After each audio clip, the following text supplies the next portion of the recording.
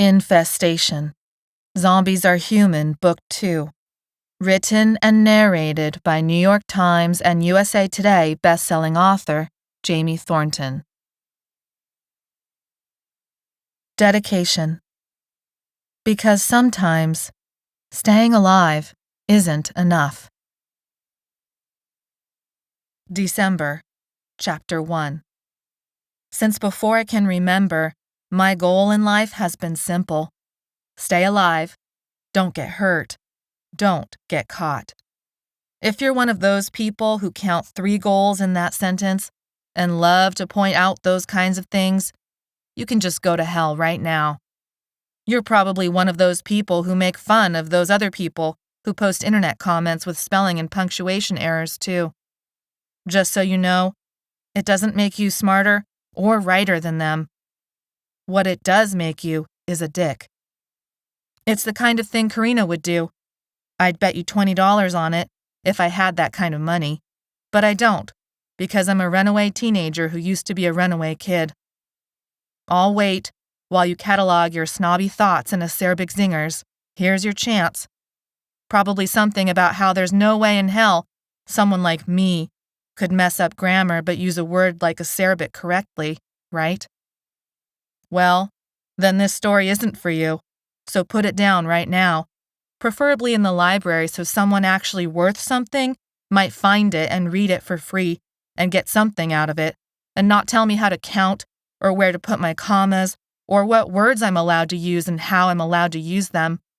Now that we all understand each other and only the right people are still reading, I can get started. It's winter time, and with that comes fog. I like the fog. It's moody and hides things easier. It's also causing Maybe and me some trouble. We've lost the rest of our group, and something bad went down.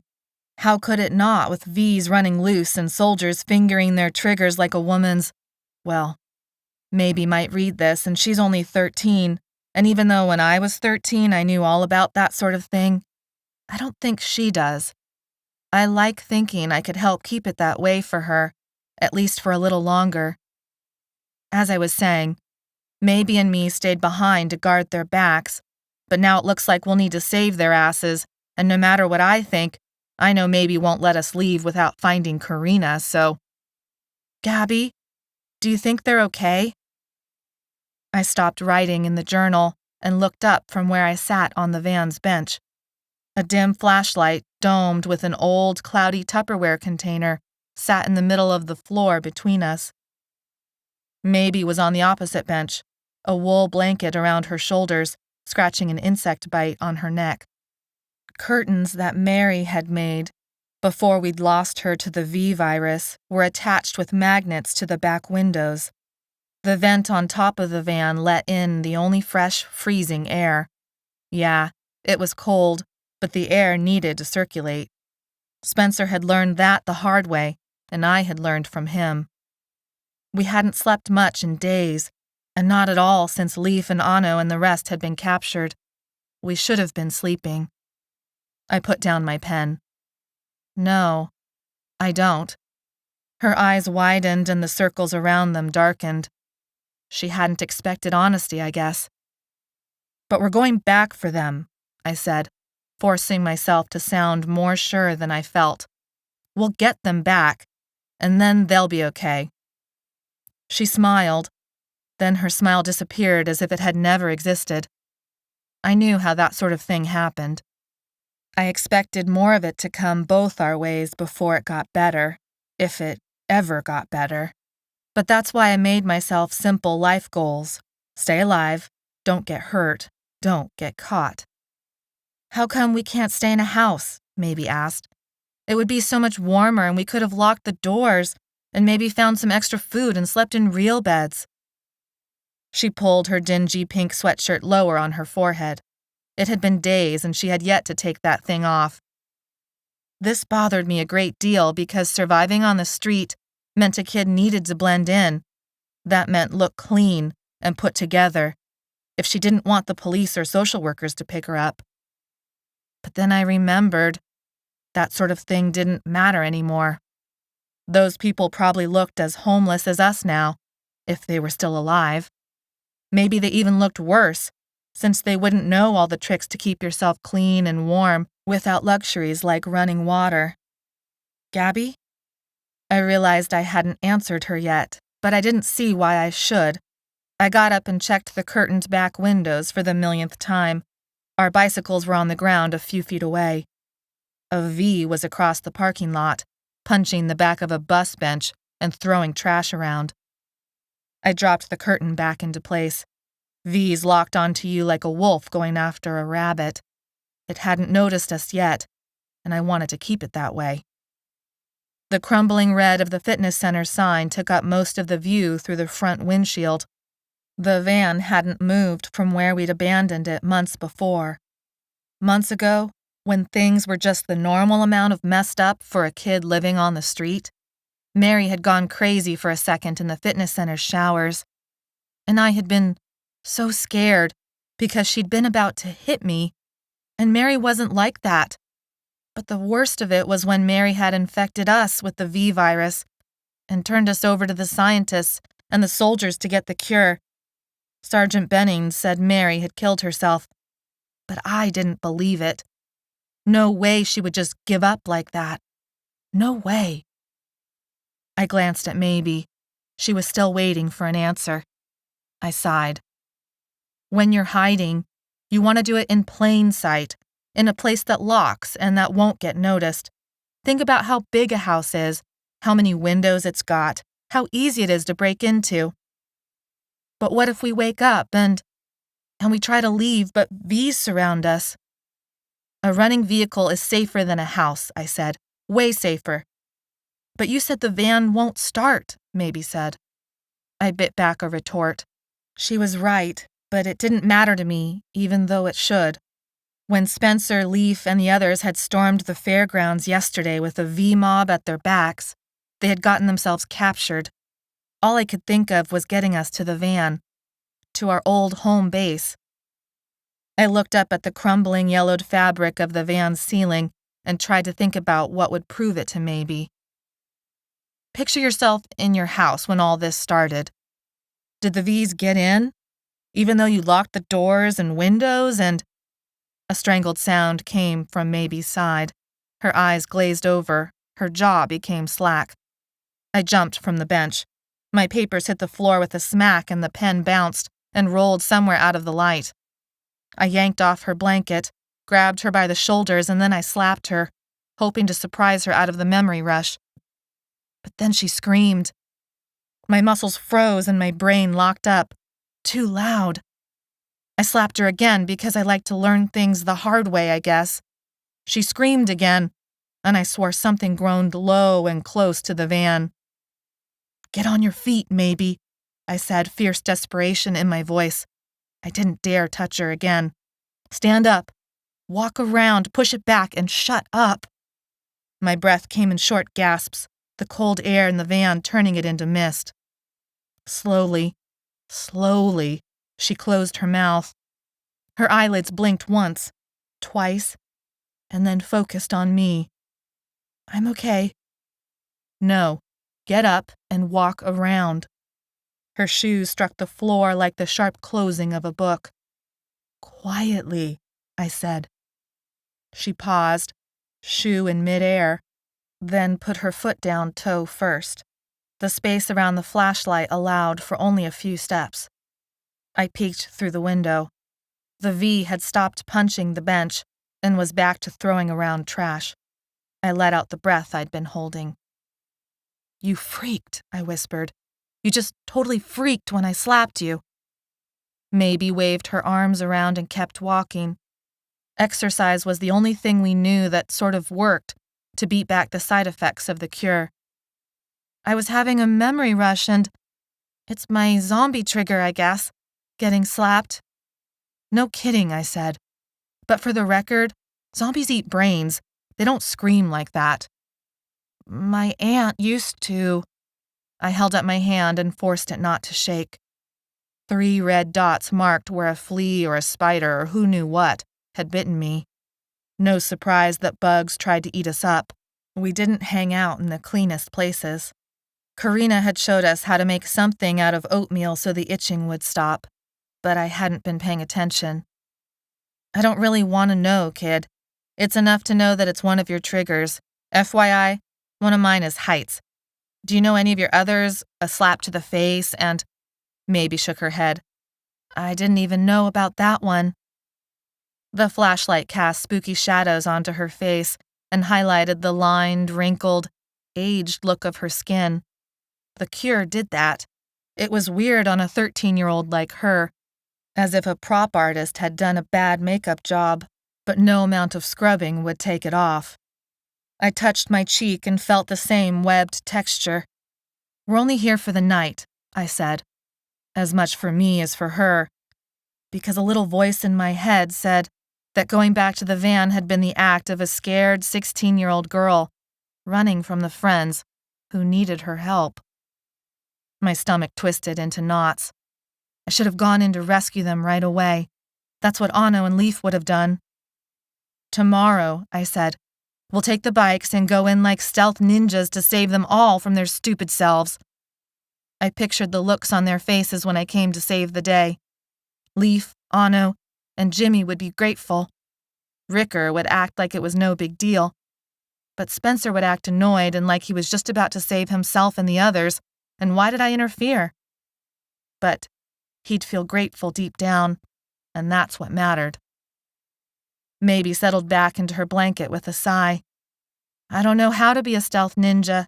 In the movies, people always died when they left the shelter, or when they tried to save someone, or when they went outside, or... This isn't the movies, I said. And just so you know, a shelter is the most dangerous place out there. It gives the illusion of safety, but that's where people really get hurt. She couldn't know that I meant homeless shelters, group homes, and the like, but she didn't know that much about me. But what applied there applied elsewhere.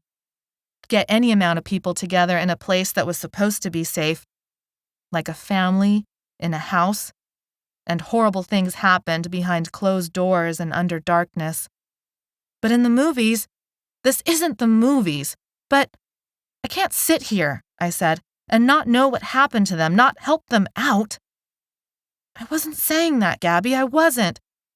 I jumped up angry and unsettled because deep down, in a dark place I didn't want to admit existed, for a split second, for a half second, for almost no time at all, I'd thought about running and leaving them behind because they'd gotten caught, but I was still free. My foot accidentally hit the flashlight and knocked it over. The rays danced around the cabin sides. A shadow passed across the back door's curtained window. I stumbled back, shocked at the movement. My arm swung around to keep me from falling. Before I realized it, I grabbed the curtains and tore them away, and the magnets pinged to the ground like a handful of pebbles.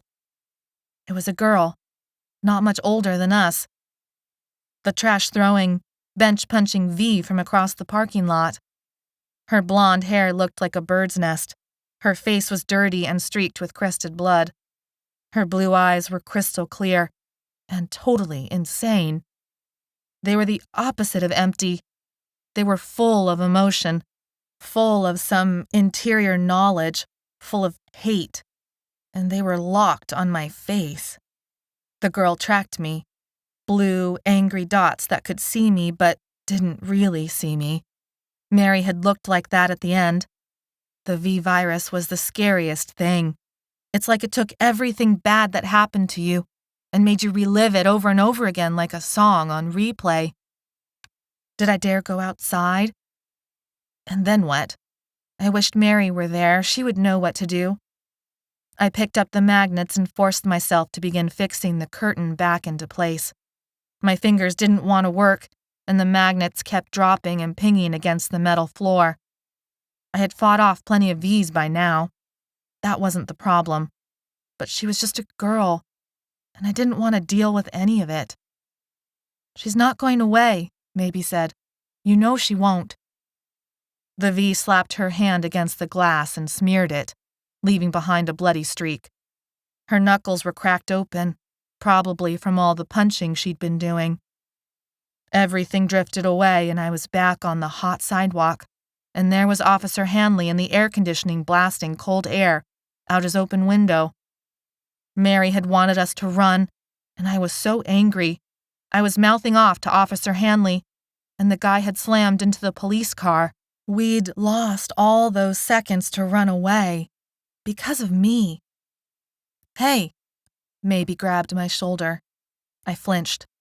The girl's hand, the V's hand, mirrored mine. I told myself there wasn't a real girl in there anymore. This V would rip me apart if I let her. I swore I could feel her hot breath on my face. Maybe finished attaching the curtain for me with shaking fingers. The girl was blocked out by an inch worth of glass and a little bit of cloth with a pattern of pink ice cream cones against a yellow background. Mary's idea of a joke. I blinked, shuddered, dropped my hands to my side.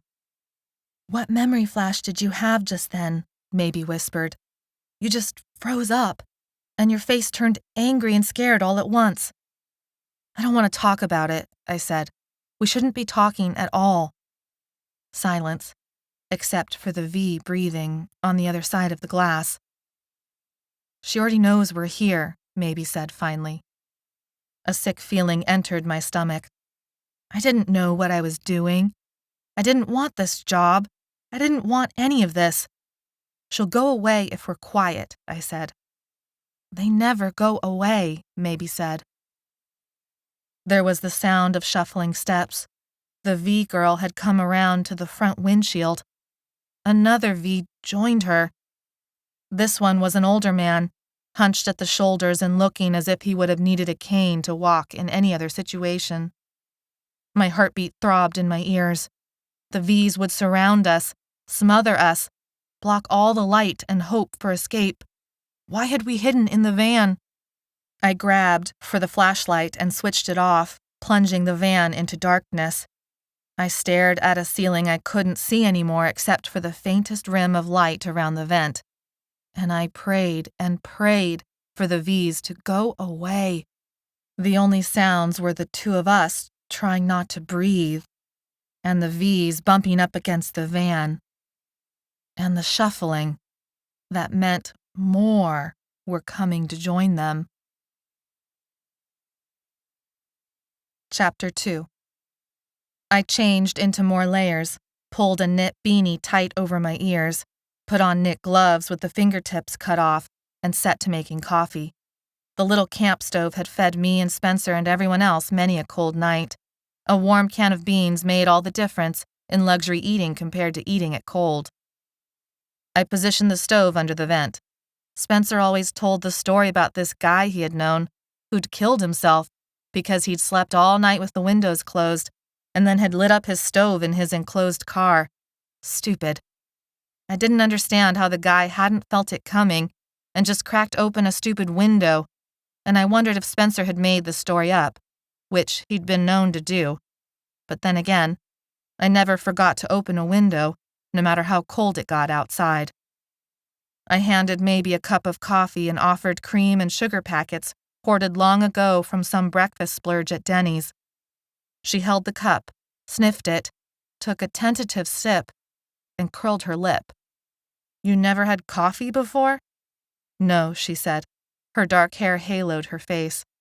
I'm sure she would have looked young, if not for the double infection turning her skin into an old leather sofa beat to hell. Someone else had infected her with both the V virus and the bacteria cure weeks before we'd met. It was one of the few things she didn't like to talk about. I kept myself from rolling my eyes, but it was a close call. She must have seen me hold it back, though, because she said, "My aunt wouldn't allow it."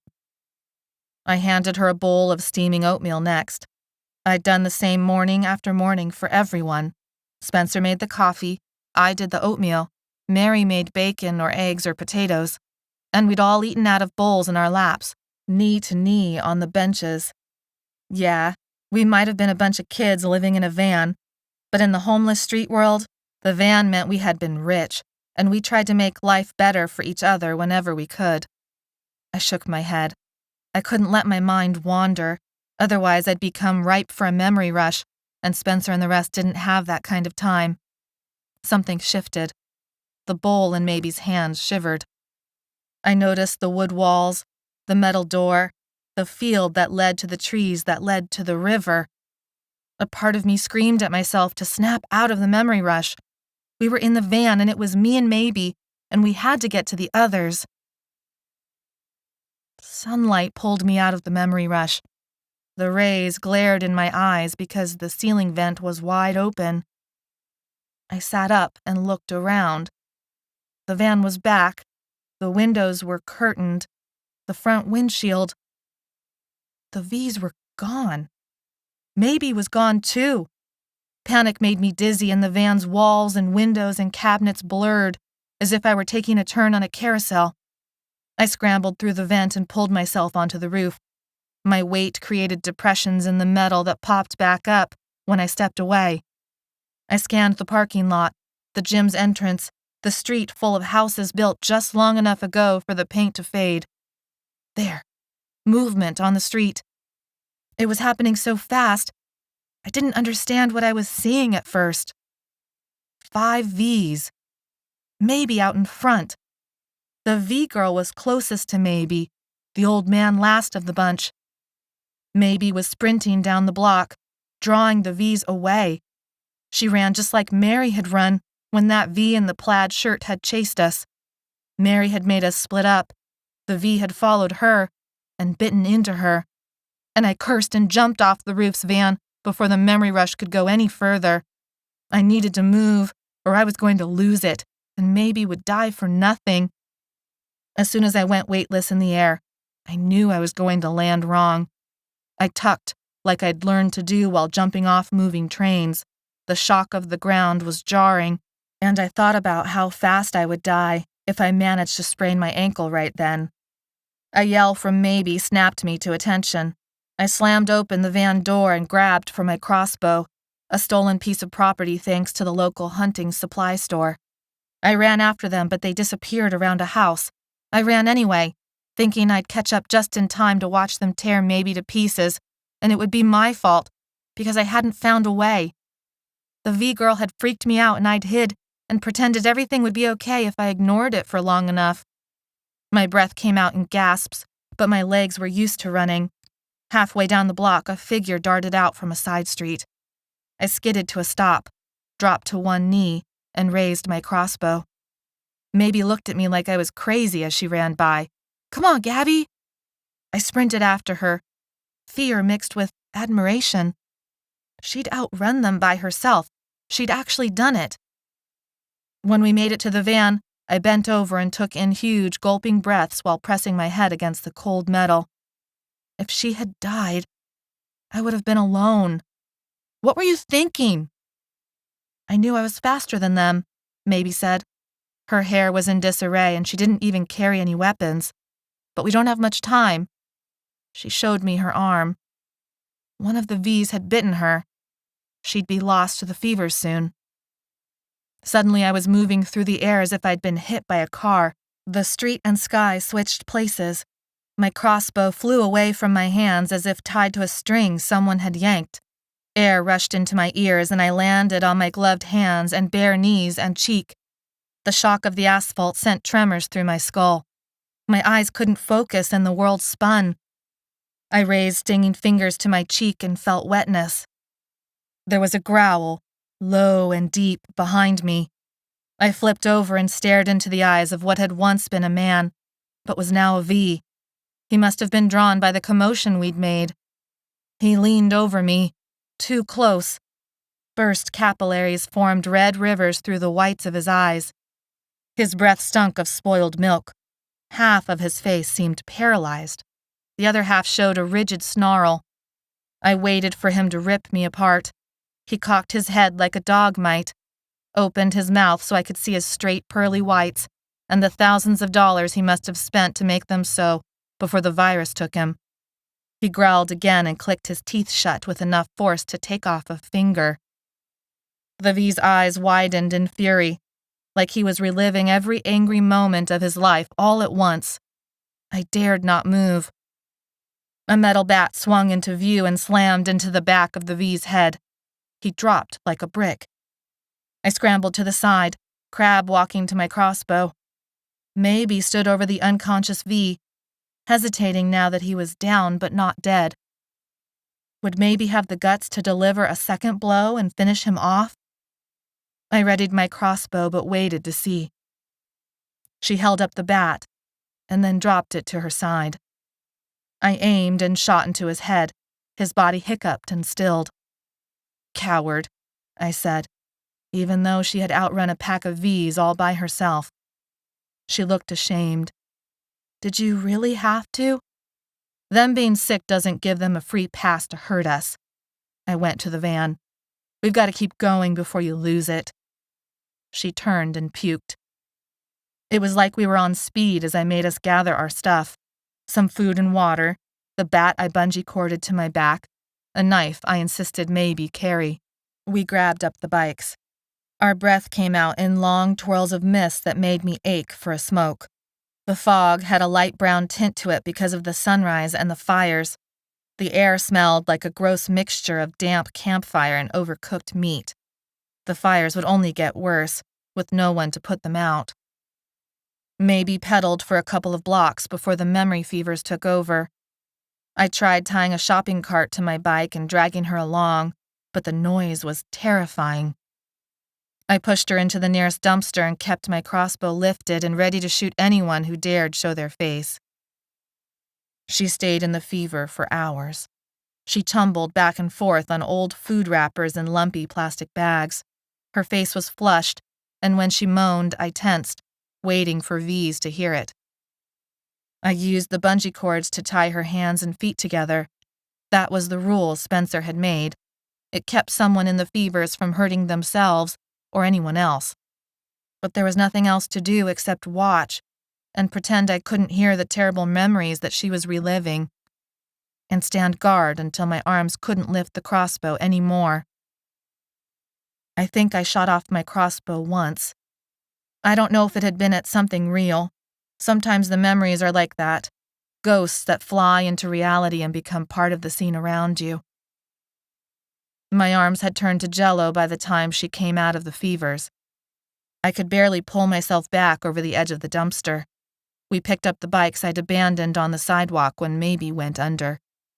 Before the infection had taken down the city, I'd done my bike up with silver streamers and a skull and crossbones sticker. As we pedaled, life returned to my arms. We didn't speak to each other. She couldn't talk yet, and there was nothing I could say. Though there were plenty of signs that life had been around at some point, there was nothing alive now. Abandoned cars, broken glass, a hydrant that gushed water and flooded one street, bodies laying still on the ground. I'd bet my best sleeping bag that faints filled every house in sight. They were like the opposite of V's. They went comatose and sometimes did their own version of sleepwalking, but they were mostly neutral. When me and the rest of us had almost come out of the fevers, Dr. Farad was there too, recovering from her own fevers. She'd told us that faints were people who only caught the bacteria, though she didn't know how that was possible. The bacteria wasn't supposed to be contagious like the V virus. What mattered about faints, though, was that they didn't come after you like the V's did, but they could still cause trouble. Plus, they were super creepy, all sleepwalking around with smiles plastered on their faces half the time. Yeah, I'd told Maybe houses weren't safe, and they weren't, but I also couldn't bear to step inside one and run into a creepy faint. We rode by a car with its windows busted and a body humped over the steering wheel. He could have been drunk and passed out like my dad used to get, except blood spatter marked up the pieces of windshield glass on the hood and road, and his head seemed sort of caved in. "I think I'm going to be sick," Maybe said. I felt perfectly fine and wondered what that said about me. Just don't look. We passed through a four-way stop with a stalled car in the middle. Mary sat on the hood of the car, her jet-black hair falling around her shoulders. She waved and smiled at me as if nothing were wrong. My bike wobbled, and I lost feeling in my fingers. I knew it was a ghost memory, but I couldn't see anything except her until I slammed into the stalled car and tumbled over the handlebars and through the spot where she'd been sitting. She disappeared then, as I lay splayed out on the hood. I closed my eyes for a moment because I was so tired of it all. The squeak of a wheel made me open my eyes again. Maybe had picked up my bike off the ground and flipped it over. The skull and crossbones sticker was all scratched to pieces now, and half the streamers had ripped off. She was trying to spin the front wheel and unbend what couldn't be unbent. "I need another bike," I said, but my voice trembled. We'd already lost so much time. Either I walked the rest of the way, or I searched a nearby house for another bike. "We'll have to search the houses," I said. "We can't go in," Maybe said. "We can't. You said houses were dangerous, the most dangerous, "I need a bike," I said simply. I limped over to a garage with a dark strip at the bottom. Maybe it wasn't locked and I wouldn't need to enter a house at all. There was no hum of electricity, only the smell of grease and oil and metal. I stood up, put both hands underneath the lip of the garage door, and the door went up with a screech. Geometric shapes edged the interior. Something red and metal and bike-like gleamed in the corner. Something else smelled like wet socks that hadn't been allowed to dry. My muscles knew before my brain could process it. 2 people stood against a workbench, backs to me. Faints. Faint skin looked like ours. It was weird because V skin didn't. Theirs was like normal. We could walk to Cal Expo. There was no good reason to step into this garage, to the bike waiting like a present in the back corner. I could lower the garage door and turn around. I almost did, because the faints creeped me out worse than the V's, worse than others like me and Maybe, Feebs, with weird skin and even weirder memories. Faints were still people, still alive, but locked in somehow differently than V's. "Is there a bike?" Maybe said behind me. "Shh," I said, and dropped my arms. Sometimes you could wake up a faint, and that was even worse. "Yeah, but it's not worth it." I said this in a whisper as I turned around and walked down the driveway. I wouldn't risk bringing the door back down, better just to leave. "What?" "There's faints," I said, trying not to let the fear show in my voice. Maybe cocked her head and drew her eyebrows together. "So?" "So," I said, "we're moving on." "That's it? But they're faints. They're not going to bother you. They're not going to do anything except maybe run through some old memory about taking out the trash or changing the sheets or cooking dinner. Did I tell you faints saved Karina and me?" Maybe waved her arms around in pantomime. The V's had followed us, and she had gotten bit and the virus was flaring up again and... Her voice trailed off, and she looked at something over my shoulder. The 2 faints had moved to the garage opening. A black and white spotted cat twined in and around their legs, meowing outrageously at their lack of attention.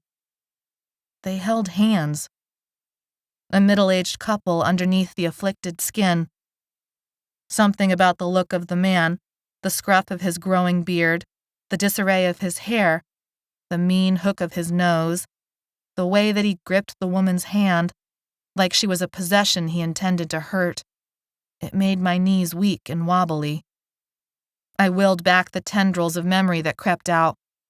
Long nights spent curled in a pink comforter, listening for the yelling and fighting and the crash of glass. The creak of my bedroom door opening, the sour stink of alcohol. He couldn't hurt me anymore, and I wasn't letting anyone hurt me anymore. And this was just a feint, and they might be sick and needed my pity, but they couldn't hurt me, and... "Can I help you?" said the woman in the driveway. My head cleared as I focused on her face. Her eyes were still glassy and unfocused, but something had triggered her to run a memory out loud. "Can I help you?" She scratched her wrist and looked at the man without really looking at him. "George, go see what they want." George dropped the woman's hand and took a step down the driveway. I stepped back and back and back until the car and the crippled bike and the dead V's were between me and him. "Gabbi?" Maybe said, her tone containing equal parts question and concern. I leaned against the metal car door and slid to the ground. My palms burned as if someone had placed my hands on a hot electric stove. Not someone, not anyone, but him. Him over there behind the car, walking down the driveway to continue his business, as he liked to call it, walking down the hallway to drag me out of my room and into the kitchen, and before I could stop it, the sky and the V's and the fog disappeared, and there was only darkness and burning and his laugh. Chapter 3. Maybe stood over me with a red bike in her hands, talking about faints and smoke. I blinked, groaned, shook my head, told myself to get over myself. I'd had that same damn memory rush before. It wasn't new, and it wasn't real. My tongue felt so dry. I coughed and stared at a patch of blood on the knee of my jeans. Was it mine or a V's? Either way, it needed to come off. The best way to get caught and sent back would be to look like I didn't belong, to stand out with dirty clothes or a sunburn, or that layer of homeless grunge that happened when you couldn't shower for 4 days in a row. My head cleared. I remembered it wasn't that kind of world anymore. Part of my brain believed it, but the rest of me couldn't give up a strategy that had worked so many times before. My stomach cramped at the thought of leaving that blood in place, like I held a blinking homeless kid sign above my head. Acid burned my throat. A sip of water. I needed a sip of water. I forced out a word. Backpack. Maybe stopped talking and brought over the bag. I ripped into the main compartment, took out a plastic water bottle and chugged it. Cold water relieved my throat. The memory rushes were a pain in the ass, but the alternative, becoming a faint or a V, was worse. I didn't like how the rushes made me feel. Groggy, young, powerless. But I reminded myself that I had left. I had taken control of my future, and they hadn't ever caught me. Not after that first time. We should go before more V's show up, or before the couple comes back out, Maybe said. I got the bike ready while you were out. They were nice, the people, I mean. Not that they knew it was me or what I was doing. I rubbed my temples and then used the car to help myself stand. Everything seemed steady enough, though my hands still burned from my skid on the asphalt. I swung a leg over the red bike. The garage door still gaped open, and through it another door to the house was open. In the rectangle of light, 2 figures moved around. The air smelled sour, as if food had been left to rot. I secured my backpack and crossbow and took off down the street. Behind me, Maybe's shoes slapped on the pavement as she scrambled to follow. I spent a half-second of thought on apologizing to her for taking off without even a thank you, but I decided to screw it. The blood flowing through my veins as I pumped the pedals helped beat back the last bits of the memory rush. For a while, the only sounds were the birds, the whir of our tires, the squeak of a pedal. A few blocks down, 3 V's appeared between houses and ran out to us, their arms flailing in the air. We pedaled faster, and our bikes kept us ahead of them. We picked up 2 more V's on the next street, 5 more on the street after. We stayed out of their reach and for a while even thought we'd lost them. Some of the streets billowed black smoke, and we couldn't avoid it once. Flames licked up the side of a 2-story before jumping to the next roof. The burning plastic and glass and wood, and who knows what other chemicals, forced tears down my cheeks. I wondered how many faints were still in those buildings, and then told myself not to think about it. I pulled my knit beanie low over my ears and brought up the collar of my jacket to form a poor man's filter. It helped, but Maybe's hoodie didn't have enough fabric, and she started coughing up a lung behind me. There ended up being no way around the fire, so we retreated several blocks before finding another outlet. That's when the V's caught up to us again. We flew down the trail, trying to get as much distance between us and the V's as possible. A few miles later, we made it to the fairgrounds gate entrance, the chain-link fence, the gatekeeper box, the makeshift barricade of cars and junk and barbed wire that separated us from the parking lot, and beyond that, the curve of a wall where Cal Expo really started. So how do we get in? Maybe asked. looking at me with a confidence I didn't feel. "What's the plan?" I could have told her. I should have. I didn't have a plan. The V's were a few blocks behind us but would catch up soon. The plan was to get to Cal Expo and find a way inside. Spencer could have done better. He'd always been the idea guy, the one with the solution to our hungry stomachs, shelter for a cold night, talking our way out of the halfway houses, keeping us out of trouble with the pigs and the pimps and the do-gooders. "Trust me," I said. I waited for her to cuss at me, yell at me, do something to stand up to me. That's what Ricker would have done, and Mary and the rest, too. That's what maybe should have done. You never trust someone who suddenly wants to take responsibility for you. Never. I didn't know what to do next, but I pretended that I did by walking along the fence line. Even though it was cold, sweat broke out on my forehead. I didn't know what I was going to tell her.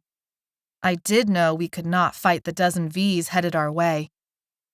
I gripped the chain link with both hands until the metal turned my skin purple. I wasn't the one who got people out of messes.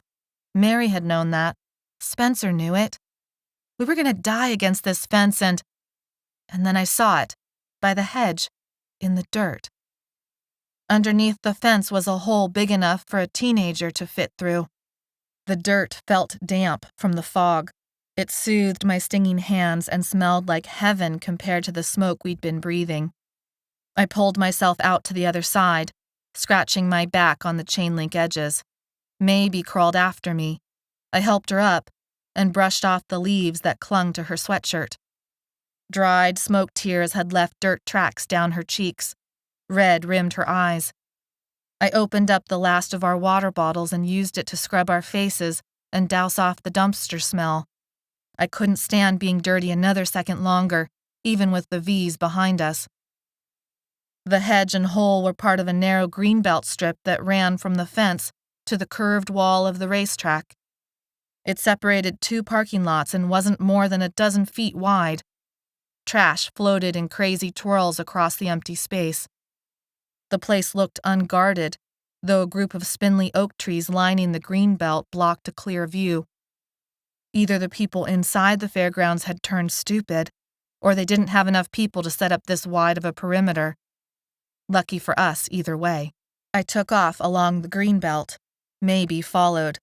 A skittering sound made my heart pound in my throat. My shoes sunk into ground made soft and slippery from decomposing leaves. Smells of wood and grass hit my nose. I didn't let us stop until we passed through the trees and back onto the strip of asphalt that bordered the racing wall.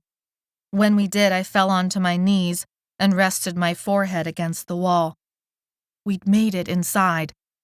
Now all we had to do was find Leaf and Anno and the rest of the group, and to figure out how to save them.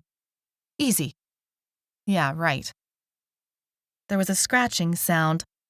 I looked back the way we'd come. The barrier still stood untouched, but the bush on the fence was moving. It shook like a wild animal ran circles around its base, and then it went still. I narrowed my eyes, trying to bring it all into better focus. There. A figure pulled itself through our gap in the dirt.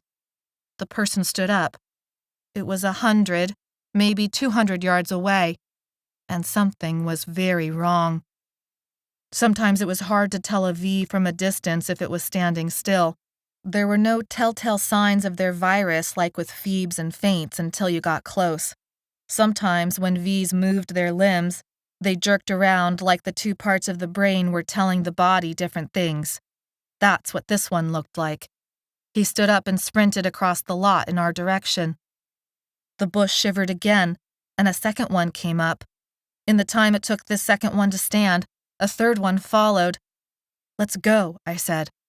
I followed the curve of the wall. The noise of a rifle went pop, pop, pop above us. I turned back and the first V lay on the asphalt, unmoving. So maybe there was a guard, but he hadn't been doing his job until now. Another 2 pops, and the second V went down, but the third one kept coming, and it was smart enough or lucky enough to run into the green belt, and the trees blocked the shots. There were shouts above me. The third V weaved between the trees, disappearing, appearing, nearing. A fourth V scrambled through the fence and another waited, almost patiently, in line. I grabbed Maybe's arm and took us onto a maintenance road and then behind the back of a building. 2 buildings formed a sort of alleyway between them. On our side was emptiness. On the other side, the alley opened up to a type of square where people were sorting supplies, preparing food, handing out clothing, packing up boxes and loading the boxes onto trucks. But where were the trucks going? Wasn't everyone who needed the supplies already here? A table of blankets sat in the alleyway. Inspiration hit, and I walked up to the table as if I knew exactly what I was doing. I grabbed a stack and pushed half of them into Maybe's arms. I didn't let myself think too hard on the lack of guards, other than a passing thought that it sure looked as if someone was trying to get people killed. A part of me couldn't understand leaving the route we'd just run unprotected, unless there weren't enough guards anymore. It didn't matter. The uninfected would lock me up in seconds if they saw who I really was. They believed they were the last real humans on Earth. They wanted their old houses and cars and jobs, and they wanted to tell people like me what I could and couldn't do. They judged me for living on the street and would kill me for getting sick with the virus and bacteria that they had gotten me sick with. Maybe touched my arm, bringing me back. I flinched. She drew her hand away. "We've been asked to take this to the sleeping quarters," I told her.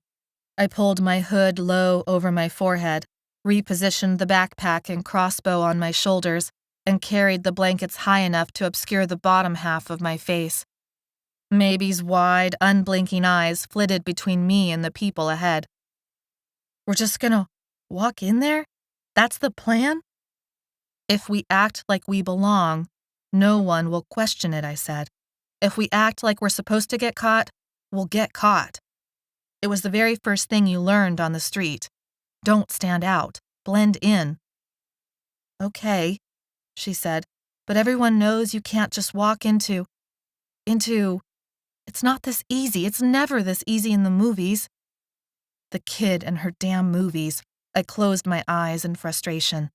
She wasn't wrong, but she wasn't right either, and mostly, this was the only plan I had. It's not going to be easy. Use your eyes, look around, but don't look like you're looking around. Figure it out. Are people talking to each other? Then look like you're talking. Are they working alone, in pairs, in silence? Do that. Are you clean enough to blend in? Being too dirty is a surefire way to stand out. If everyone around you can smell you, then they know you're not like one of them, and that there's something wrong about you and they'll call the cops in. I realized my mistake too late. Cops? Soldiers, guards, whatever. Come on. I began to walk away. "Gabbi? Wait, okay, just hold on." I stopped and gritted my teeth. I didn't have any better ideas. This was it. Maybe held the blankets under one arm, the fabric so big and bulky it spilled to the ground in haphazard waves. "You said we need to blend in, right? That's what you said. You said we can't be too dirty, or talk too much, or..." "That's what I said." "We're too clean now, and you have to leave behind your crossbow and backpack." I cocked my head, my frustration fading. I really looked at the people we were about to step among. There was plenty of noise, different stations where some people cleaned gear, washed dishes, moved boxes of supplies. There was even a hint of yeast as if someone was baking fresh bread. She was right. Nobody wore a backpack like mine, and definitely not a weapon. I went to the closest trash can, lifted off the top, and removed the plastic bag that contained a few candy bar wrappers and soda cups. I bundled our weapons and supplies in one of the blankets and set them at the bottom of the can. I replaced the plastic bag and covered the top. "Where'd you learn to do that?" "Storage space is expensive," I said, and shrugged my shoulders. "So what about being dirty?" Maybe said. I cringed at the next steps. It didn't matter, but I couldn't shake the secret feeling that it did. Using up our water bottles had been such a waste. "Run your hands along the ground and wipe it on your face," I said. Maybe also pulled out hair from her braid. I undid my ponytail and plunged my hands into the strands to tangle them. I hated being dirty, because this was the way to get caught. But it wasn't. It wasn't anymore. Done, Maybe said. I picked up the remaining stack of blankets, and we walked through the alley. You did good to notice that, Maybe. You probably saved us. I know, she said. I glanced over and saw the kid was actually smiling. A small smile crept on my lips. Don't get cocky. You may have outrun those V's at the van and helped us from getting caught just now, but you're still just an oogle. A what? She said around the smile. New to street life, I said, but you're catching on fast. Faster than I did. You might survive this after all. Her smile grew, and I decided to make sure that she did survive this. We entered the grim bustle of people who'd never expected to be here. Still, they were idiots for not taking the Feeb vaccine. They were the uninfected, those still considered human according to whoever was in charge. But if they became infected by a faint or a V, that's what they would turn into. They'd be gone forever. Being a Feeb meant the bacteria kept the virus in check. Yeah, there were side effects. The skin, the memory rushes and fevers and ghosts. But the point was, it still was you. Mostly. I made us walk straight through the middle. There were people of all ages, men, women, some kids, all bundled against the cold in grungy layers of clothing. If they looked too closely at our faces and hands, we'd be discovered, but no one did, because they couldn't believe a Feeb would just waltz through like it was nothing, and a V couldn't hide itself for long. Close to 100 people moved around, and not one stopped us until we reached the other side of the square. A man in fatigues held a rifle lazily against his shoulder and stood to the side of a metal door that went into the building. A guard meant there was something worth guarding. Maybe prisoners. Maybe Spencer and the others. I lifted the blankets higher and kept walking. He motioned for me to stop, and I did, but not until I was in the shadow of the building. I felt Maybe's weight press into the back of me, using my body to hide herself. I hugged the blankets to my chest.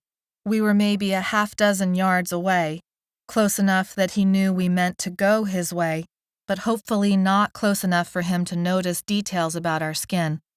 He hadn't raised his rifle yet, so I took it as a sign that he couldn't see our feebness yet.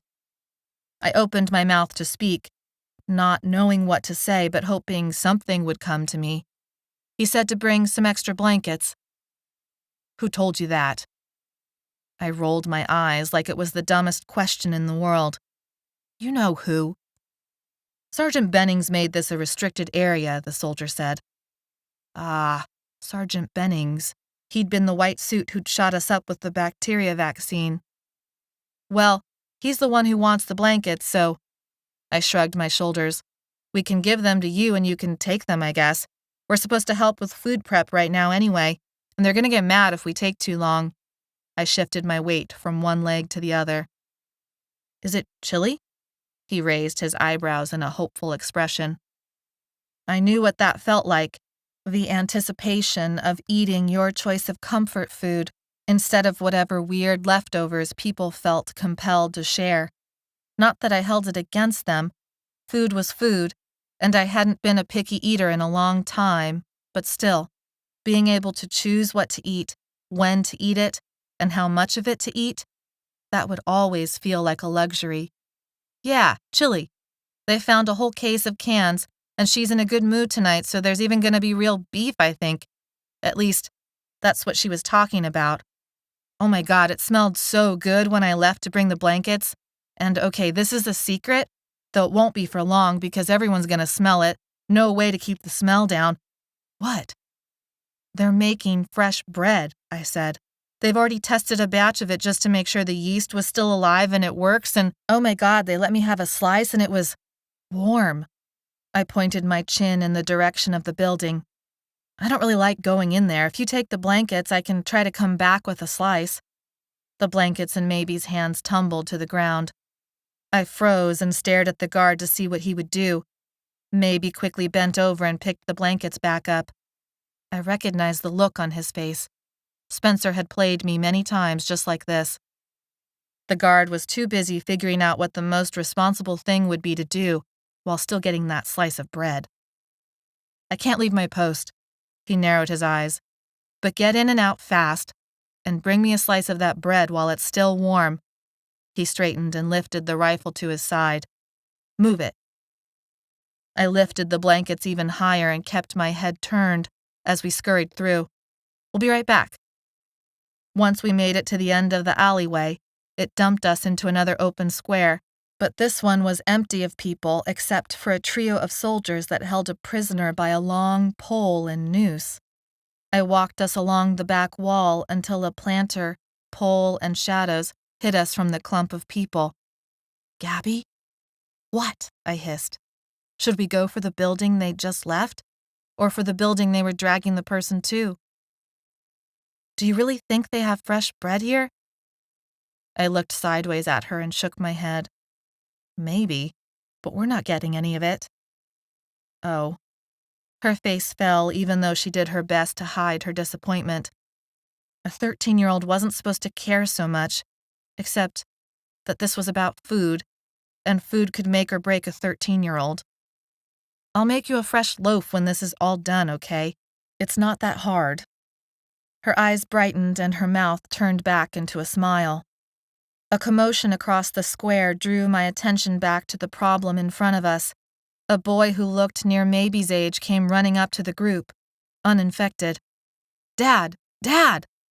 A soldier from the group stepped away and said in a voice loud enough for us to hear, Alden, don't come over here.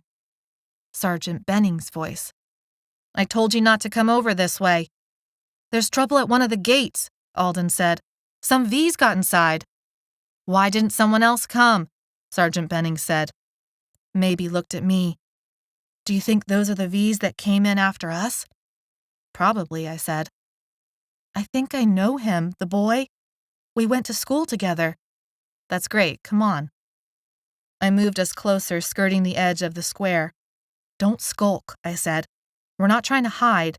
If it looks like we're hiding, then it looks like we don't belong, Maybe finished. Good, I said without looking back.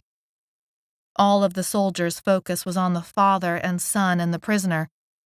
The V's chasing us through the gap in the fence had created the diversion we needed. We could probably sneak in unnoticed.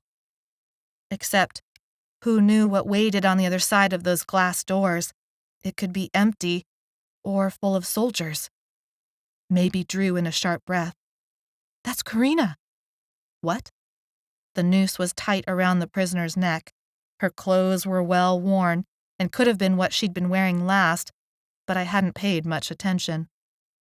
It was jeans and a t-shirt and sneakers, the outfit of choice for millions. Her back was to us as well, but the hair did look familiar.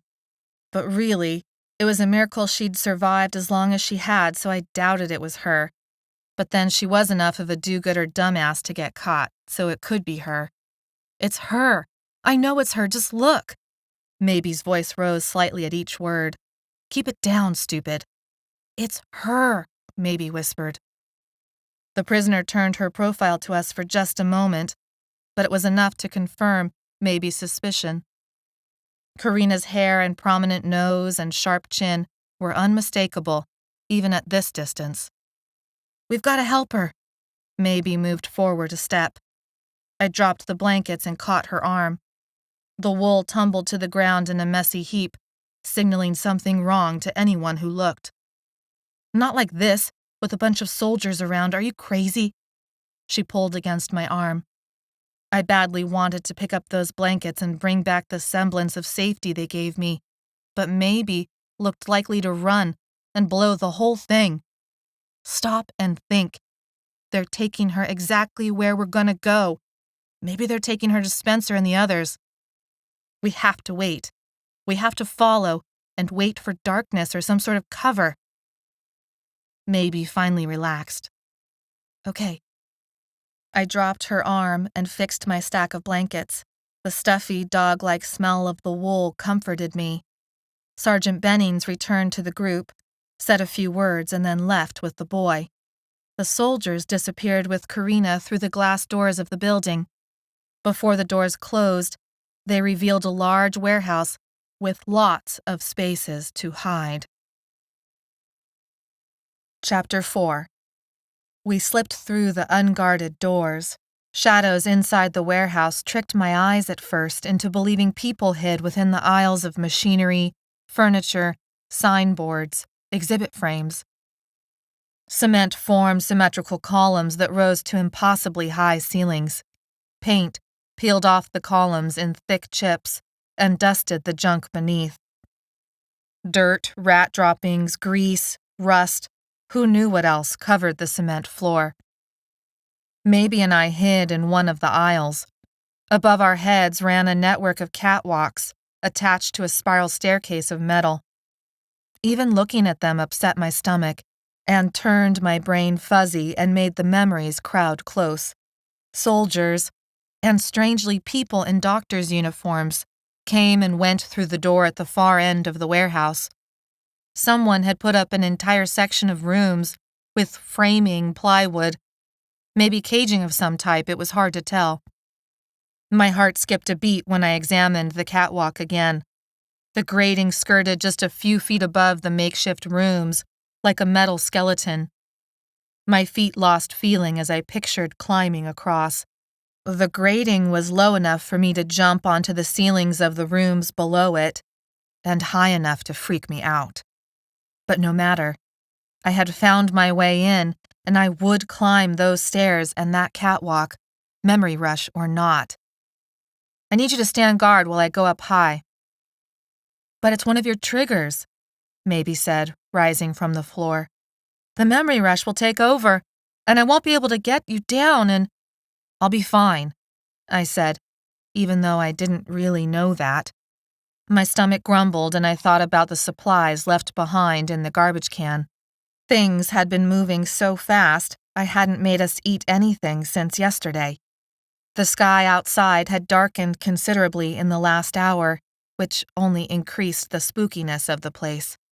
But my catwalk would be hidden as soon as I crossed the lip of the first room's wall. I didn't want to waste another minute. The itch of finally going into action begged to be scratched. Plus, the sooner I climbed up, the sooner I could get back down. Maybe set up at the base of the spiral stairs, behind a damp and molding cardboard box of marketing materials for a waterless cookware set. I grabbed a nearby screwdriver, thinking it would make an excellent weapon, and maybe a way to dig the others out through the drywall. I prided myself on climbing the stairs like a ninja cat, whatever that was, using yoga skills learned at the gym that had served me well on the streets when it came to dodging undesirable people, animals, vehicles. It felt as if I were climbing 2 stories, even though it was probably not much more than 1 story. Sweat made the screwdriver slippery in my hand. I wiped my palms on my clothes and smelled that distinctive metallic odor that always happened when skin touched cheap metal. I jammed the screwdriver into my waistband and cursed and told myself to get it together.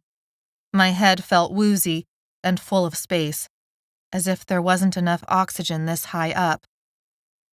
Maybe's waiting form disappeared over the lower horizon of the ceiling panels as I crawled.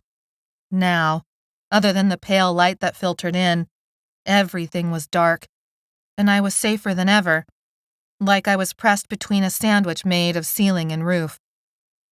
I crouched to rest for a moment, to still my heart rate, to concentrate on my breathing, to feel something solid, even if it was just the grate under my fingers. But it was a mistake to stop moving.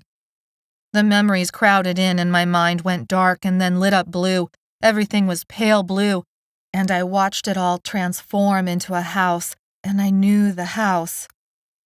The pale blue house stood alone, and lightning lit it up in flashes because there were no streetlights that worked on the bad side.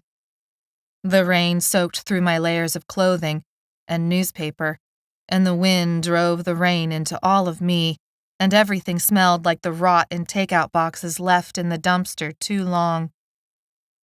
Father carried the last bit of food, a box of crackers. He was drunk. That kind of red-faced drunk that made him walk around like a sailor on board a ship in a storm. The rain and the wind and the darkness soaked the streets and turned them into streams that would soon roar into rivers if we didn't take shelter soon, and I waited for Father to notice the blue house because if I said it first, he would never let us go inside. I was 11, and I wanted to go inside, but I was afraid of Father's red-rimmed, sloshy eyes that meant he would hit me soon, and maybe my mother, too. My mother held my hand, even though the water slipped between our palms, and she pinched hard to keep hold. She stumbled behind Father, and the lightning showed how tired she felt, and how she wouldn't stand up for me tonight if I made Father angry. Father's feet stopped moving, but his body swayed back and forth. "There," he said, swallowing the word like a gulping goldfish. But he said it. People shapes moved behind the windows, and I clamped down on my mother's hand until she said, "Gabriella!" and yanked her hand away, and I fell into the street river, the water splashing onto my face, cold, gritty, smelling of oil, and those outside bathroom places we use sometimes. But my knees burned because I wore shorts, but the water would wash away the blood, and it would be okay once we got inside.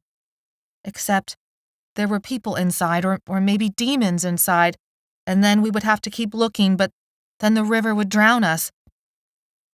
Father stumbled up the path, and my mother followed, and I ran after them. The water dragged my feet down like weights, and the cold made my legs move slowly. He pushed on the front door and fell over inside because it hadn't been latched. It was open, as if waiting for us to find it and use it, but demons always liked to invite you inside, like you were meant to be there, before they revealed their true nature.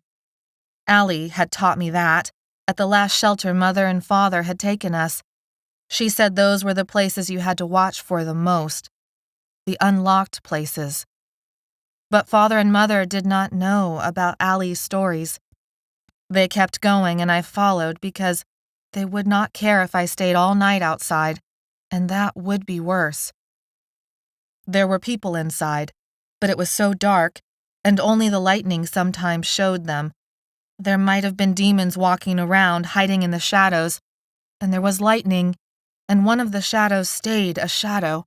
I ran to my mother and grabbed her hand, even though she might slap me for surprising her, but she didn't notice. "Just give me the box, Dennis. I'll keep it for us." Father laughed, and I was not sorry for the dark because then I didn't have to see the look on his face. And then there was a ripping sound, the kind cardboard and plastic make, the kind food wrappers make. Mother snatched her hand away from me and went to Father, arms outstretched, one warding her face and the other held out, the lightning freezing her pose like someone had taken a photo. "Don't do that." "Don't even think you can tell me what to do." Lightning flashed and he threw the cardboard box at her and swung his arm around, and then darkness made him disappear. But the sound of flesh hitting flesh rose above the rain and howling wind, and someone laughed and I screamed, "I'm not hungry!" But she didn't listen because the next flash showed her barreling into his stomach. But he did not move, not an inch. And then it went dark again, but the whap of his hit sounded again, and someone else laughed. And then something hit me in the head, and my thoughts spun in the dark until I didn't know which direction I faced. I ran into another room, away from the shadows, and found stairs and climbed them, and hoped there would be no shadows up there, because the holes in the roof let water in, and people and demons did not like to get wet. The stairs creaked, and a few gave way under my feet, but if I could find a place, just a little place where the shadows could not fit, my head hurt, my stomach hurt.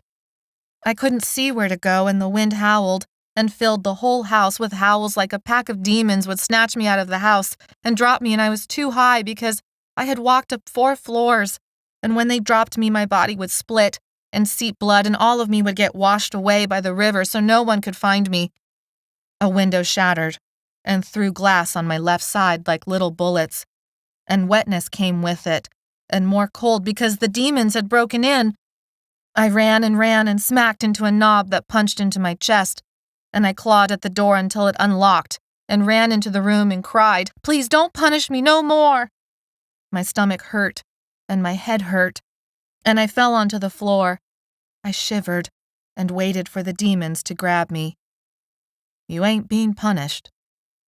I looked up, and in the next flash of lightning I saw an older boy curled on a towel next to me, like Aunt June's cat liked to do, except this boy didn't hiss at me and looked like he didn't mind I was next to him.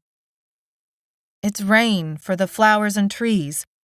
It washes away the battles bad people wanted to have on the streets. It means the angels are trying to win," he said. Light flickered and held, and was a golden color from a lighter.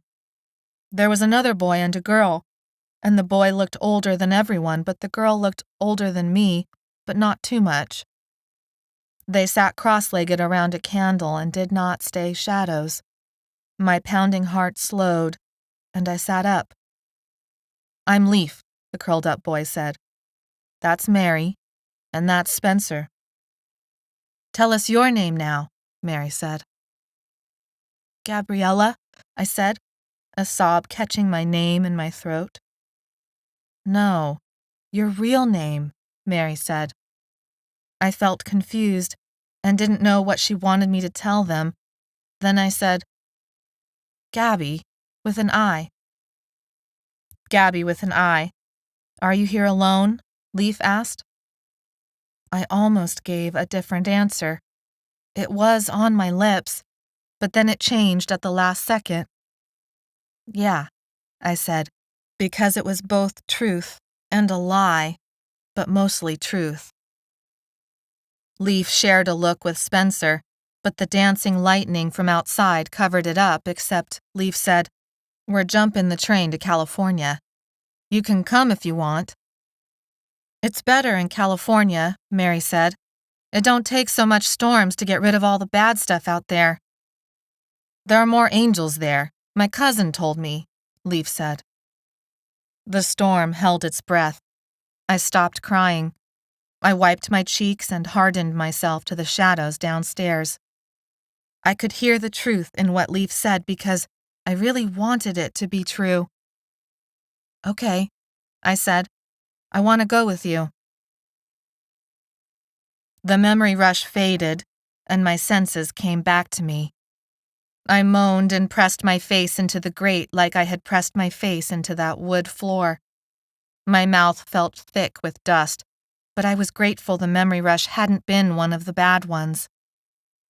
I pushed on as soon as the memory left me. Weak people let the memories take over and made them feel sorry for themselves. I wasn't weak like that. Even if I couldn't always fight off the memories, I always tried. I crawled along the catwalk and noticed there were lots of dividers. At least 24 rooms to search. From above them, I realized they formed a sort of double-row semicircle. I guessed there must be a hallway in between. On the other side of the rooms, opposite the warehouse from where I climbed up, was a large room that opened like a hole beneath the grating. In the middle of it was a dentist chair with its back to me. Spotlight shone down on it, and a tray on wheels was next to it. Equipment rimmed the edge. I knew how light refraction worked and how bright lights inside that room made it almost impossible for people to see me in the shadows. It took the rods in the retina of the eye many minutes to adjust from light to dark. That's why pirates wore a patch over one eye. Not because they lost it in a fight, but because it kept an eye always at the ready for seeing what needed to be seen in dark places, like the hold of an enemy ship or the coastline at night during a raid. I moved across the grating until I reached the room's lip and saw the profile of the chair. A person was strapped to it. My breath shortened. My heartbeat increased. My fingers began to tingle as I thought about jumping. If it were Spencer or Leaf, or one of the boys, I was going to jump from this catwalk and rescue them. I'd land on all fours and we'd barrel through the door, whatever door was closest. And I'd scream for maybe and we'd take our chances on the run because you always ran from a fight. A person wearing a doctor's coat walked into the room, and the light made it obvious that this doctor was also a Feeb. I moved silently across the grating until I faced the dentist chair head on. I primed myself to launch off the edge and onto the woman's back. But then I saw it was Karina strapped to the chair, and I stopped. I don't mean to say I wasn't happy to see her. Well, I wasn't happy to see her. But I wasn't unhappy to see her. But she didn't need my immediate rescuing either. She wasn't one of us. The adrenaline rush faded, and now that I knew where Karina was, I crawled back to the cells and lowered myself to the ceiling. I dug at the drywall with my screwdriver. My hole took too long, but this sort of thing always took too long. But I finally made an opening big enough to see through. This was when I discovered that all the drywall did was cover up a metal cage underneath. The pinhole let light through, which made it easy to see who was in the cell when I put my eye to it. A Feeb like me, but not one of my crew. I did not speak a word or otherwise let the whimpering person curled in a fetal position on the cot know about my presence. I continued on to the next cell and repeated my steps with the screwdriver. Once I punched through, I saw this one also held a Feeb, his marks clear on his balding head. It was Officer Hanley. He paced his cell with his head buried in his hands and acted like he hadn't heard me. He was probably so deep in the fevers he couldn't hear anything. I moved on, feeling like I was in a sort of X-rated peep show. He'd gotten his payback, but I felt sick to my stomach. The next ceiling hole revealed Leaf, and I almost teared up from the joy of seeing his stupid, curly, unkempt hair while he carved into the wall with his fingernails. "Leaf," I said, while pressing my mouth against the hole. I quickly took my mouth away to replace it with my ear. Leaf stilled for a moment, then resumed his carving. "Leaf, it's Gabbi." Leaf looked up with his Feeb skin marring an otherwise pixie-like face. He had stripped off all his winter clothes and wore his favorite yellow t-shirt because yellow was a bright, happy color, and he liked to pretend the world was the same way. If anyone could be said to be the mother of the group, it was Leaf. I'd never understood how he had survived this far on the street, except that Spencer must have found him early on and took him in before the drugs and the survival sex that most of the rest of us had faced had done permanent damage. I'd made a pass at Leaf once, on a lonely night long before the V's came on the scene, long before I'd known the true state of relationships in the group. He hadn't humiliated me when he turned me down. Even though I'd gotten hot with embarrassment, he'd said something to make me laugh, and it was like it had never happened. If anyone was too good for the street, it was Leaf. He smiled, but only one side of his face turned up. "Hi, Gabbi. That's the real you, right? Not some ghost memory playing tricks on me? Though I guess if this were a ghost memory, I'd be seeing you instead of just hearing you, huh?" "Leaf," I said in a strangled voice. I had to take my eye away to put my mouth over the hole, and I hated to lose sight of him even for a second. "What happened? What have they done?" I switched back to my eye. Half of his face was strangely frozen. I pressed my eye harder onto the hole so that its edges gouged my skin, but I didn't care. It wasn't just his face, but one entire half of his body seemed limp. My nose breathed in drywall dust and my throat constricted. "This is not a good place, Gabbi. Not a good place at all." And then he burst into tears, but they only came out of one eye, and he bowed his head so I could not see it, and I wanted to scream. "Leaf, Leaf, I'm gonna get you out, I promise. I'm gonna fix this, "Spencer's next door," Leaf said. I switched back to my eye, cursing the hole's smallness.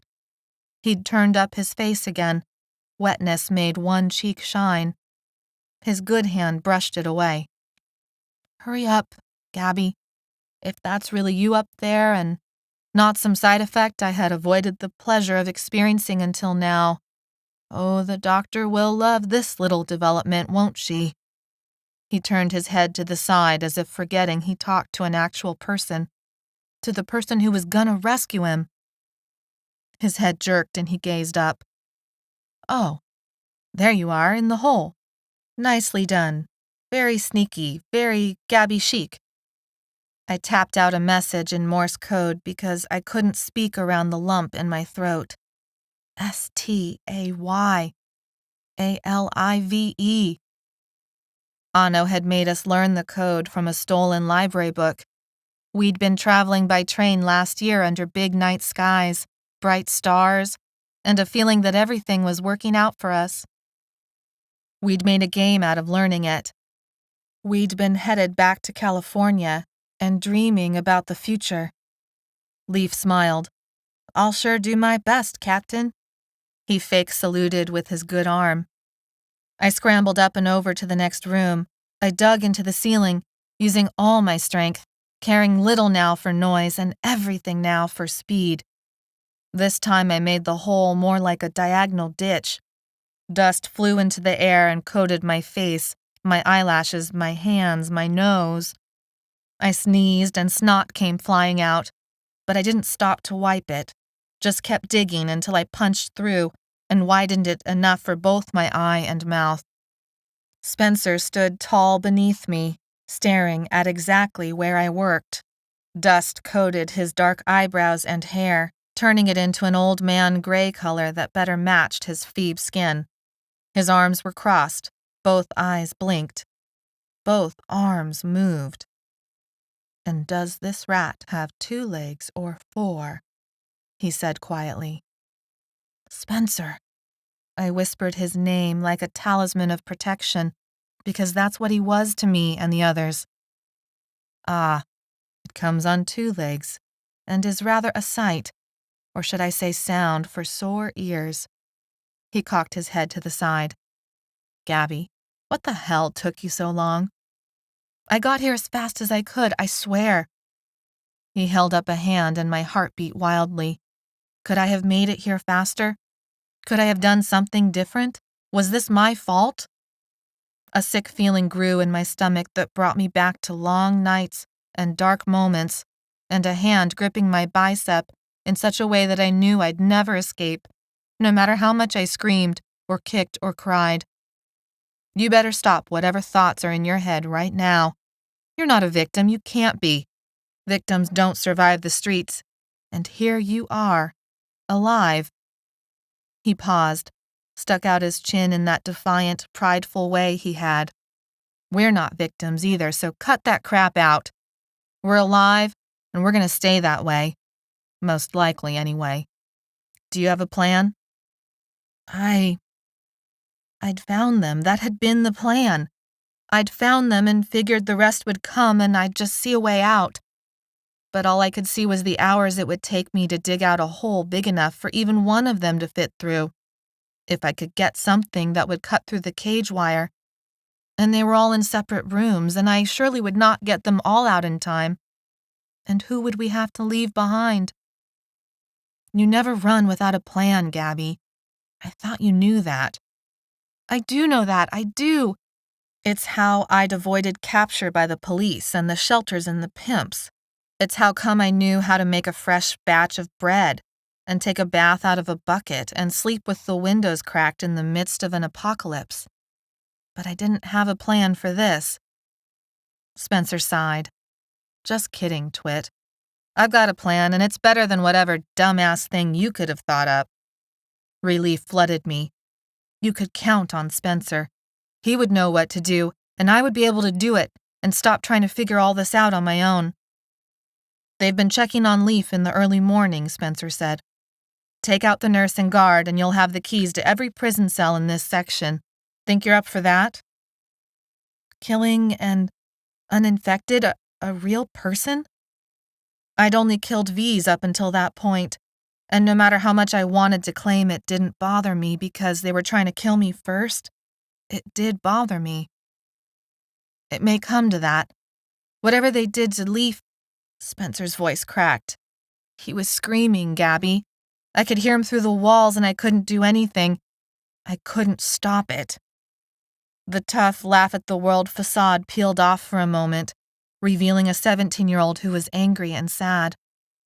I held my tongue for a long moment, examining myself to see if I was really capable of such a thing. And then, like a ghost memory, Leaf's broken face rose before my eyes.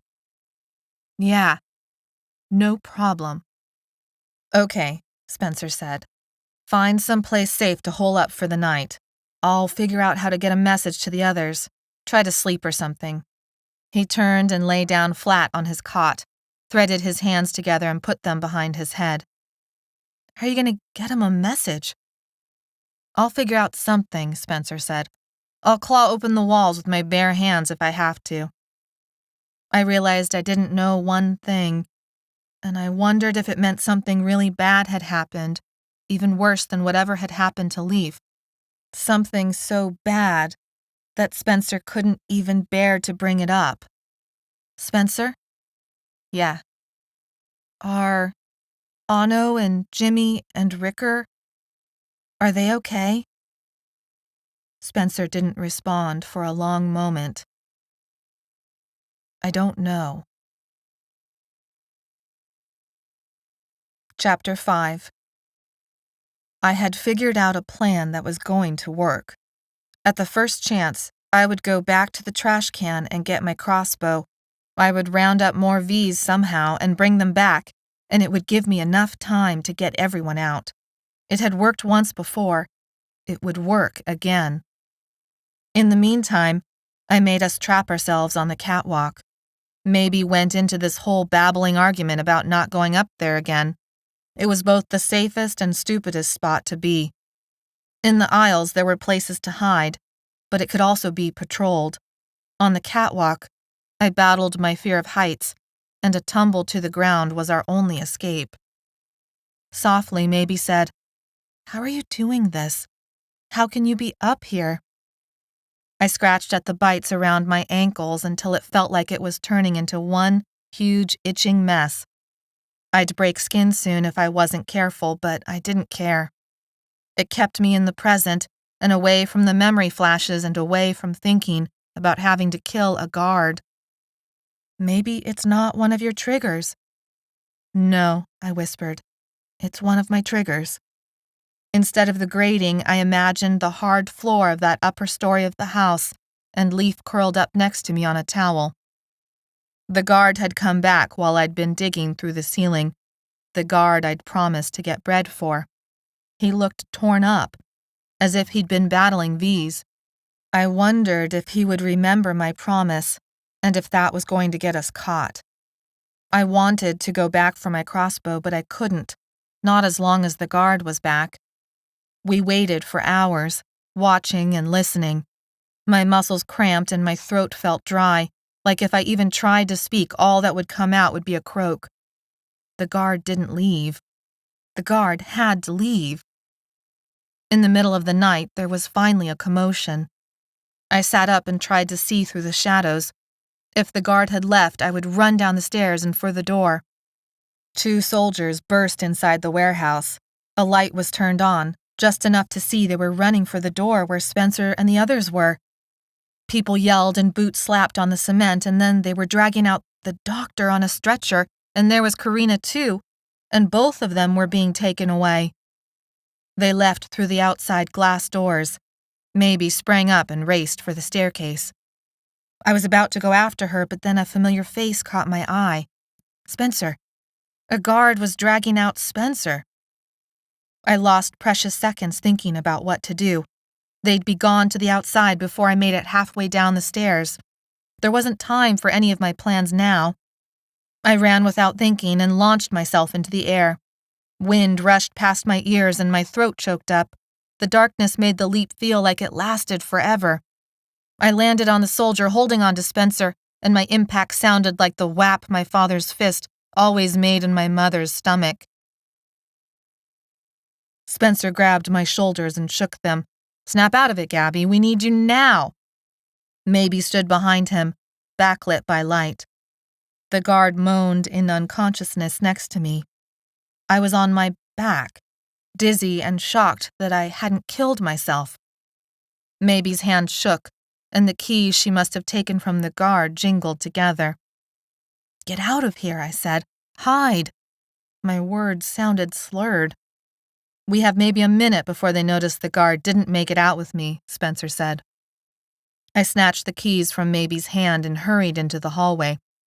First, I unlocked Leaf's cage, shouted for him to get out now. Then I went methodically through opening up others. Spencer grabbed Leaf around the shoulders of his yellow t-shirt, hugged him, kissed his forehead. Anno, Ricker, and Jimmy's rooms were all in a row 2 doors down from Leaf's. They fell into the hallway like a circus car run backwards. "Get the rest," Spencer said to me. He supported Leaf down the hallway because half of Leaf's body seemed sort of frozen. "Anno, Ricker, Jimmy, help Gabbi." I went for the next door, the 3 boys crowding on my heels. Maybe screamed, "They're coming! They're coming!" Spencer poked his head back into the hallway, his face serious and commanding. His voice boomed. "Leave them and run." Ricker and Jimmy dashed away. I stuck the key in the next door. There were almost 20 cages left to open and release people who would have soon spit on me, ignore me, or arrest me for being a runaway before all this had happened. But we were all Feebs now.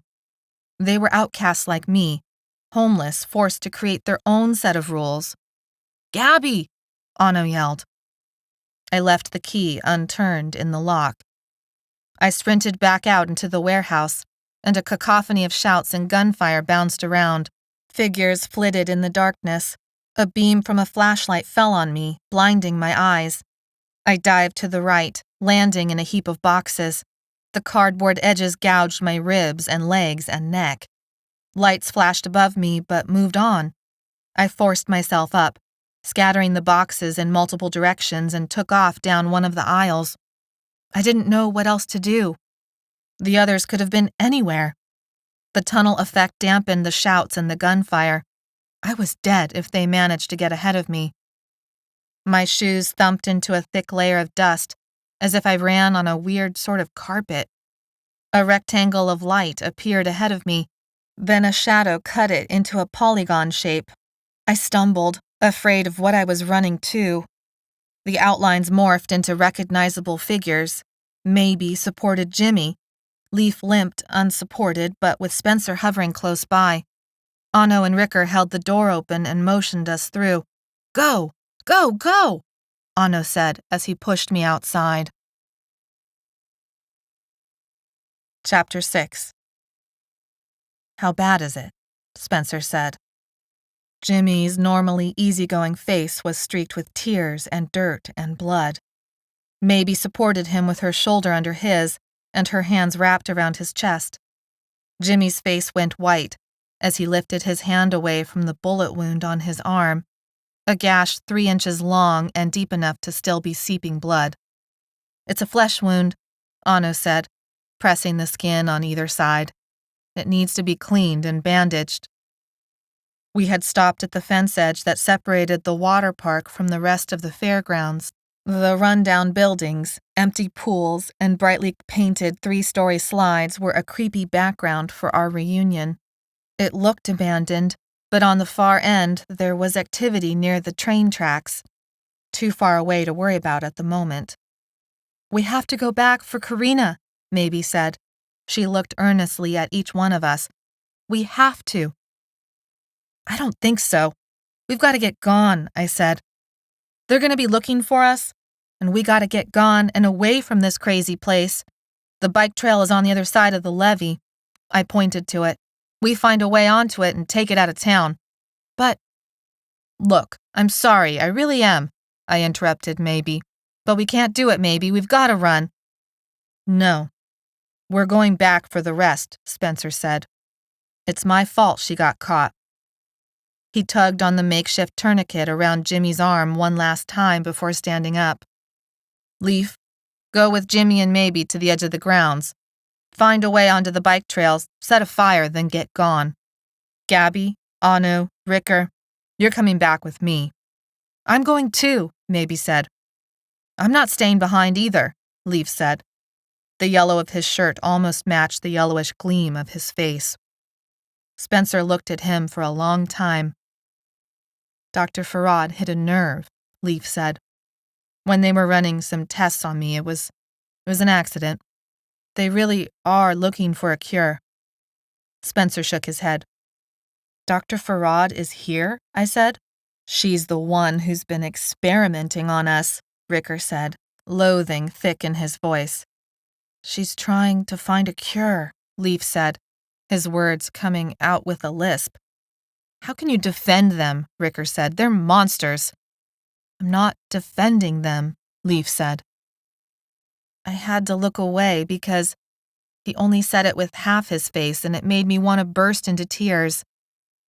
Gabbi, it's gonna be okay, Leaf said. I gritted my teeth and turned to Spencer. This is crazy. You said we should always run from a fight. Not always, Spencer said. Chapter 7. The cold air sunk into my chest and made my breath hiccup. We had spent 2 days hiding. 2 days' worth of avoiding the extra guards, the extra patrols, and looking for Karina. I'd gone back for my crossbow, but that was the only weapon we'd yet managed to find. We knew where we were going to go next, though. Ricker had overheard that morning while stealing food from their soup lines that they were planning to hang Karina as a way to celebrate the new year. We skirted the fence line. The evening light threw shadows everywhere. I trailed behind the group. I told myself I was watching our backs instead of dragging my feet. Spencer hadn't sent anyone away, even half-paralyzed Leaf, injured Jimmy, and Maybe in her silly pink sweatshirt. The 3 of them were too young, too injured, too weak. Mary would never have let them come. Groans drifted out from the darkness on the river side of the fence and grew louder as we approached a gate. Spencer held up his hand. A person lurched into view through a gap in the fence. A gap, it dawned on me, that shouldn't be there. Dark shapes littered the ground, unmoving lumps of clothing that had once been guards. Their uniforms gave away which side they belonged to. I tried to breathe around the sudden tightness in my chest. How could we get Karina and the others and fight off the uninfected and the V's too? We were runaways, not soldiers. We stayed in the shadows. We blended in. We avoided stuff exactly like this. Check 'em out, Spencer said. I pushed all thought away and went through the closest guard's pockets, then stopped, realizing I didn't need his money or his plastic. He was face down on the ground and his neck was twisted, broken. What happened? Maybe said. She held a bloody knife in her hand. Part of me was glad she had the guts to take what she needed, and another part of me was sad. I pushed it all away and focused on getting us all out of this alive. Leaf limped over to the fence and brushed his fingers along the opening. The V's must have overwhelmed it. He kicked at the parts of a broken radio, the plastic bits scattered. They might not even know about it. The shuffle of feet on the fairground side of the fence drew our attention to a group of V's yards away. Some ran, some walked, others limped. They were moving away from us. They were moving toward the noise and smells and activity of the camp. We have to warn them, Leaf said. They don't deserve a warning, Ricker said. We don't have to warn them. This opening is right here. We just leave now. I opened my mouth to agree with Ricker. We're not leaving without the rest of the Feebs, Spencer said. We don't owe them, Ricker said. I won't go, Maybe said. Ricker looked at her, begging her to change her mind. Maybe. I waited for Anno to speak up. His dark eyes surveyed the landscape. He'd picked up a rifle and a knife and looked too much the part of a soldier, hard, uncaring, set on doing damage. But I knew that wasn't him, was it? Ano didn't say a word. He just let them argue it out in fierce whispers while the cold sunk deep into our bones and the mucky smell of the river mixed with the smell of blood. Spencer started walking without a word. Maybe was the next one, and Jimmy after her. Ano and I looked at each other. We didn't need to say anything to know the other's thoughts. Spencer had decided, and we would follow. Stay alive, I told myself. Don't get caught. I repeated this like it would automatically come true if I said it 1,000,000 times. Ricker caught up to us when Spencer slowed down at the base of a set of stairs. Jimmy, maybe. Get up those stairs and keep lookout. Spencer pointed at where he wanted the two of them. Up high, out of the way, in direct view of the center of camp. The electronic sound of a man speaking suddenly filtered through the air. Maybe dashed up and Jimmy followed. The voice droned on. There was a sick slap as a figure slammed into Ricker and took him to the ground. We'd caught up too close to the V's, and one of them had noticed us. I panicked and jumped onto the V and bashed in his skull with the crossbow. Ano helped me drag the V off Ricker. Blood poured down Ricker's face. The V had bitten him on the head. Not so deep, but enough for a scalp wound. Enough to send him into the fevers at the worst possible moment. You'll be okay, Ano said. I echoed Ano's words even as Ricker's eyes began to glaze. Ricker wiped his hand across his face, smearing the blood. He wasn't going to be much help now. I looked around for Spencer and Leaf, but they were gone. We can't leave him, I said. Ano thought for a moment and then nodded. We propped Ricker between us, his arms slung around our shoulders. The crossbow hung at my side. We limped him up the stairs, and every step felt slow, like walking in quicksand. The entire camp seemed spread before us, a mix of tents, tables, and people on one side of the moat of water. And a stage lit up as if it were Christmas on the other side. 2 people stood on boxes. Who's that with Karina? I asked. It's Dylan, Maybe said. She found him. She didn't think she would find him. She was afraid he had died. He won't be alive much longer, I said. Spotlights were trained on the 2 figures, highlighting the ropes around their necks. We have to stop them, Maybe said. There's way more of them than us, I said. They're already on the ropes. They're dead, and we'll be dead with them if we don't get out of here. They're not dead yet, Maybe said. Take that back, Gabbi. Take that back.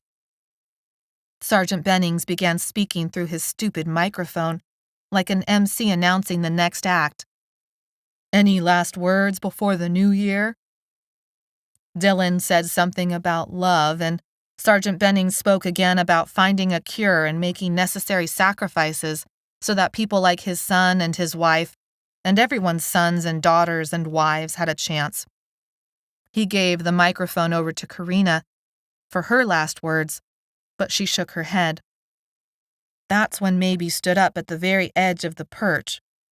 Even though it was night, the security lights shined just high enough that her pink sweatshirt stood out like a star when she waved her hands around. Wait, Karina said, her voice faint through the speaker system. I have something to say. She began telling some weird story into the microphone. I dragged Maybe out of the light. What are you thinking? She needed to know we were here, Maybe said. She was giving up. There's nothing we can do. The camp erupted into shouts. The V's had made it to the tables. People were running and fighting and dying. I spotted Spencer in the crowd, and Leaf was on the other side of the moat, hobbling to the stage. My stomach dropped. Ano dashed down the stairs. Stay here, I yelled at Maybe. Keep Ricker and Jimmy safe. Maybe opened her mouth to protest. Please, Maybe. Please protect them. I couldn't keep the anguish from my voice. She nodded. I lost all sense of direction except that I had to follow Ano. It was impossible to tell V from uninfected in the dark like this, with everyone looking equally insane and angry. A V slammed into my side and I went down under her hot breath, her scratching hands, her rabid eyes. Hands grabbed her shoulders and threw her off. Anno towered over me and held out a hand. I grabbed up my crossbow and ran after him through the crowd, pushing my way through the stinking hot bodies that had suddenly turned the night into a sauna. I broke through the crowd and fell off the edge. I was flying, falling. I hit the water hard. The shock stabbed a million needles of ice into me. The crossbow dragged me down, and I imagined the dark bottom as an abyss that would swallow me up and never let me go. A boom shook the water, shook me to my core. My eyes were open but saw nothing. Nothing but darkness. Nothing but deep cold and wet night. I tried to get my feet under me. My shoes slipped on the thick muck of the bottom. There was a bottom. Energy surged through me. Water streamed from my head, my face, my arms, as I stood up. I lifted the crossbow and took in what I was seeing in the golden light of the stage. Karina hunched over Dylan, spreading herself over him, as if that would stop the bullet from the uniformed soldier standing over her. I aimed the crossbow and shot it, and closed my eyes just before the arrow buried itself into the soldier's chest. When I opened my eyes, Karina stared at me in shock.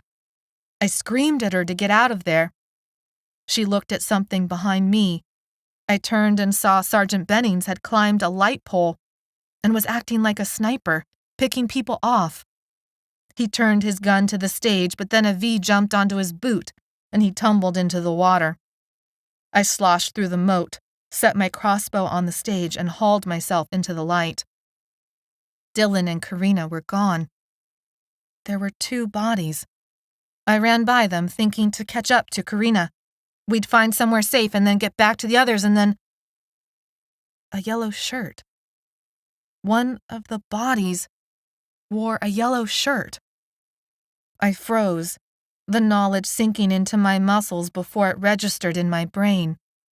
No, it was the light. The lights only made the shirt look yellow. It wasn't really yellow. It wasn't. Spencer scrambled across the stage, his face a mask of grief, his jeans torn and bloody. He tumbled to one knee next to the shirt that couldn't be yellow. Leaf. That was Leaf with the bright red spot like a target spreading from the center of his chest. That couldn't be Leaf. Not the kindest one of us. Not the one who deserved more than any of us to get something better out of this life than what he'd gotten. A keening sound filled the air, and I realized it came from my own throat. Spencer gathered Leaf into his chest and rocked him. The boom I had heard underwater. That had been Leaf dying. That had been my friend getting killed for helping someone he shouldn't have cared about. But that wasn't Leaf. Leaf always cared. It didn't matter whether Karina deserved it or not. We should never have stayed. We should have let her hang, I said. The water that streamed off me puddled next to him, thinning the blood into something pink. Her life in exchange for Leaf's wasn't right. This thought wormed deep into my heart like poison. January, Chapter 8. They killed Leaf. We left him behind, dead on a stage. Blood spreading away from the hole in his chest. He saved Karina and Dylan, but not himself. Spencer should have never let him come with us. Spencer should have known better. I put down the pen and paper because it was too painful to keep writing. I don't even know why I did it, except that Mary had always done this with her blog posts. We'd hidden ourselves away in a warehouse later converted into a bar. All the alcohol was either missing or smashed. Thick dust layered the bar counter. A grungy clawfoot bathtub had been dumped at some point in a corner. I helped Anno drag the tub into the middle of the 2-story space, and we put Ricker inside of it. Anno found a bunch of rope and I helped him tie Ricker's hands and legs. We took turns staying with him through the fevers. We'd promised each other to never let one of us go through it alone. It helped to wake up to a face you knew wasn't going to hurt you, no matter what the fever made you relive. The camp battle sounds had finally faded into silence. We'd made a pile of broken chair legs and set it on fire. The flames made its shadows dance across faces covered in smoke, blood, mud, afflicted skin. Maybe was here. Her body hunched, her knees pulled into her chest, her face cast toward the ground as she sat against Ricker's bathtub. She scratched a bug bite on her wrist as an afterthought. Jimmy had his injured arm propped on her shoulder. He stared with vacant eyes into the flames. Karina and Dylan were missing.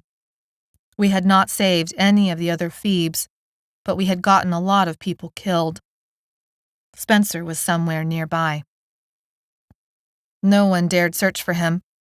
I had never seen that mixture of grief and hate and self-disgust on him before, not even when we'd lost Mary. Not even when he'd discovered some particularly gruesome act a pimp had demanded of a kid, or when we'd stumbled across a dead body swollen beyond recognition in the creek.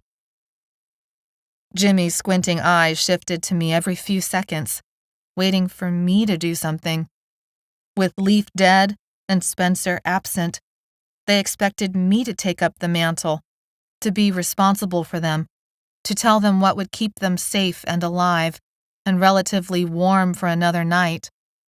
Except I had no idea what to do. "Gabbi, is there any food?" Jimmy whispered across the firelight. I grabbed a granola bar out of my pack and threw it across the fire into his lap. "Thanks." "There's water too," I said. Whoever had taken the alcohol hadn't cared about the shelf of bottled water or the pen and papers next to it. I stood up and passed out the bottles. We should move on soon, get as far away as possible from this whole mess. "We should go back to the boxcar," Jimmy said. "Go back to what we know." Anno cocked his head, not quite disagreeing but not agreeing either. The boxcar had been our home after we'd been quote-unquote cured and escaped Sergeant Bennings, before the rest of the city had fallen apart. "We should run," I said. "You always run." I looked to Anno for agreement. "But what about Mary? I thought you said she was coming back," Jimmy said. Anno winced. I closed my eyes. All of me wanted to run, but I couldn't just leave the message I'd scratched into the boxcar wall. "Mary will be back." She would wait for us, and it would be my fault that we never came back for her. Ricker shouted out something about his brother. "We can't do anything until Ricker is out of the fevers," Anno said finally. A door squeaked open and feet shuffled along the ground. I tensed and looked at Anno across the fire. He held himself like a statue. At first, whoever it was blended into the darkness, but then slowly took shape as it approached the fire. Spencer had returned. He went over to the water bottles. Anno relaxed. "It'll be light in another couple hours," I said. "That's when I think we should go back to the boxcar to leave a message for Mary." "There's no point," Spencer said, his voice cracking. "What if Mary comes back?" I said. "Mary isn't coming back," Spencer said, not looking at me. "You don't know that." "I do." Something about how he said it felt off. "You know something." I stood up. "What do you know?" "I saw her during one of the experiments. She's in their V cages." "What did you say?" Anno shot up to stand next to me. "If it was her," Spencer brushed a hand across his face. "I couldn't get close enough to be sure, but if it was her, she's all V now." Fury rose up in me then, a small wave of it that grew bigger and threatened to crash into the sand and drag me under. "We should never have gone back for Karina. What were you thinking, Spencer?" Jimmy scooted back. Maybe stayed frozen in her cross-legged position against the tub. Spencer took another drink of water, his presence looming over us. His 17 years and experience on the street made him so much older than the rest of us. He was supposed to know what was best and tell us what to do, and we'd just listen like we'd always done. Like we'd done with Mary, and going into the fairgrounds in the first place, and then going back for the other Feebs. All of that had turned out wrong. A sick feeling swelled in my chest. Spencer couldn't be trusted anymore. I backed away from the warmth of the fire. Cold immediately slid down my spine. Mary's gone because you told us not to run. Spencer flinched, but I kept going. You all got captured because you told us not to run. Spencer didn't move this time. I clenched my fists. Leaf is dead because you told us not to run. Spencer's mouth turned into a snarl, but not a sound came out. Jimmy was wide-eyed. Even Anno looked surprised. Maybe stared into the fire as if she couldn't hear anything. It's time to run, Spencer. We aren't heroes here. We're nobodies. We're the stray dogs people throw out onto the street when they no longer want to bother with them. We're the weeds people spread poison over.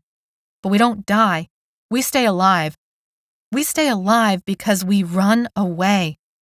We run away. I lifted my hands in supplication and then forced them down to my sides. I didn't beg. I would never beg. To hell with him. He turned and his nose stood out in profile, his hair like a clown wig, casting cross-hatched shadows on the wall behind him. Anno coughed. We should run. We should run, Jimmy said. Ricker moaned in the fevers, but I knew he would have agreed with us. I looked at Maybe and her pink sweatshirt drying at her feet. Her hair stood out in all directions like Spencer's.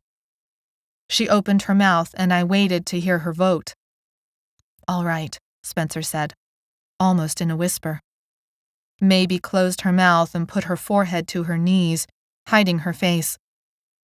All right, what? I said. We'll run. Chapter 9. But we couldn't run. The fever was a bad one. Ricker never talked about what happened before finding us, but I could guess. Sex for money, beatings, going hungry and being afraid to sleep because someone might jump you. And that was after whatever had been done to him to make him run away. When Ricker came out of the fevers, Maybe was still at watch by his side. He had screamed and strained against the ropes. She soothed him by crooning a lullaby. When the fever broke, her face was all he saw. But then we all came around and cut the ropes and lifted him out and gave him water and food and space to put himself back together. But by the time Ricker had come out of the fevers, there was a lookout near the warehouse we were hiding inside. We limited our movements to using the bucket bathroom Anno and I had set up. The water ran out the third day of waiting. We weren't built to stay in the same place like this. Jimmy kept picking at his wound. Spencer would stay in the back room alone for hours and come out with a tear-streaked face. Anno and I forced Maybe and Ricker to do silent exercises with us to keep back the memories. But the itch to run was getting to all of us, guards or not. On the fourth night, our breathing sounded like the beats of a familiar song run backwards. The cement was hard and cold underneath me. I licked my dry lips and drifted into the memory rush that waited on the other side of my sleep. Staying at my place means my rules, she said. She was my grandmother, but I had never met her before, and when the lady with the kind eyes dropped me off, I grabbed her hand and pleaded and said, "Please let me stay with you. I'll be good, I promise." Because grandmother's eyes had widened when she saw me, and when they did that, her eyelids disappeared into the folds of her eyebrows.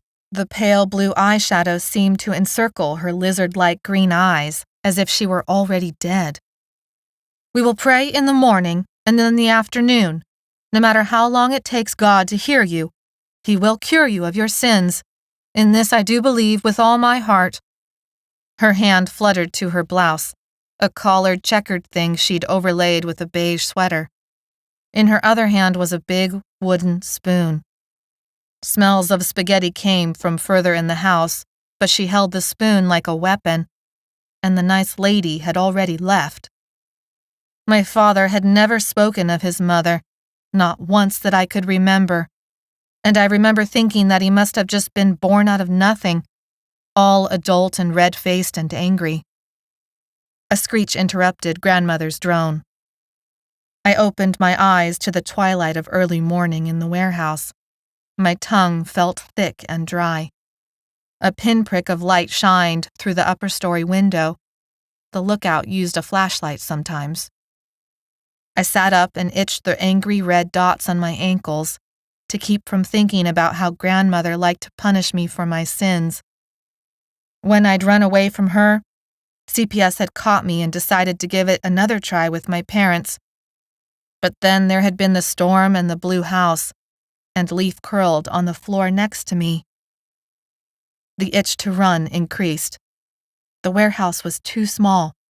We were in a prison and we would die here if we didn't get out soon. The screech sounded again, soft yet piercing, like a rat's squeak. When I tried to find where the sound came from, I saw Maybe at the door, struggling to open it. "What are you doing?" I hissed. My voice echoed through the cavern. "Are you crazy?" "I can't stand it inside anymore," Maybe said. "I need to go back for Karina. I can't just leave her." "She's probably dead. I bet she is by now." "Don't say that," Maybe said, raising her voice. "You don't know." A voice inside me told me I was too mean. There was no reason to hate Karina so much that I would purposefully hurt Maybe. But then I remembered Leaf, and anger washed away any hint of apology. "Quiet down," I said. "You'll wake him up." "Already accomplished," Spencer said. Jimmy was still asleep, but both Ricker and Anno sat up. Spencer was laying down as if he couldn't be bothered. Ricker rubbed his face. "What's going on?" "Maybe wants to go after Karina," I said. "Maybe we should," Anno said quietly, his words somehow becoming solemn. A flame of anger lit up inside me. How could he be so stupid? "Close the door," I said. "Karina survived for as long as any of us," Maybe said. "She saved my life 1,000,000 times. She was alive last time we saw her." "Hanging from the rope of a noose," I interrupted. "She got out of that. Leaf got her down," Maybe said. "You go outside and you'll get us all caught," Ricker said. "I won't," she said. Long minutes passed. I waited for Spencer to say something. She would leave no matter what we decided. She would go after Karina on her own, and Spencer wouldn't do anything to stop it. If I went with her to find Karina, would it be betraying Leaf's memory? Or did it even matter? A deep sadness took over. It felt worse than the anger. We were all going to die, and Spencer wasn't going to stop any of it anymore. Maybe pushed at the door again. "Wait." I strapped the bat to my back and slung the crossbow over my shoulder. I went over to Maybe. A breeze passed through the crack of the door that made goosebumps rise on my skin. "I'll go with you. Just let me help you with the door." "But you'll get yourself killed without me." I waited for someone to stop us.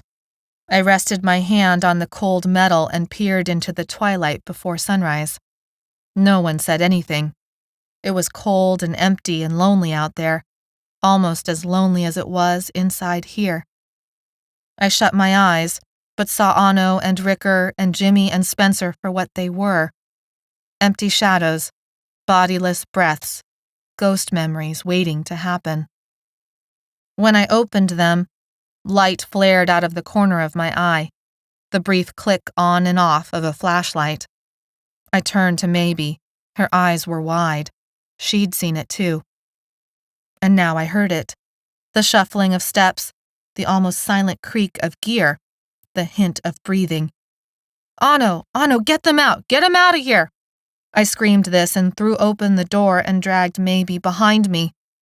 There was a ping and a thud into the wall, another ping into the door. We ducked and ran away. I wanted them to go after us and give Ano time to get everyone else out. I crouched once and shot an arrow in the flashlight direction. The gravel at my feet kicked pebbles into the skin of my legs. I looked down. A dart had missed me by inches. They weren't shooting bullets. Maybe yelled for me to come on. She was already yards away. I raced to catch up. I wanted to hear Ano and the rest escape. I wanted to know, but I couldn't hear. Me and Maybe dodged a broken fountain. Light flared behind us. They weren't trying to hide anymore. There were shouts, stomping feet. It sounded like an army. I looked over my shoulder to see how many there were, but the light blinded me, and then the building blocked it all out. Chapter 10. Karina? Maybe's voice floated through the air like mist. We had found Karina like it was no big deal, like she was out on a walk back from a shopping trip. V's wandered the compound, most likely drawn by our noises. I was sick with worry, sick with being separated again. Maybe hurried forward, and Karina cried out in joy or fear or shock or maybe all three. There, swift and low like a wolf, a man in mud-streaked khaki pants ran toward Maybe and Karina. I wondered if he was running from his own violent attacker or if he was actually reliving running someone else down. Karina and Maybe had not seen the V coming. I raised my crossbow, took aim, and fired. The V went down, my arrow buried in his back. I sent another arrow flying, just to be sure. It nicked his shoulder and then skidded into the asphalt at Karina's feet. She jumped. The stack of cans in her hands crashed to the ground. Maybe spun around. "Get your idiot asses inside," I said, knowing I might be calling other Vs to our spot, but not able to stop myself. We had Sergeant Benning's people after us, Vs around us, and Spencer and Ano and Ricker and Jimmy gone again. I remembered when the list of names had been longer. I did not help Karina and Maybe as they gathered up the cans. Someone needed to stand guard for us. Might as well be me. Since when she'd first showed up with Maybe at the boxcar, something about Karina set me on edge. She was too earnest, too flighty, too judgmental. People like her thought they could tell me what to do because they believed they knew better than me. She wanted to save me from myself, and she had no right to do that. She had helped get Leaf killed. Karina led us to a barn-like building on the edge of the fairgrounds. I couldn't believe she was still alive. The barn was dark and musty and smelled of spoiled hay. We entered the building, Karina first, then Maybe, then me. My eyes adjusted to the darkness quickly. Light streamed in from cracks in the walls and ceilings. Something rustled in one of the stalls, and I raised my crossbow. "It's Dylan," Karina said, pushing my crossbow to point at the ground. "He's in the fevers." Dylan was laid out on hay in one of the stalls. His low moans raised goosebumps on my arms. His right arm was thrown across his face. His legs disappeared into the hay. Sweat gleamed on skin that was beginning to show the wrinkles and tone of a Feeb. His facial hair was growing out in that rugged way I'd always preferred. Even unconscious and sick and changing, he looked muscled, healthy, attractive. I snorted to myself. Yeah. He'd infected himself with Feeb blood because of Karina. He'd gotten himself strung up on a noose because of Karina. Maybe and I were trapped in this barn now because of Karina. I stalked back to Maybe and Karina, deep in conversation about this or that. Who the hell knows? Something about more and more Feebs and Vs waking up. "We can't stay here," Maybe said. "I think things are going to get much worse very soon." I snorted. Did you tell her how bad it already is? I said. Maybe nodded. But I can't move him, Karina said. Not when he's in the fevers. Karina stacked the supplies in a corner, along with a few other odds and ends, a bucket, a sliver of soap, some canned food, a water bottle half empty. He's lucid sometimes, but otherwise we'll have to carry him. He can't stay on his feet. How did you get him here? I asked. That wheelbarrow, she said, pointing with wet hands to a dark geometrical shape in one of the corners. So that's what we used to take him out of here, I said. We have to find the others. He's still too sick, she responded. But they're waking up, Maybe said. The V's get out of the fevers first. I remembered when Mary turned. It's only hours for them, I said, once they're infected. But Feebs take longer, Maybe said, days or even weeks. What about the faints? Karina asked. Maybe looked confused. I don't know. Do you, Gabbi? I thought about it and shook my head. I've never seen someone turn into a faint. I've only stumbled upon them afterwards. I don't know what happens or even how they get sick with it in the first place. It's the bacteria, Karina said quietly. That's what Dr. Farad told me. When? I demanded. When did she tell you?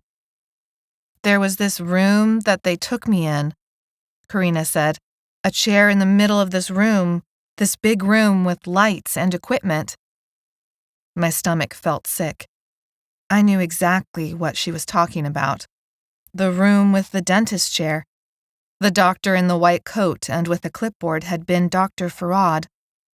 I didn't want to admit I'd seen her there in the chair. I didn't want to admit I'd almost jumped, and then stopped, when I saw it was only her. She said a person turns faint when they only get infected with the Lyme disease they genetically engineered to fight the virus, Karina said. A faint happens when there's no lyssavirus to keep the bacteria in check. But how? Maybe asked. Karina shook her head. Dr. Farad didn't know. She said none of them know. That's why they're running a bunch of tests. They're hurting people, I said, stalking across the room because I couldn't stand to be still 1 second longer. They hurt Leaf. My throat hiccuped on his name. Dark feelings rose up and I crunched them into a little ball inside me. How many people will all this have killed by the time it's burned out? Karina said. She shook her head and closed her eyes. It's sickening to imagine how many people are in the fevers, and there's no one to help them through it, no one to give them sips of water or something to eat. Who do you think started this whole mess? I shot back. I rested my crossbow on my shoulder and locked my face into a grimace. Whose fault do you think this is? Karina looked at me with her dark brown eyes full of sorrow, sadness, pity. But pity had only ever spurred on my anger. People like you, in your clean houses and white picket fences and white-collar jobs, making the rules for the rest of us who never wanted to play your game. Never wanted anything but to be left alone to make our own way. But you couldn't stand it, couldn't believe it, had to fix it. What are you talking about? Karina said. Maybe looked at me and then back to Karina, and then back to me. The fury dribbled out of me and left only a dull ache. Maybe's right. Our ghost city is waking up. Almost 1 million people surround us right now. And even if only 10% survive, that's a lot more people than we can handle. And Sergeant Bennings knows we're here. You saw him? A male voice said behind me. I whirled around and saw Dylan rising onto unsteady feet, wobbling like a drunk. Haystacks clung to his clothes and his beard and hair. His eyes were the brightest blue I'd ever seen. But he did not even look at me, even though he'd asked me a question. His eyes were only for Karina. No, I said, but it was his people at least. We should get out of the city. Dylan coughed and began to crumple. Go into the foothills."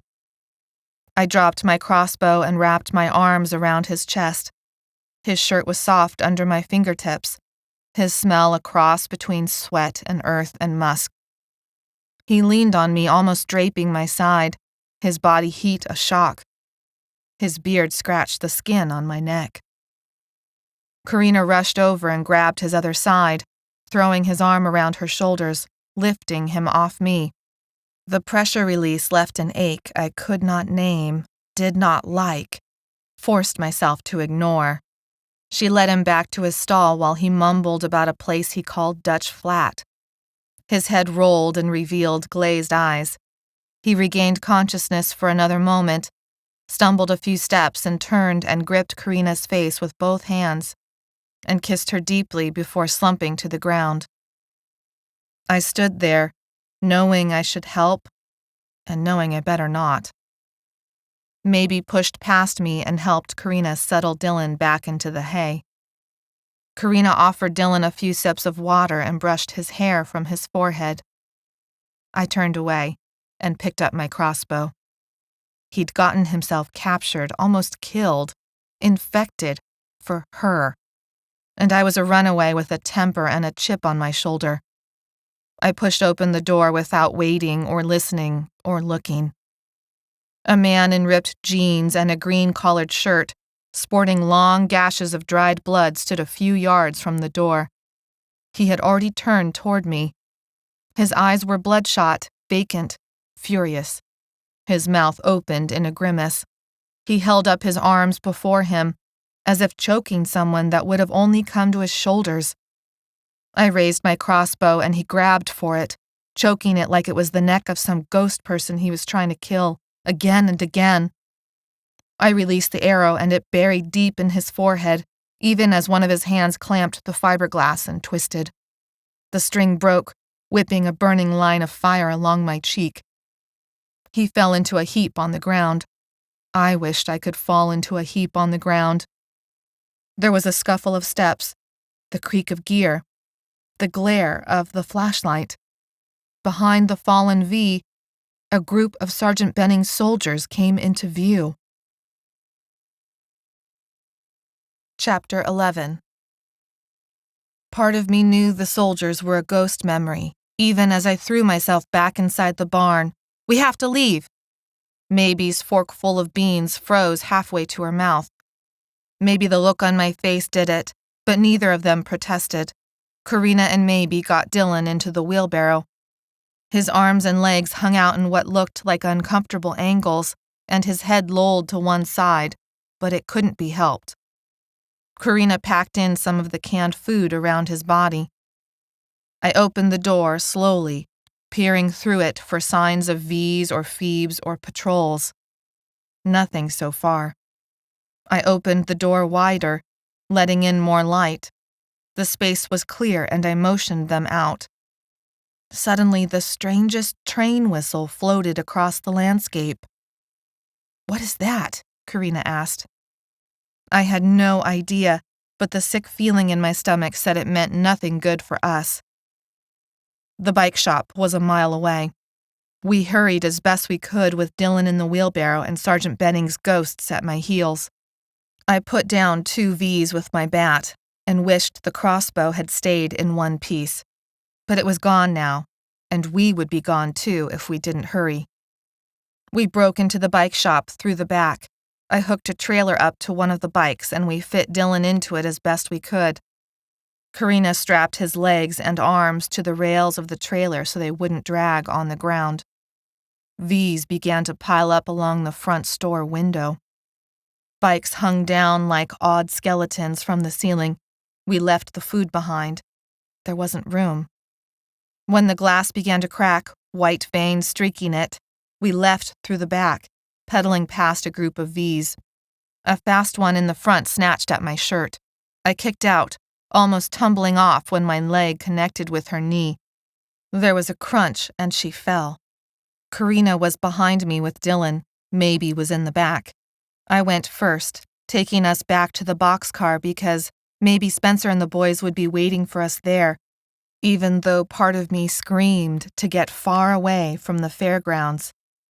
I led us onto the bike trail and worried about the train whistle and Sergeant Benning's men and the V's that waited in the bushes along either side. The boxcar was 2 miles away, but it was back the way we had come. The fairgrounds was death. The city was death. Why couldn't we leave this place behind? We could, if I was willing to leave Spencer, Anno, Ricker, and Jimmy. I immediately banished that thought. The only sound was that of our pedaling, the whop-whop of rubber on the asphalt, the whir of wheels. I led the way down the trail, across an open field with half a dozen dots of people that shifted in our direction as we zoomed by. The smells of swampy, brackish water deepened as the trail bent closer to the river. My breath puffed spurts of mist into the air, as if I smoked a cigarette, which I badly wanted. I focused on bringing my legs up and down and keeping the handlebars straight, and straining my senses to find a V or a feint about to wreck our escape. The bike trail drifted away from the river. Oak trees full of moss that hung like curtains from the branches separated us from the water. On the right was an open meadow, green from the winter wetness. Grass so vividly green against the white sky it hurt my eyes. Electricity towers 5 stories tall rose up from the mist like sentinels. We were close. My heart rate sped up. More dark figures dotted the landscape. A strip of gray formed in front of us, above our heads. The freeway. Underneath it, the trail disappeared into a black hole. I slowed and stopped a half-dozen yards before that cave. We had to pass underneath to get to the boxcar, but anything could be in there. I was still first, Karina and Maybe behind me. Dylan moaned inside the memory fevers. Further behind us, a group of V's followed down the trail. There was no going back through that crowd. A car hung down from the ledge of the freeway above, twisted and mangled, windshield broken and glass scattered across the trail beneath. A body hung halfway out the driver's window, injured, bloody, but the fog obscured the details, and it was hard to know if the injuries were from the car accident or something else. Better not to know. I steered my bike to miss the worst of the glass and held my breath when my tire crunched over some of it anyway. There was no way I was going to stop and fix a flat. Sounds changed once the underpass enveloped us. Now every creak and squeak and cough seemed to slap back at us from all directions. Our lights revealed dirt and trash and some homeless guy's sleeping bag, but no homeless guy. The dirt sloped up on either side. My light caught a swallow's mud nest attached under one of the T-beams. There was a moan, low and long, behind me. I lost my balance and struggled to keep the bike upright. It weaved a snake-like path that almost tipped me onto some river rock. Karina and Maybe zoomed by. A shape limped out from the sloped dirt. I pedaled faster. My wheel ran into the back of Maybe's wheel. "Are you okay?" she said. "Go," I said fiercely. She'd set a foot down but now took off, popping out of sight into the bright fog on the other side. I was about to pedal when the moan turned into a groan. "Please, I need help. My leg, I think it's broken." He came within a dozen feet, definitely injured. There was a long gash in his thigh. He'd tied it with a belt and held both hands around it. I fled into the fog after Maybe and Karina. "Please," he said, his voice already distant and echoing. I told myself we couldn't stop for him. I told myself we would all die if we helped him. A dark and terrible thought entered my mind. He would distract the V's that followed us. Chapter 12. Old Bully was propped against the side of the boxcar. I'd never been so glad to see its tricycle wheels and snowplow-like attachment, even if it was spattered with V blood. They must have escaped and gone back for the bikes they'd abandoned when they had first rushed the fence. When Maybe and I had run for the van, when Leaf had still been alive and unhurt.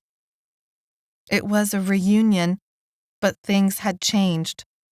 The relief I'd felt, digging through the ceiling to discover them, that was there in the background, but mostly, I felt nothing other than a claustrophobic fear that made my throat choke up. We needed to leave. Every minute we stayed was more time for them to gather and cut off any escape. My message, scratched into the boxcar for Mary, stared at me as if somehow Mary would know what I had just done, that I had left behind someone who needed help. But I told myself she would have understood. Anno rested a hand on my shoulder. He looked at the message and then back at me. "We have to keep going," he said. "I know." I shrugged him off. It's what we had tried to do with Mary, what we had done so many times before. When the situation got too weird, we left. We jumped a train, took a bus, hitchhiked out. This was both the same and different. We didn't know which way to go or where.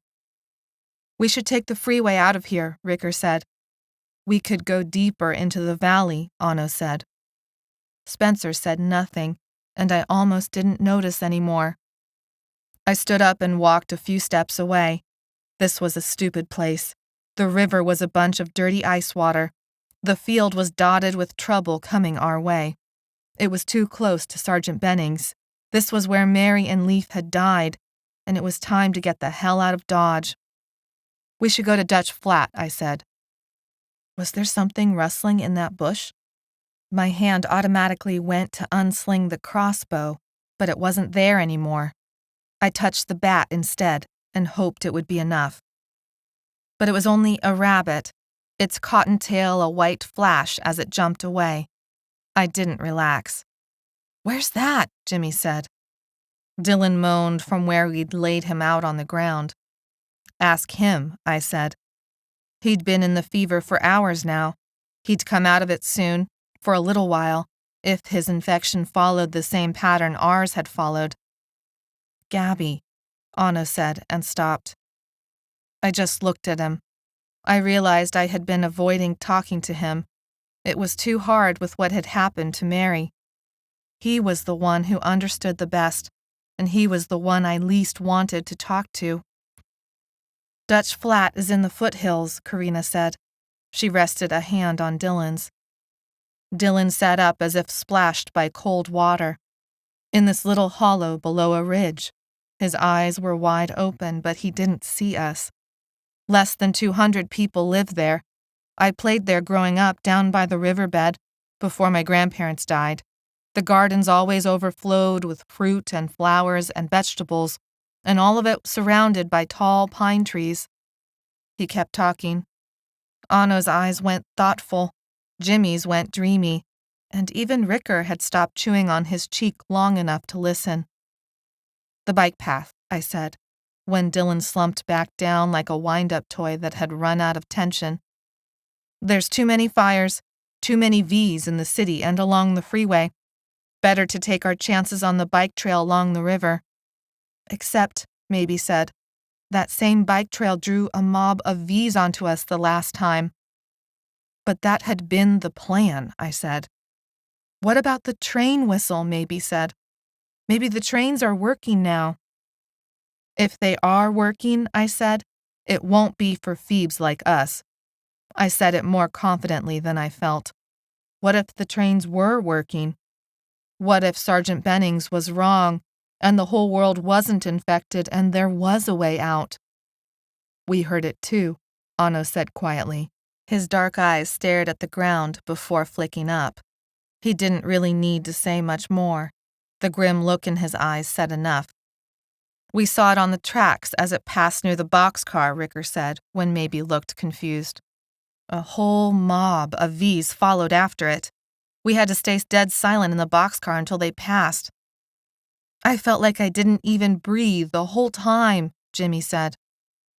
"Wherever the trains are going, it is not for us," Anno said.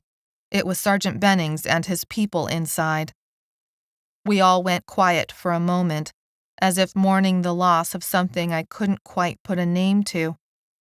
The trains were off limits now. The trains had always been the way we could count on to move from one place to the next. I wondered if that had been why parts of the camp were left unguarded. Maybe they'd been evacuating. If we take the bike trail, I said finally, then we've got plenty of water from the river, and if there's too many V's, we can cut into one of the neighborhoods. We're going to Dutch Flat, right? Jimmy said, looking around. That's what we're talking about, right? The eagerness in his voice was not subtle. Anno elbowed him in the ribs and hissed into his ear, yes. Taking the freeway would get us out of here faster. Spencer spoke for the first time. He was cross-legged next to Old Bully, fiddling with the chain. Isn't that what you wanted? Spencer looked at me. I repositioned the bat on my back. I want to get out of here alive. That's what I want. Isn't that what you want? The group looked back and forth between me and Spencer. It was a contest I hadn't realized I'd entered. I hated it. I didn't want to fight with him, but everything in me screamed that the freeway was the wrong way to go, even with the V's that might still be waiting for us at the overpass. Spencer returned to the chain without saying a word. That pretty much decided it. I had pretty much decided it. We would take the bike trail and deal with whatever problems that route brought our way. I scanned our group of runaways. Jimmy was still nursing his wounded shoulder and had a shell-shocked look to him. Anno had turned inward, his face like a stone. Ricker never could hide his emotions. He was worried and perceptive. He knew we didn't know what to do. Spencer might as well not exist, and I couldn't bear to look at Karina or Maybe. I hoped I was right about the bike trail. I jumped into the boxcar. There were dozens of maps in a pile, one for every place we'd visited in the last 3 years. Favorite cities, favorite rest stops, favorite parks, friendly places. All of it was marked on the maps. I took the only one we needed. We loaded up the bikes and closed off the boxcar. Deep down, I knew we weren't ever coming back again. I used a rock to scratch out the message I'd left for Mary. I kept her name untouched, carved into the boxcar like it was carved into my arm. Everyone waited for me to finish, as if they couldn't leave until I said so. Dutch Flat is over 70 miles away. We should get going, I said. 70 miles, Maybe said, but didn't follow up with anything else. We all knew there were a lot of neighborhoods in those miles. I took off without looking back. The fog lay over the field like a blanket, hiding us from any V's, hiding the V's from us. It muffled the sounds we made and also somehow seemed to magnify them. I rode Old Bully this time because I didn't trust Spencer to do it without getting himself killed. The river rushed by on our right because I was taking us on the same bike path we'd traveled what seemed like 1,000,000 times now. I scanned for movement, for sound, for signs of danger. Every lizard scrambling away, every bird spooked into flight, shot up my adrenaline levels. The groups of V's that had followed me, Maybe, and Karina were at the overpass. Bodies strewn about in the grass, riddled with bullets. Their blood turned a whole section of the field red. I didn't look to see if one of them was the Feeb I had abandoned. I decided to believe he had gotten away somehow. But the dead V's were almost more disturbing than if they'd been alive. Who had killed them? Where were those people now? Smoke rose in thick columns on our left. It would only be a matter of time before the whole city and its surrounding suburbs burned. We biked for over an hour before I stopped us again. It made me nervous. That much time without any problems. A mountain of trouble felt headed our way, but I just couldn't see it. I held up a hand when the river widened up enough so that a small island with a few trees popped up in the middle. We were coming up on the high school soon, a school I could have attended if I hadn't run away and wasn't trying to stay out of CPS hands. Those had always been the oddest feeling moments when I passed by a school in session and saw so many kids my age doing something so foreign to me now. Something like sitting in a classroom listening to what someone else thought I was supposed to learn and believe. I wasn't like Mary. She had wanted to go back someday. Even Leaf had talked about missing school sometimes. I'd take a public library over a school any day, but still, I avoided schools whenever possible. I didn't like what it did to my stomach. I saw some sort of obstacle in the trail. I almost breathed a sign of relief. I knew it had been too easy. Nothing in life was ever this easy. I held up a hand for everyone to stop. The star thistle and grasses grew tall here, almost waist-high, providing cover for whoever might hide in its depths, but it was the path I worried about. 2 people were sitting on the ground. One was laid out flat, and the other one hovered over him. "They're Feebs," Maybe said behind me. Too loud. The one who was sitting looked up at Maybe's voice. I didn't know what I should do, what I should say. I wanted to ride on by. Their clothes were dirty and ripped. Their faces were streaked with dried blood. The younger one's upper arm was wrapped in layers of bandaging. The man laid out on the ground looked overweight, and his balding head was pointed at us. "We don't need more baggage," I said. The balding man struggled to sit up. The 2 of them exchanged a look that made me nervous. "Hello," the balding man said, nodding to us. "I'm Laurel Gillen. This is Kern. Do you know what's happened?" "What are you doing in the middle of the trail?" Anno said. He stepped next to me, a chain hanging from his hand. They were Feebs like us, but that didn't mean they could be trusted. Laurel's eyes shifted to the chain. "We were taking a break." "In the middle of the trail," Anno said. "That way we could see someone coming," Kern said quietly. His eyes seemed to burn into mine. "When did you wake up from the fevers?" I demanded. Laurel's focus shifted to me. "May I ask your name?" I did not respond, only waited and crossed my arms across my chest. Laurel sighed. "I'm Karina." I closed my eyes and gritted my teeth. We had a system for dealing with strangers. What right did she have to speak up?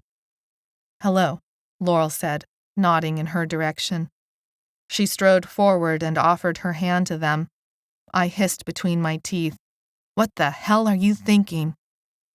But they shook, ignoring me. Karina tossed her hair over her shoulder and looked at me with a guileless gaze I knew she must be faking. "We can't keep avoiding everyone," she said. "We can't act like everyone we meet is the enemy." "Yes, we can," I said. "If we want to be smart and get out of this alive, that's exactly what we should do." Laurel held up his hands as if that might fix the tension in the air, as if that somehow made him more trustworthy. "We woke up several days ago from whatever this is. My son Kern here had come visiting. I thought it was a burglary, but they killed my wife."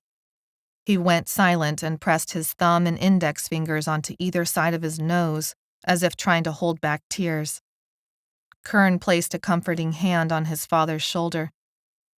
"It killed my sister, too." "Your daughter," I said to Laurel. He nodded. "My wife and my daughter." "And we both got really sick," Kern said. "In and out of this fever, these memories, and then we woke up." Kern released his father's shoulder and held out his hand, looking at it in wonder. "We saw what had happened to us, but we don't know why. We had guns, but lost them a ways back fighting off the crazies." "We call them V's," Jimmy said. Kern cocked his head. "Sure, kid, whatever you say. We heard there was a camp, like, for refugees. We tried the hospital first, but—" "Who told you there was a camp?" Anno said. Kern looked at Anno for a long second. "On the radio." Anno and I glanced at each other. They woke up a few days ago. Were radios even still working? Maybe, but maybe not. I tapped my fingers against my thigh. WATCH. Anno didn't bother to reply. The scowl on his face said his message would have been something along the lines of NODUH. Laurel shook his head. Don't go to the hospital. We're not stupid, Ricker said. Did you kill those V's back there? I said. Kern glanced at Laurel. We haven't been that way yet. That's where we're headed. We think the camp is that way, Laurel said, pointing back the way we'd come. It's more like a prison, Karina said. You don't want to go there. Kern turned to his father. But the radio. Laurel's face collapsed on itself. The trains are no good either, Maybe said. This seemed to bring both Kern and Laurel to attention. I glanced at Anno. He cocked his head. He'd seen it too. What do you know about the trains? I said. We don't know anything about the trains, Kern said. We told you we only woke up a few days ago. Are you sure about the camp? Laurel said. We're sure, Maybe said. What the hell is happening? Laurel looked around as if the sky would answer him. We don't have time to help you understand, I said. We're not sure how it started, Karina said, and began explaining her story. I wanted to slap her and looked at Spencer to demand him to step in and end this farce so we could keep going. But Spencer wasn't listening to the conversation. He was looking ahead, past the two men. A dark clump of figures stumbled into view, still far away but coming toward us. Of course, an hour without trouble had been too much to ask. Maybe the bike trail had been a mistake after all. Time to go, Spencer said quietly. Laurel looked over his shoulder. We should go to the camp. That way is open. Are you crazy or stupid? I said. We can't stay on the trail, Maybe said, hopping from foot to foot. A pause. The high school then, Kern said. We were just there. There's fencing and a gate we can close. And just like that, the group followed these two strange men we had known for all of 30 seconds. I was left on the trail staring after them and at the oncoming V's. Karina acted as if she were in charge now because what? She was the oldest? That didn't give her the right to tell the rest of us what to do, especially when all our lives were at stake. Jimmy turned and when he saw me still on the trail said, Come on, Gabbi, we need you. This broke me out of my frozen state. I followed as they cut through the brush with the bikes. We ended up at the back parking lot of the high school. This way. Laurel motioned us forward. Kern jogged ahead to a chain-link gate that opened to a quad area between two buildings. The similarity between these buildings and Sergeant Benning's was creepy. Government-built places always had this institutional feel, no matter how many windows they tried to include. I was about to point this out, that maybe these two men were leading us into a trap, when the clump of V's broke through the brush behind me. They were all men, all approximately the same age and wearing similar clothes, and I wondered if they'd once been friends, and what exactly they were remembering now as they ran for us. What was it that the virus made them relive with their hands out and their teeth ready to tear us apart? Gabbi! Maybe's shout broke through my thoughts. I pedaled through the gate that Laurel held open. I would make Karina pay if she'd helped lead us into a trap. My bike zoomed into a courtyard teenagers had used in a former life for breaks, its cement benches and trash cans, and a few spindly trees mostly untouched, ready for the next bell. The gate slammed shut, clanking against the pole. Laurel grabbed an unlocked chain that had once secured a garbage can in place and wrapped the gate closed. Dylan took this moment to wake up and was shouting questions. Anno grabbed a thick branch and stuck it between the chain links. Maybe and Ricker helped me drag a cement bench over to block the front gate. Glass tinkled. Kern had thrown a trash can through the windows of one of the classrooms. He took off his shirt, revealing a chest crisscrossed with bruises over muscles that flexed with his effort.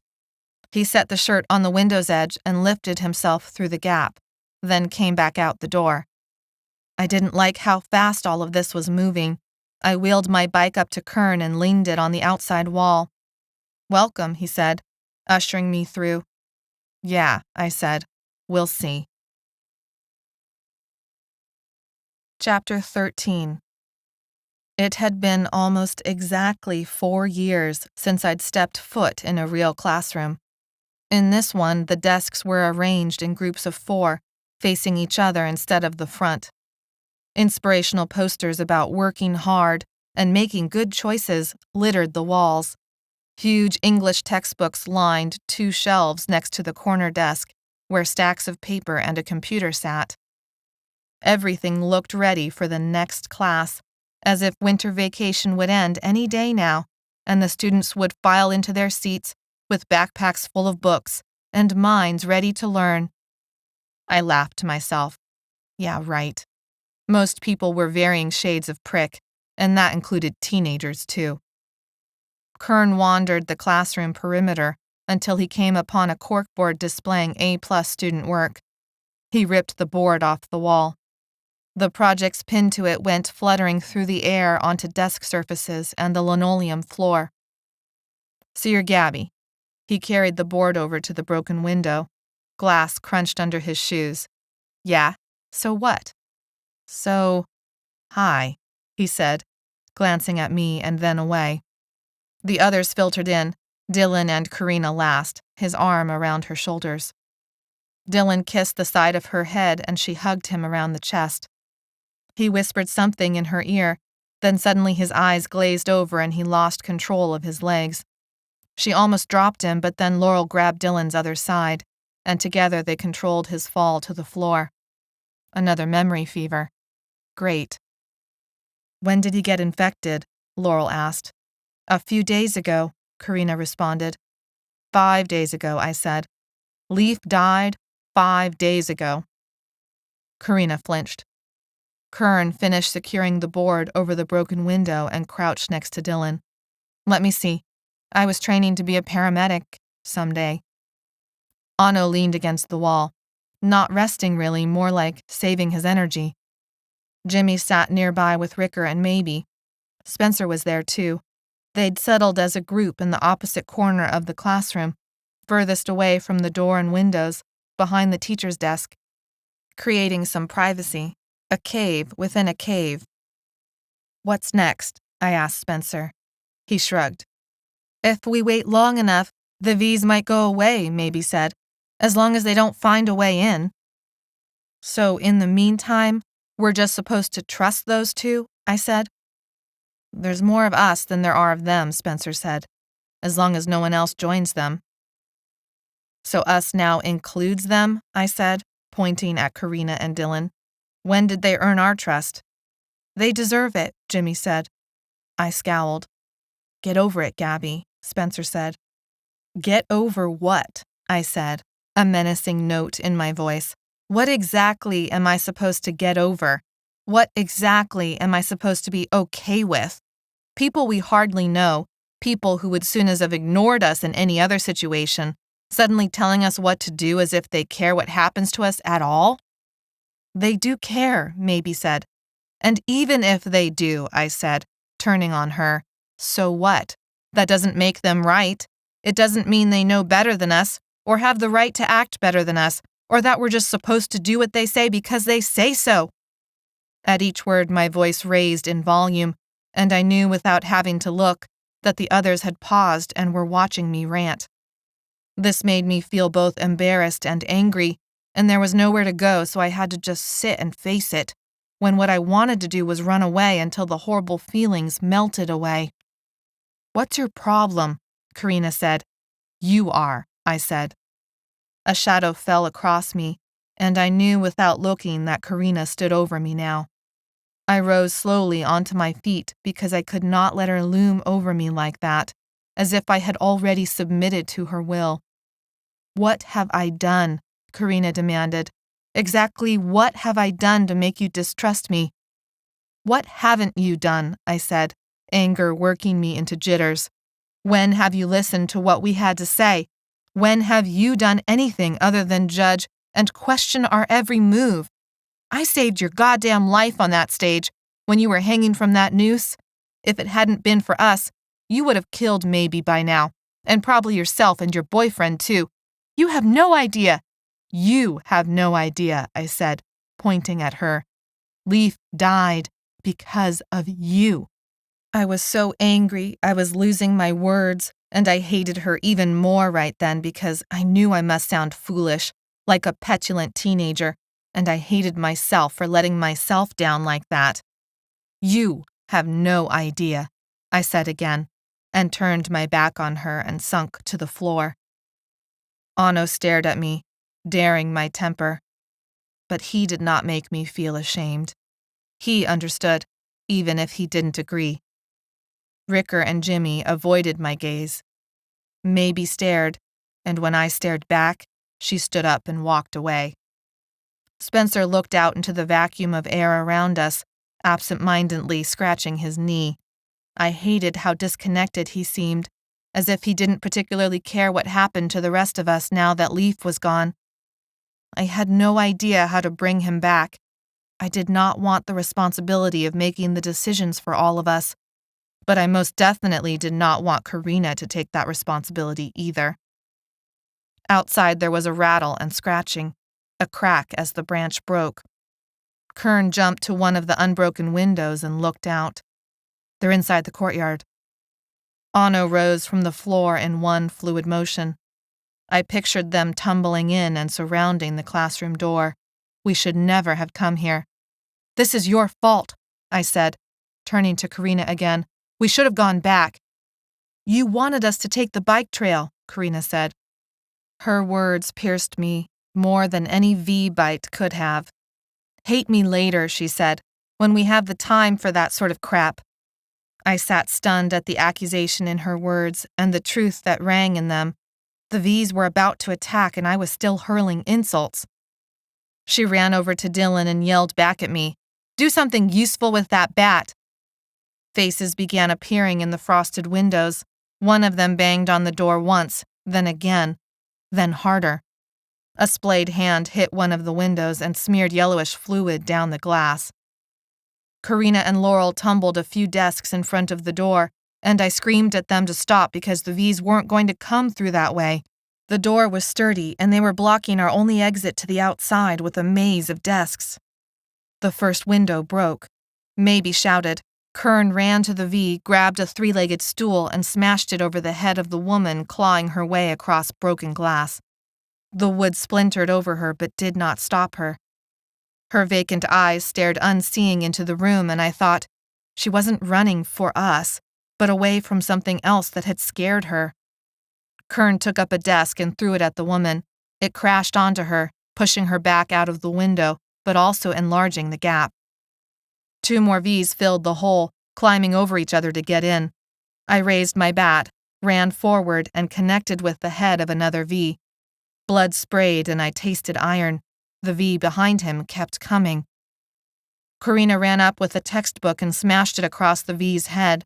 I waited for the V to move, but Karina smashed the textbook down again, and there was a crunch sound, and the V twitched and went limp. More glass sprayed around me, and suddenly 5 V's fell in, and the classroom became overrun as others followed. I lost my grip on the bat. I dropped to the ground and looked for it. It had rolled near the teacher's desk where Maybe fought off a V by herself. I scrambled up and ran for her. A yank on my ankle took me down hard. I hit my head on the corner of a desk. Sounds and light disappeared. All I could hear was the roar of wind in my ears.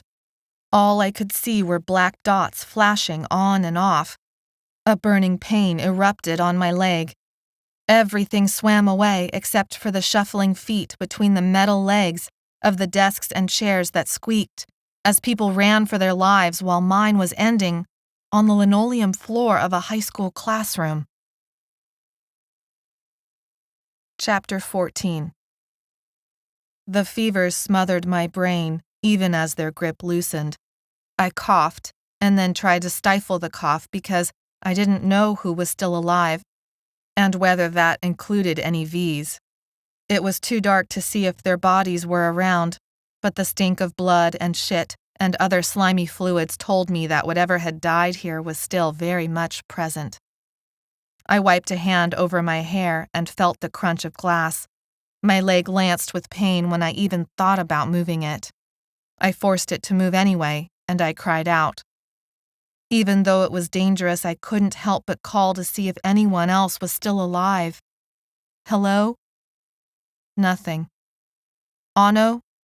Ricker? Maybe? Still nothing. Faint moonlight filtered through the broken windows of the classroom.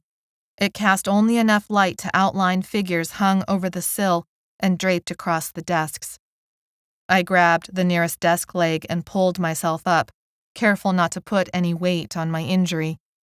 My heart fluttered in my chest. Where was everyone? I hobbled to the closest body face down on the ground. I grabbed his shirt, turned it over, and moved within inches of the face. Its iron, acidic stink overwhelmed me and I dropped him. Not anyone I recognized. I moved to the next body. Another V. The next one and the one after that were the same. I shuffled around like an old person, dragging my leg behind me and gritting through each step. I checked each body in that classroom. Each time I waited for the shock of recognition, but it never came. I was in a room full of dead Vs. I had been left behind. I slumped to the ground, too shocked to remain standing. How could they have done this? Where could they have gone? Why had they left me alone during the fevers? A tear slipped out, making my cheek itch. I wanted to curl into a ball and hide somewhere and be safe and never come out. I furiously scratched at the tear and forced myself back onto my feet. I needed to think about surviving and nothing else. I needed to clean my wound before an infection set in. I needed to find my bat. I needed to find food and a safer place to stay. I limped into the courtyard and went to the closest water fountain. Please work, please work, please work, I whispered under my breath. I did not think I would make it if I had to travel to the river. The water fountain shuddered, and water came out. I drank it up, then washed my hands as best I could, then gave myself a makeshift bath and lifted my wounded leg up to the spigot. The moonlight was just bright enough for me to see the gash was deep, but not into the muscle. I peeled my pants up to the knee and scrubbed the bite as hard as I could for over a minute, while I tried not to scream in pain. I wanted to strip everything off and clean the rest of me, but I feared trying to get my pants over my wounded leg. I settled for taking off my shirt and cleaning every other part I could reach without soaking my clothes. Where were they? Why had they left me? I hobbled over to one of the cement benches and collapsed on the tabletop. There were bodies out here, too, clumped near the wrecked classroom. I knew I should check them just in case, but I couldn't bear recognizing one of them, and I couldn't bear the thought of not recognizing any of them. I started to cry. Gabbi? A female voice. Was it real? Was it my imagination? Who's there? I said in the darkness. The moon had traveled past the horizon of the courtyard roof. I could not tell if I was asleep or dreaming. It's Karina. Karina? I must be dreaming. She would not have come back for me. A cool hand touched my hot forehead, and it felt so much like the hand of the foster mom I'd wanted to stay with before they sent me to my grandmother. One of the V's bit me, I said. She was the last person I wanted to see, but in that moment, I didn't care. At least I wasn't alone. What happened to the others? I don't know, I said. Are you injured besides the bite? My shoulder hurts, I said. My head hurts like I hit it. I got bit too, Karina said, on my arm, and they scratched up my legs pretty good. Did they leave us? I think so, Karina said. They had to. They ran and drew the V's with them, I think. My head pounded as I tried to sort through a jumble of thoughts and memories. My mind grasped at the hope that I hadn't been abandoned, that this was only a temporary situation, that they were coming back for me, and this had all been part of a last-minute plan. The hand left my forehead, making me ache. Almost no one had ever put a hand to my forehead before. and especially not my own mother. I'm just going to lay down, Karina said. Don't go, I said. I reached my hand out and brushed her arm, and then grabbed it and moved down until I reached her fingers. Don't go. She squeezed back. I thought you couldn't stand me. I can't. She laughed softly and then went silent for a long moment before saying, I have only ever tried to help you when I could. What did I do? I tried to pull my hand away. She would not let go. I released a long breath I didn't realize I'd been holding. Along with it went some of the anger I'd always nursed inside me. You did nothing, I said finally. You don't get off that easy, Karina said. A flame of anger flared, then died back down. She was right. People like you, people like me, Karina said. People like you, I continued, people whose parents died, she interrupted, when she was a teenager, who was left an orphan at 16, who lived in foster homes and was bullied mercilessly for being from a different country, who has never quite belonged, and who was about to lose her house and job and boyfriend, people like that? I felt a mix of shame and defensiveness at her words. I'd wanted her to be a certain way because it was easier that way. I didn't know, I said finally. I realized she had been trying to take care of us like Mary used to do, and I couldn't bear it, so I'd been a jerk. No surprise there. You never tried to find out. She squeezed my hand as if to soften the judgment in her words. I almost wanted to apologize. It was there, burning a hole in my chest. My mouth wouldn't let me finish the sentence. Maybe it was the pain in my leg. Maybe it was the virus and bacteria messing with my head. Maybe it was being left behind by everyone except for Karina. I started giggling. We were in the middle of an apocalypse. Our conversation was ridiculous, but I didn't want it to stop. What? Karina said. You know you did make an ass of yourself from the very beginning. Maybe, Karina said, but you never gave me a chance. I almost did, but what? You remembered that wasn't your style? Ha, I said. Probably. She started laughing. I can't believe this. I swear I'm having flashbacks to high school right now. I never went to high school, I said. She paused. You didn't miss much. We lapsed into silence. A cricket chirped for a few seconds, and then all was still again. I drifted into sleep, realizing Karina still held my hand. I woke up all at once when warmth hit my face. My eyes flew open, but then I quickly closed them again. The fog was gone, and even though it was a winter's sun, it shone bright and hard above me, directly in my eyes. My back ached. My shoulder was numb. My leg burned as if it were on fire. I sat up and saw Karina still asleep on the bench a few inches below my tabletop, her arm slung across her eyes, her other arm dangling to the ground. Idiot should have slept on the ground instead of half off the bench seat. The bite on her arm wept blood. The scratches on her legs had crusted over. Under the sunlight, my bite wound looked gruesome, all chewed up. I tore up the cleanest part of my shirt and wrapped the wound as best I could to hold the skin together. There was no pus for now. I hoped it stayed that way. Bodies still lay everywhere, and the flies swarmed the pools of blood. I gagged at a severed arm just a few yards away. Wake up, Karina, I said, and shook her gently. Better not to spend another minute here. Better to get clear of this and breathe clean air again. She mumbled in her sleep but did not move. I shook her harder and moved her arm from across her eyes. Get up! She cracked an eye open, closed it, then opened both eyes. She pulled up a sleeve to check out a bite on her wrist. I wondered what she had relived, but dared not ask in case she would ask me in return.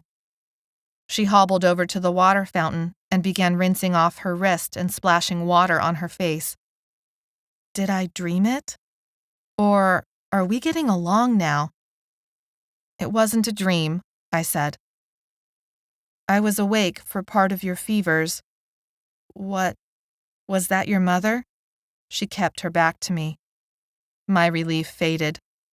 Did I owe her a description of my memory fever? No, I sure the hell did not. But something else compelled me to explain to her what I'd relived, to make up for how I'd judged her, for how I hadn't given her a chance. No, it was my grandmother. After I ran away the first time, they tried putting me with her. That didn't work out. Oh. Running away was the best thing that had ever happened to me, I said. I couldn't have survived one more day with them. With your family. Yeah, with my so-called family. Okay. Okay, what? Just, okay, Karina said. Okay, I believe you. Okay, you made the right choice because you're still surviving. Better than a person like me. She turned and smiled to reinforce she was making a joke. I half smiled in return and rolled my eyes. This doesn't make us friends. Just because we had some sort of heart-to-heart doesn't suddenly make us best friends. But we're not enemies either, Karina said. Right? I took a while to answer because I really needed to think about it. It was time to get my priorities straight. Who was the enemy here? Was I really going to blame Karina for stuff that was outside her control? I had better things to do with my time than let her get to me. That's what Leaf would have said. Yeah, we're not enemies or anything, just don't mess up bad enough to test it. No promises, Karina said. Bitch, I said. Right back at ya, Karina said. We stared at each other for a moment, testing these new waters. It was uncomfortable, but I guess I'd get used to it eventually. Let's go find the others, Karina said. She held out a hand to help me up. I let her help me, and I only judged her for it a little bit. Chapter 15. Sometimes being a runaway sucks. Most of the time, actually. But it sure beats the hell out of going back to what I ran away from. No one will ever convince me otherwise, and you're a terrible person for even trying, so stop. I've written down everything like how I remembered it. That might not have been what happened to everyone else, but it's what happened to me as I saw it. Anyways, I wanted to get all that down because I don't know what will happen next, and I wanted someone to know I wasn't just some dumb runaway, too stuck up or damaged or stupid to figure out I should have gone back to my grandmother or my mom and dad. I made the right choice, my choice, to run away. I will always be proud of taking control of my own destiny. I want everyone to know that. They can't last much longer up there without water, Karina said. I put down the pen I'd stolen from the classroom before we'd left. I know, I said in a subdued voice. We were on the roof of a house far enough away from the high school not to attract notice. Yet. 3 days.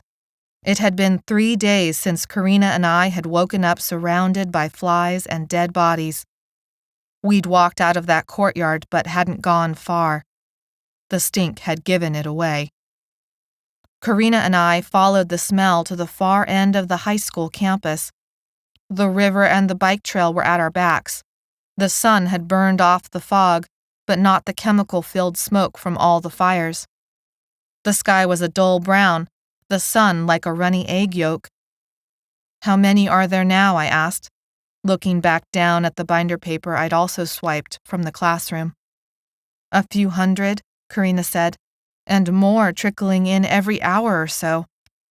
She was talking about the V's and how they milled around, lost in their dementia. The rest of our group was surrounded on the roof of one of the classroom buildings. They were all alive. I think both Karina and I counted every 5 minutes just to make sure it was true.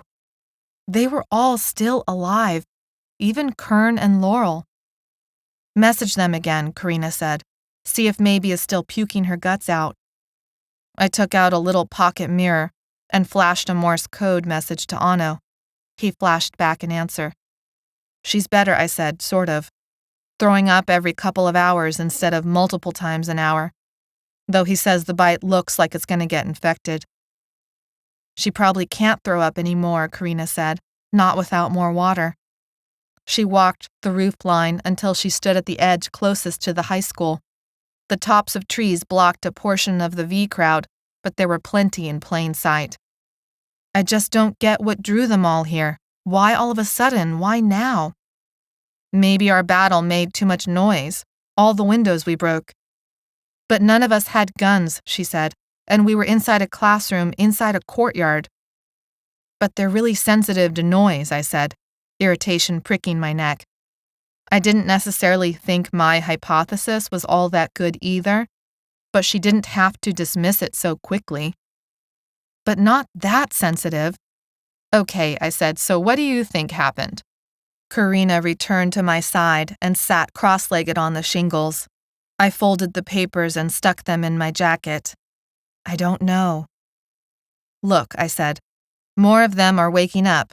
Me and Spencer and the others, we were some of the earliest people in the city to get infected. It happened weeks before you got bit, and you were probably one of the first regular people it happened to. So now, everyone else is waking up from the fevers, either as a V, a faint, or a Feeb. Maybe, she said. Well, I said, feeling exasperated. What the hell does it matter why? Only that it is, and they're gonna die if we don't fix this. Karina pushed her thick hair off her face. Her hair was like the tangled mane of a lion that had been dragged through a puddle of mud and twigs. I knew I must look about the same, although I always kept my hair short but shaggy around my ears, to pass sometimes as a boy. You're right, Karina said. Of course I'm right, I exploded. Quiet. I wanted to slap her but fumed in silence instead. Of course, she was right too. Now was not the time to raise my voice. We should create a diversion, I said, thinking about the crazy stunt Maybe had pulled at the van. She could have died, but it had worked. Make some noise. We could attract them away so the others can climb down and go for the bike trail. But with what? Karina said. And won't that just get us stuck somewhere and then they'll have to return the favor? Not if we're smart, I said. We figure out a distraction and an escape route. More than one escape route. An escape route for the escape route. She chewed on her lower lip and looked across the gap again, at the roof that held Dylan, a guy still recovering from the memory fevers and still way too hot to have ended up with someone like Karina. I have an idea, Karina said. Chapter 16. So the plan was this. Find something battery-powered to make noise close to the Vs and draw their attention away from the building. I would bike across the high school campus with the noise into the multipurpose room. The Vs would follow me into the building. I would exit through the side doors, barring them behind me. Karina would wait until they were all inside, and then lock the entrance doors behind them. The Vs would be trapped, and then we could help everyone down from the building and make our way back to the bike trail and get the hell out of town. It didn't sound like the greatest plan in the world, but we couldn't think of anything better. Ready? Karina said. As ready as I'll ever be, I said. I straddled my bike and checked the bungee cord that held a battery-operated music player in place. It had taken us scavenging through 4 houses to collect a cordless device with actual speakers, instead of an iPod or other earbud player. The chains we planned to lock the doors with had been easy to find in the first garage we'd hit. The locks were a little harder, but we were ready nonetheless. Karina took off around the corner of the building, chains and padlock in hand. I pushed the on button and cranked up the boombox volume. I'd tested it once already in the house to make sure this 90s tech still worked at all, but I held my breath all the same. The CD spun up. Suddenly, Lady Gaga blared, the instrument starting low and then quickly rising in volume and fullness. I straddled the bike and pedaled toward the crowd of Vs milling around the building. I dared look up for a second and saw 6 faces peering down at me from the roof's edge. A mild wind started blowing against my back, carrying the sound better to the crowd. Finally, one V stopped fidgeting, cocked his head, and then turned to face me. A lump rose in my throat. My mind screamed to turn around now, but one V's attention was not enough. I pedaled to within a football field's length of the crowd. A few more turned their heads, then went back to bumping into one another. "Hey," I squeaked. I gulped down a deep breath and forced the next yell from my belly. "Hey, over here!" Now a half-dozen V's turned. I kept pedaling to them, now only 50 yards away, but I needed more. Suddenly, one V began sprinting with a limp, but eating up distance all the same. I wasted precious seconds to make sure others followed his lead, and then I fishtailed the bicycle around. The boombox shifted, slipping halfway out of the bungee cord tie, dangling over my back wheel. I straightened the bike but did not reach for the player. The lead V's were only yards away now. In spite of the music, they were so close I could hear their hard breathing, the slaps of their shoes, those that still wore shoes, the grunt of pain from one of them, the smell of ripe body odor and urine, and worse. In spite of my injured leg, I put all my weight into the downstroke and stood up for more momentum. I rode in a straight line to the open multi-door and hoped the player would stay attached long enough to make it into the building. I almost flew over the handlebars as the bike slowed. I screamed, pumped the pedals again. The bike moved slowly but did not fall over. A V had latched onto the player, pulling the player off my bike, but the cord was still attached, acting like an anchor. I tried reaching back and unhooking the cord, but this only made me wobble dangerously. Other V's closed in on the box. "Karina!" I screamed. One V stared at me with bloodshot eyes. He twisted his head at the player and then back at me.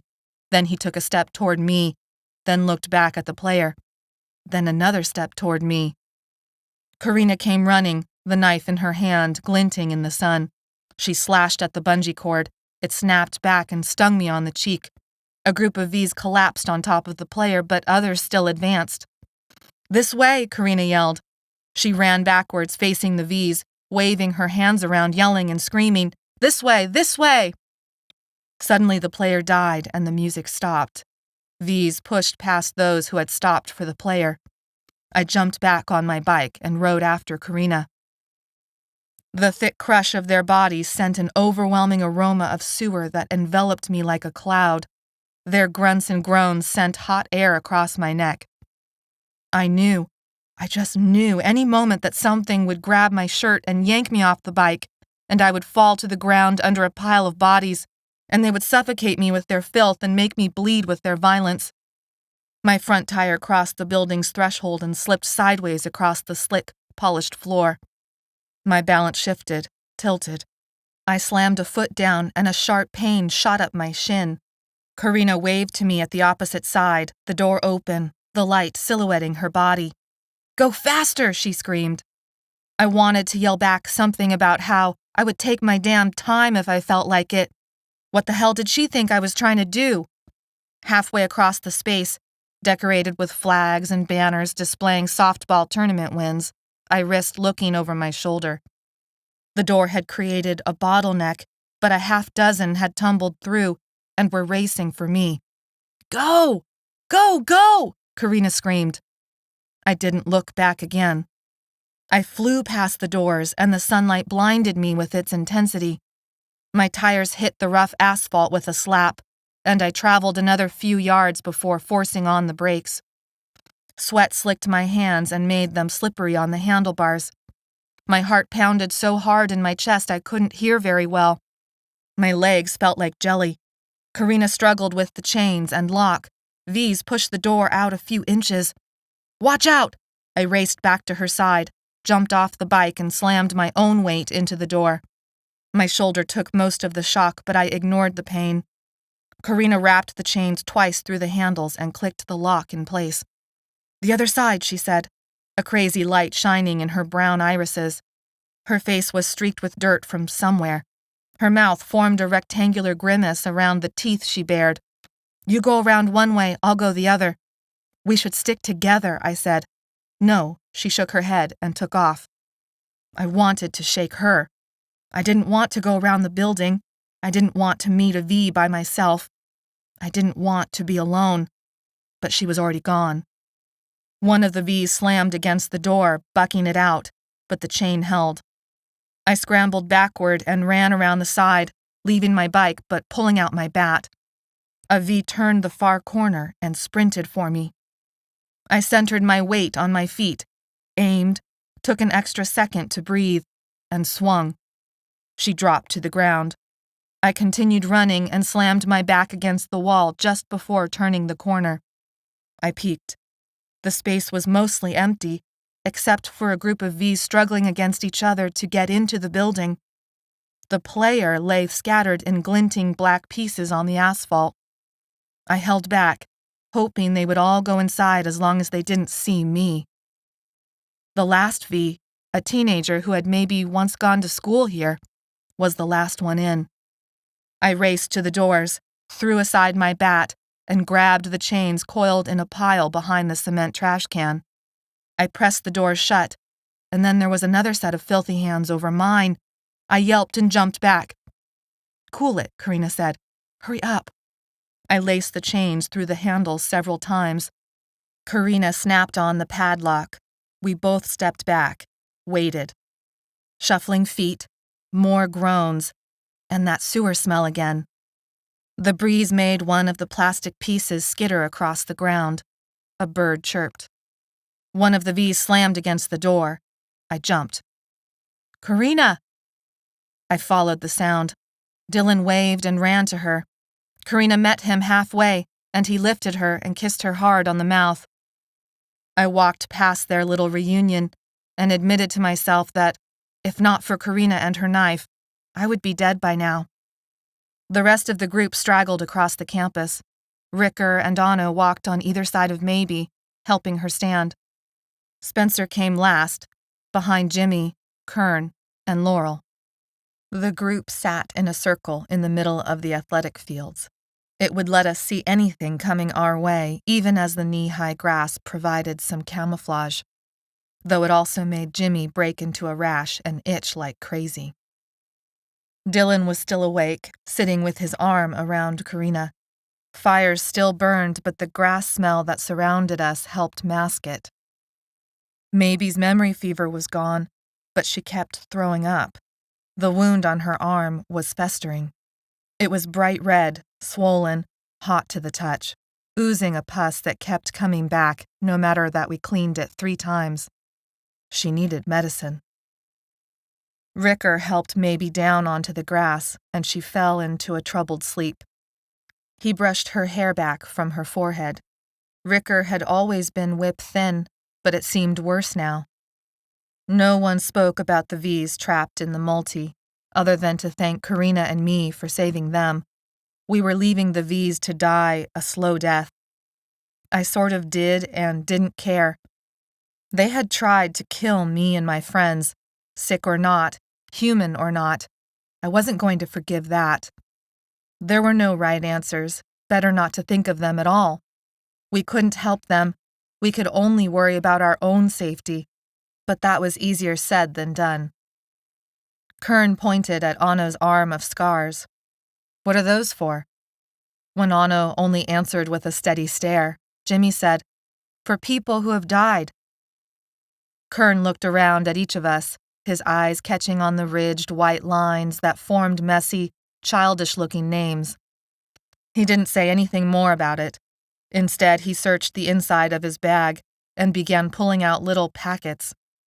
He did it without a word, but the crinkle of plastic wrappers drew our attention. The yellow caught my eye first. Peanut butter and chocolate. Bright fire engine red for a package of candy. A green bag of vinegar chips. Even a few soda cans. He emptied the backpack until there was a small mountain of junk food in front of him. I tried not to picture how the chips would taste, salty and sharp on my tongue. "So who wants what?" Kern said. Jimmy reached over first, but stopped before touching any of it. Kern looked around and raised his eyebrows. This isn't a trick or something. I raided a gas station when we first woke up. And you took all the junk that would make you sick? I said. Kern squinted at me. The bag of chips seemed to stare at me too. I'm trying to say thanks for letting us tag along. We'd like to come along, if you don't mind, Laurel said. I mind, I said. I don't know you, and I don't trust you. We could use all the help we can get, Karina said. Karina and I had come to a truce of some sort, but that didn't mean I had to agree with her. But I also couldn't get up the energy to fight her on this. We could all help each other out for a while, Dylan said. I'm not back up on my feet yet, not really. Right now I'm a burden, which means you're more likely to get killed hauling me around. We're not leaving you behind, Karina said. I know, Dylan said. I'm not suggesting that. But that does mean we could use more help, more muscle than just a bunch of kids. Go to hell, Anno said. I silently cheered at Anno's words. Who do you think saved your ass? Ricker said. That's not what I meant, Dylan said. I'm sorry. I know neither of us would be alive without your help. I waited for Anno to rip Dylan again, but there was only silence. Jimmy looked back and forth between me and Kern. His hand still hovered over the chocolate peanut butter bar. Take it, kid, Kern said, smiling. I promise I didn't secretly poison it, like Gabbi over here seems to think. Jimmy still didn't move.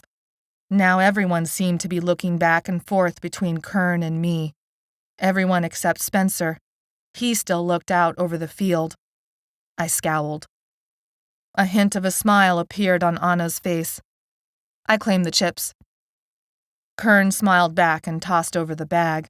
I burned holes into Anna's head.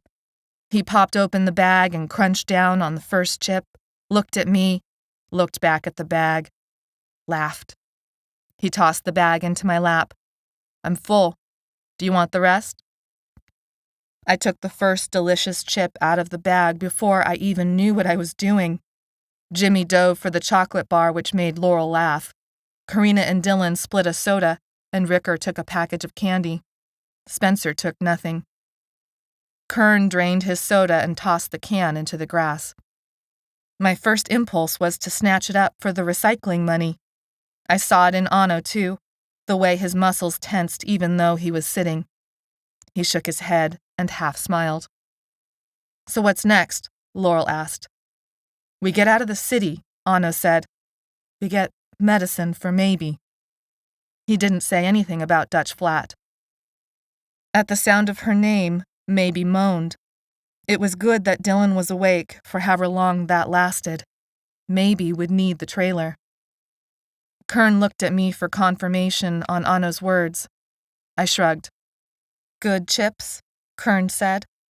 I turned onto my stomach without answering and licked the last of the salt and vinegar from my fingers. Kern laid flat on the grass on his back. He was only several feet away now.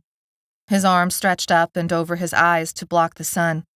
This pulled up his shirt enough to reveal dirt-streaked, well-defined muscle and a strip of hair that disappeared into his jeans. I pinched myself hard and twisted around to stare up at the sky. Now was not the time for a crush. I turned and focused on the blades of damp grass in front of my nose. An ant crawled along the underside as if its whole world hadn't fallen to pieces. You never trusted somebody out of the goodness of your heart, whether they shared junk food with you or not. They always betrayed you. But fighting off the V's would fall to Anno and me. And we weren't enough, and I didn't know what should come next. I tore the blade of grass in half and threw it into the air. It spun and drifted to the ground a few feet away. Let's see the ant put the pieces back together now. Chapter 17. Before we left, I slipped away to pee behind one of the buildings. I passed by the multi and rested my hands on the lock for just a moment. Shuffling feet and soft groans as if from a dream drifted from the door. Was it murder if we left them all inside? I shook my head. Be smart, Gabbi. But it was hard to take my hands away. It was hard to walk away and leave them inside, in the dark, alone with themselves. I did that. I had gotten them in there. I left the chain in place and walked away and told myself going soft now would only get us killed. Kern and Laurel found bikes in one of the empty houses near the high school. They said they would lead the way on the trail. They said it was the least they could do to thank us for helping them. I didn't know what to think about that, except to let them ride in front. They were easier to watch that way. We made good time on the trail for a couple of hours. It was 20 miles to Folsom Lake. Kern said there was a pharmacy just off the trail after reaching the lake. We knew there had to be other, closer ones in the neighborhoods that lined the river, but no one volunteered to search them out. The V sightings became less frequent as we got further from the city. The suburbs were still built thick along the river, but a wider greenbelt created a better buffer. Plus, there had been no refugee camp to draw the Vs out here. Soon, we hit the dam, and the lake opened before us. It was noticeably empty even on this winter day. The waves were calm and lapped gently on the shoreline a few yards from the bike trail. The gnarled trunks of the oak trees stood sentry like they had always done. A few shorebirds squawked over a trash can chained to a speed limit pole. For a second, I could pretend nothing had changed. We were a bunch of street kids taking advantage of our freedom to enjoy the lake. Maybe someone was going to light a joint and we would veg out to some music while letting the sound of the water hypnotize us. Then Maybe moaned. Ricker was taking his turn on the bike trailer. He locked eyes with me and shook his head. She's getting worse. I caught up with Kern and rode alongside him as he scanned the trail ahead. What? He said. I was going to ask him how far until the pharmacy. Instead, I said, What do you mean, what? I mean, Kern said, is there something wrong with me? Why would there be something wrong with you? I said. Is there something you're not telling us? He flinched. Chill out, woman. You were staring. Had I been staring? Don't call me that, I said. Gabbi, then. Don't call me that either. You don't know me. What's your problem? Kern said. He scowled at me, drawing his dark eyebrows together over his almost black eyes. I've done nothing, but you've done nothing to make me. Why didn't you leave them? Kern said, interrupting. What? I saw you. I saw you go back and unlock the door. You were watching me? That's not the point, Kern said. I think it is. Why didn't you just leave them? I did leave them. You didn't unlock the door? I didn't. But you thought about it. That's none of your business, I said. You've killed them before, Kern said. In self-defense.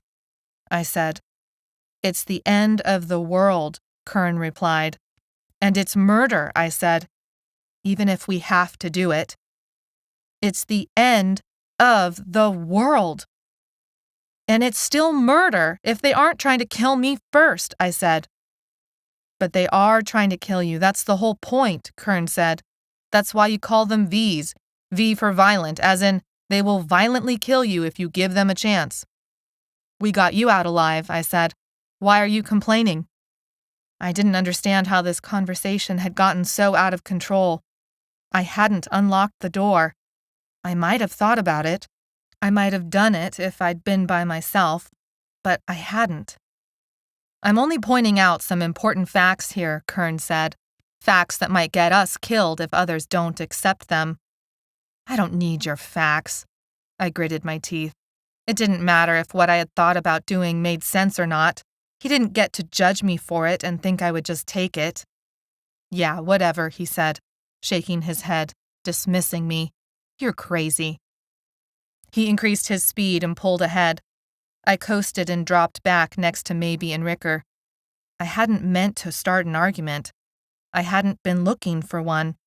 I'd wanted to know how far away the pharmacy was. I'd hoped to make him smile. We rode a few more miles in silence. Kern stopped at a large intersection. 4 cars were piled up in the middle. One was charred and melted into the street, the others mangled bits of red and green and blue metal. Glass was everywhere in a thick, glinting carpet. "This is where we go in a bit," Kern said. "The pharmacy is in that strip mall. Across the street is a grocery store. Laurel and I will grab us more food. You all need to get the medicine you need." I wanted to argue for keeping the group together, but Kern's judgment still ran through my mind. Maybe I was crazy for not trusting them. They'd been through a lot too. They'd lost people and woken up from the fevers, infected just like us, with memories that kept betraying them. "All right," I said, looking at Anno for agreement. "Everyone meet back here." "I'll stay with Maybe," Ricker said. "Jimmy," I said, "you should stay too. Help Ricker." "I want to help get groceries," Jimmy said. His dark curly hair had matted around his ears. Chocolate crumbs stained his chin. "And get more chocolate bars," Ricker said. Jimmy looked away. Ricker poked him in the side. "You better get one for me this time." Jimmy turned back, smiling. "This is serious," I said. "This isn't some game." "We know," Ricker said. His smile became a scowl. "It's all death out there all the time. Thanks for reminding us." I felt embarrassed. Of course they knew. I didn't need to ruin every time someone tried to lighten the mood. At least Ricker was still trying, which was more than I could say for myself. "I'll go with you," Dylan said to me and Anno. His blue eyes were shockingly light against his dark hair. Sweat trickled down his forehead in spite of the cold. He'd stayed awake for the whole ride this time. The fevers were almost done with him, but not completely. "We can't risk this," Anno said. "If you go down and there's trouble—" "Stay with Maybe and Karina," I said. "We won't be long." Karina whispered in his ear and he sank to the ground in silent relief. He was going down again. "We need to find a second trailer." I said it so only Anno could hear. He pressed his lips together and nodded. We separated. Anno and me to the pharmacy. Kern, Laurel, and Jimmy to the grocery store. Everyone else remained behind. It didn't feel right leaving them. But we did it anyways. The inside of the pharmacy was cold and our steps echoed on the tile. The aisles were these huge shadows that loomed over our heads. Parts of the store had been ransacked. Other aisles were in ruins, as if someone had come along and run their arms across the boxes to purposefully crash them on the floor. There were 2 dead bodies in the back. Both were clerks. We didn't look close enough to see what had killed them. I kept my eyes open for a trailer, anything that a bike might be able to drag, but there was nothing. The pharmacy gate was bent, almost ripped off its track. The shelves behind it looked empty. "No," I whispered. Anno ran and jumped the counter. "All of it is gone!" I heard a low growl and reached for the bat strapped to my back. The clerks weren't dead. They rose from the ground like monsters out of the horror movies Maybe talked about. I cleared the counter just as there was a crash. Anno appeared at the gate, wide-eyed, his black hair a shock of darkness across his face. He was scared. Behind him, the pharmacy was totally empty, except for the 5 Vs headed our way. We scrambled back over the counter and into the waiting arms of the 2 clerks. One was a large, older woman with a gray-haired perm. The other was a younger man with a goatee. They snatched at our clothes and screeched. The Vs behind us screamed. I screamed back and swung my bat. The goatee guy caught the bat and ripped it out of my hands. It flew across the store, slid across the tile, bounced off an aisle, and disappeared. Anno smashed into the guy's chest and sent him tumbling to the ground. The woman with the perm dug her fingers into my arms. The Vs behind us stumbled over the counter and one of them grabbed my hair. They were pulling me back and forth between them as I tried to fight them off, but they were too strong, too angry, too determined. Lights blazed inside the store and made everything disappear into a sea of white. The woman's head exploded in front of me. I tasted blood on my lips. My ears rang, muffling the shouts of people in uniform who surrounded me. I tumbled backwards. The V that still held on broke my fall. Arms wrapped around my stomach, cutting off my breath, until one of the soldiers yanked me up and dealt with the V. There was silence now in the store, except for my ringing ears. Anno was on his knees, hands behind his neck, a gun pointed at his head.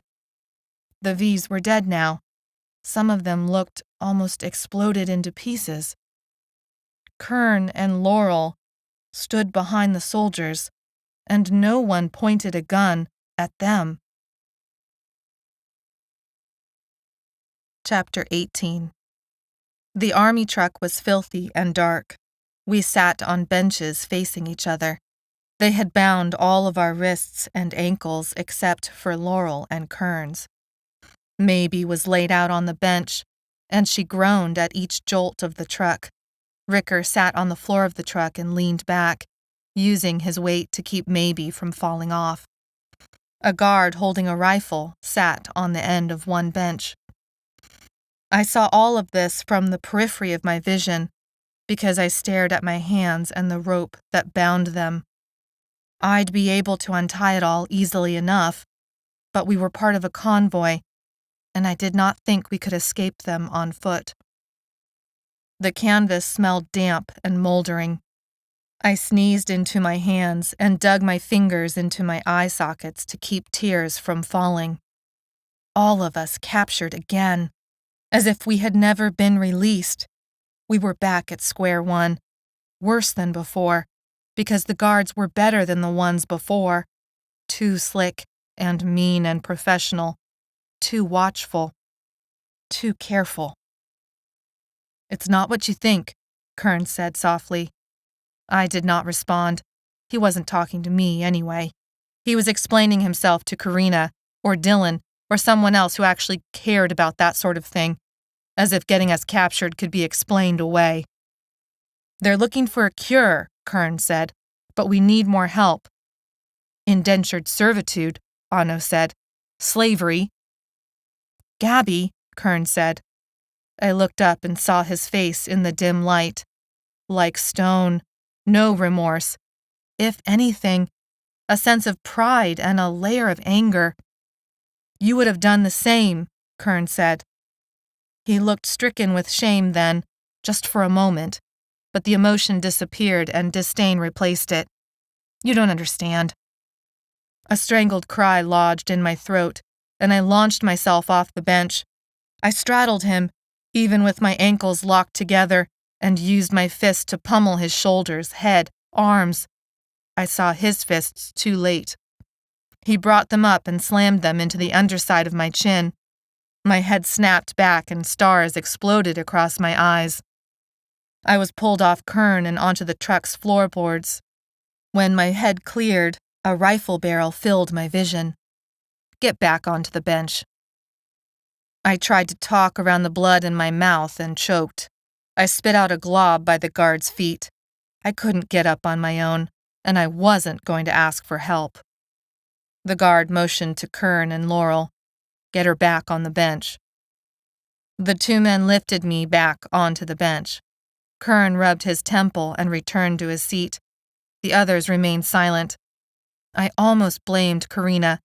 She was the one who had pushed us to trust the two strange men. But really, I blamed myself for not stopping the stupidity before now. We rode the rest of the way in silence. I figured Kern and Laurel must have been working with Sergeant Bennings at the fairgrounds. It must have been them who had killed all those Vs on the trail near the underpass. I wondered how long they had actually been Feebs for. Once, Kern looked ready to say something else, but a warning elbow from his father silenced him. Bumps threw me against Dylan at times, but there was no hint of attraction present. He was like a lump of coal. Out the back of the truck, neighborhoods passed by, some rich and spread out, others close together and run down. Most burned away. When we crossed over I-80, the convoy slowed near the middle of the overpass. The freeway was thick with cars. People had tried to flee. Not many had made it out of the city by the looks of it. Taking the freeway would have been the wrong move. But then again, the bike trail hadn't turned out so great either. Smoke still hazed the sky, otherwise we would have seen the snow-capped Sierra Mountains some 100 miles away. A few miles later, all of it disappeared as we went through a tunnel. Out the other side was the rail yard. We'd ridden the train here often enough that I recognized the medians and markers. A large Methodist church built in the late 1800s was usually the first thing you could see from the train station. Its painted white bricks and stained glass windows were still intact, but the surrounding buildings had burned to sticks. Here the streets were clear. In fact, the entire drive had been mostly free of obstacles, as if someone had cleared it. The entrance to this camp bustled with activity. Guards were posted at regular intervals in lookout towers. We rumbled through. Cooking smells drifted into the truck and made my stomach cramp from hunger. A train whistle, long, high-pitched, and familiar, sounded. People, uninfected, walked around. The truck rumbled through the grounds, paused while the driver talked with someone, then continued on, not stopping again until it hit some sort of office building. But there was something not quite office-like about its windows or shape. The ramp unlatched. The guard motioned us out with his rifle, then jumped off. I stood, wobbly on my feet, my jaw aching, my head throbbing. A glance at Kern showed he wasn't much better off. He might be bigger than me, but I knew how to throw a punch. His left eye was swollen shut, and blood had dripped down and dried on his chin. I squeezed my eyes shut, then opened them wide. I rolled my shoulders trying to get the kinks out, then stepped behind Spencer to walk down the ramp.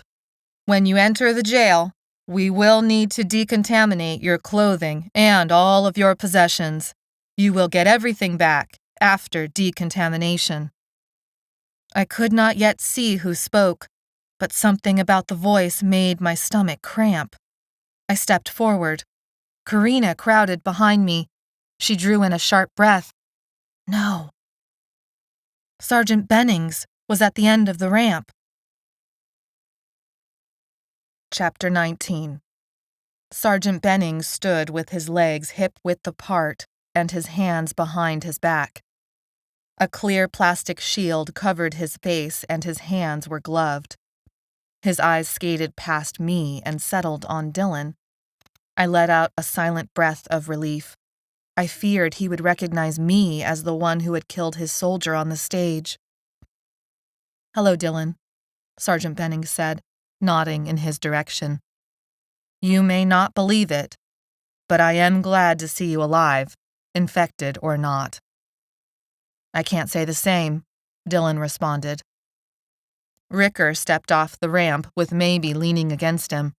When she saw Sergeant Bennings, she stopped and became rigid. "I know him," she touched Ricker's shoulder. That's Alden." Her face was blank, yet focused on Sergeant Bennings. It gave me the chills watching her act out the memory rush right there in front of me. We'd been inside the fairgrounds with our stack of blankets, figuring out a way into the warehouse. Sergeant Bennings froze. "How do you know about my son?" "We went to school together." He thought she was answering his question, but I knew it was part of the memory rush. "He's alive and untainted," Sergeant Bennings said. "He won't be allowed to have anything to do with you." Maybe opened her mouth. Ricker looked at me with wild eyes. I stomped on her foot. "Ow!" Maybe's face cleared. She blinked and looked at me. "Why did you do that?" "Shut up," I said. "You'll find things run a little different here," Sergeant Bennings said. He was talking to all of us, but stared at Maybe like she was an insect. "More strict in some ways, more relaxed in others. If it gives you any comfort, I'm not the one in charge. They didn't like how I ran the fairgrounds. How it fell apart under your command, Dylan said. Sergeant Bennings finally looked away from Maybe. He wiped his mouth with the back of his hand and reached for the stick at his waist. Laurel left the line and moved to within feet of Sergeant Bennings. Sir, what about my wife? Guards leapt forward. The click of tasers went off. Laurel screamed and bounced onto the ground. The rest of us jumped away, but then suddenly we were all surrounded with clicking shock sticks. Kern dropped to the ground, dust puffed up. Wake up, Laurel. Wake up, come on. He'll be fine, Sergeant Bennings said. He wiped some imaginary dust from his right shoulder. The council has clearly become too lax here. Please remember that infected are not allowed to stand within 6 feet of any uninfected person, or said infected person risks shock and possible execution. Now, he motioned for the guards to step back. We did as ordered, Kern said. There's no need for this. Yes, you're right, Sergeant Bennings said. You will be rewarded. Now. He surveyed the rest of us. His eyes rested on me for a moment and then slid on. Maybe vomited spindly, translucent trails of saliva onto the ground. Now please follow me. She needs medicine, Ricker said. Sergeant Bennings stopped and looked at Ricker and then at Maybe. She'll get it. Ricker helped Maybe forward. Laurel moaned and then braced himself on the dirt while Kern lifted him to his feet. We shuffled into the building. A large sign over a bulletproof encased reception area revealed the building had been used as a county jail. The plaque said, State of the Art, built in 2004. They escorted us to an open area. Natural light streamed onto the railings and concrete surfaces and into the surrounding layers of cells. I was prodded into a cell with Karina. The others walked past, and it sounded like they were separated into cells of their own. A fire alarm bell rang. I sat on a cot next to Karina and watched Feeb stream across the opening of our cell. What's going on? I have no idea, Karina said. I stood up. No one was watching us. We could leave. The cell bars clanged shut. The bell turned off. A door opened. A cart, heaped with trays, rolled by. People in hospital scrubs with face masks and gloves pushed the tray. Delicious food smells almost overwhelmed my senses. My stomach cramped at the thought of food. Karina and I looked at each other. I surveyed our new little home. 2 beds, a toilet, and a sink. What do you think is happening? I laid out on one of the beds. Nothing good, of course, I replied to Karina. Though I hoped we'd get some dinner first before the next awful thing started. They said they were working on a cure. Yeah, I said, and look how that turned out for Leaf. Karina sat down on the bunk and then lowered her head to her knees. I think that most things have fallen apart or burned down, or will have both happen to them very soon, I said. I think that when a thing breaks, it's harder to piece it back together than to just toss it aside and start again. I think that even if they are looking for a cure, it's for themselves, not for us. Karina looked up at me, her brown eyes staring into mine. You know it's true, I said softly, remembering our truce. She had that haunted look about her, that look that said she knew what it was like not to belong so badly that it turned you into something worse than an alien. It turned you into trash people could throw away and never think about again. I closed my eyes and pressed my lips together. Leaf's numb face appeared. He was smiling, but only half his face moved. The ghost memory wasn't a happy one. They usually weren't for me. I opened my eyes in the hopes that he would disappear, but instead I saw him sitting next to Karina on the cot. His legs were crossed, and his arms, his good arm, lay draped over one knee while the other one hung limp against his side. "If this has affected most of the country," I said, "hell, most of the world, maybe there's a scientist in a bunker working on a solution. But that's not going to help us here and now." I jabbed myself in the chest to emphasize my point. Any help that comes our way comes from us. Even as I said the words, I wasn't sure how much I meant them. But in the silence that settled between us, among us really, because Leaf still sat there nodding his head as if in agreement, I realized I did mean it. "I would welcome you to Camp Pacific, but such words would be farcical, and I no longer have a sense of humor." A female voice drew our attention to the cell door. She had the telltale marks of a Feeb, but she was also unfettered and unguarded. "Who are you?" Karina asked. "A traitor," she smiled. "That's what new ones like you call me, but I usually change their minds." I got up from the cot and approached the bars. Leaf's ghost stood up with me and reached out a hand as if to place it in warning on my shoulder. I flinched from the almost touch. He drew his hand away, a hurt look on his face. I don't know why I flinched. He'd never done anything to hurt me.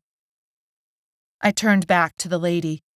She had long gray hair that dangled past her shoulders. Clear blue eyes twinkled with intelligence and sternness, but the smile on her lips was friendly, and she held her hands out, palms up, almost in supplication. Her eyes caught on my arm with all the scars, but she didn't ask about them. I felt the loss of Leaf all over again, and how his name was missing from my arm, and how that needed to be fixed. In 2 minutes or so, they will have finished dropping off the food. Then they will release your locks, and dinner will be served. We all eat together in the greenhouse." "The what?" I said. She cocked her head over her shoulder. "The center of the jail. They power the locks with a generator, but otherwise, there isn't any electricity on this side of camp. They save the power for their side." The woman moved away from the bars toward the next cell. "Wait," Karina said. "Yes?" "What's your name?" "Tabitha. You can call me Tibby if you like." "You're a Feeb," I said. "Why aren't you in here with us?" She smiled and moved on. "Hey!" I ran up to the bars and shook them. They were supposed to rattle like in the movies, but they were too sturdy for that. I searched the cell. There was a spoon underneath the mattress. I took that to the bars, but before I could touch them, the latch released and the cell opened. Karina pushed past me and onto the walkway. I came out more slowly. Ricker burst out of a cell with Jimmy. Anno came out with Spencer and Dylan. "Where's Maybe?" Ricker said. His face was pale and veins throbbed along his neck. "They took her from me." Other Feebs came out of the cells, talking and laughing and shaking hands and hugging as if this whole thing were a normal part of the day. Laurel helped a woman with a cane limp out. He had his arms around her shoulders, protecting her from falling. He kissed her on the lips. Fury rose alongside understanding. All our lives traded for his wife's one life. There would be payback. Kern was talking to Tabitha against the railing. I stalked up to them. "Where's Maybe? What have you done with her?" Tabitha looked at me with steady eyes. Kern rubbed his hand across the stubble on his neck. "She wasn't with you?" "No, she wasn't with me. That's why I'm asking, dumbass." Ricker came up next to me, then Karina and Dylan. Tabitha looked at each of us in turn. I felt the pressure building to an explosion. "Maybe," I shouted. "Maybe, where are you? Are you in here?" A breathless feeling filled my chest. I took my eyes off her for 1 second, but it hadn't been 1 second. It had been hours. I hadn't thought about Maybe since they had loaded us into the truck. I cursed myself. I had promised to look out for her, and now...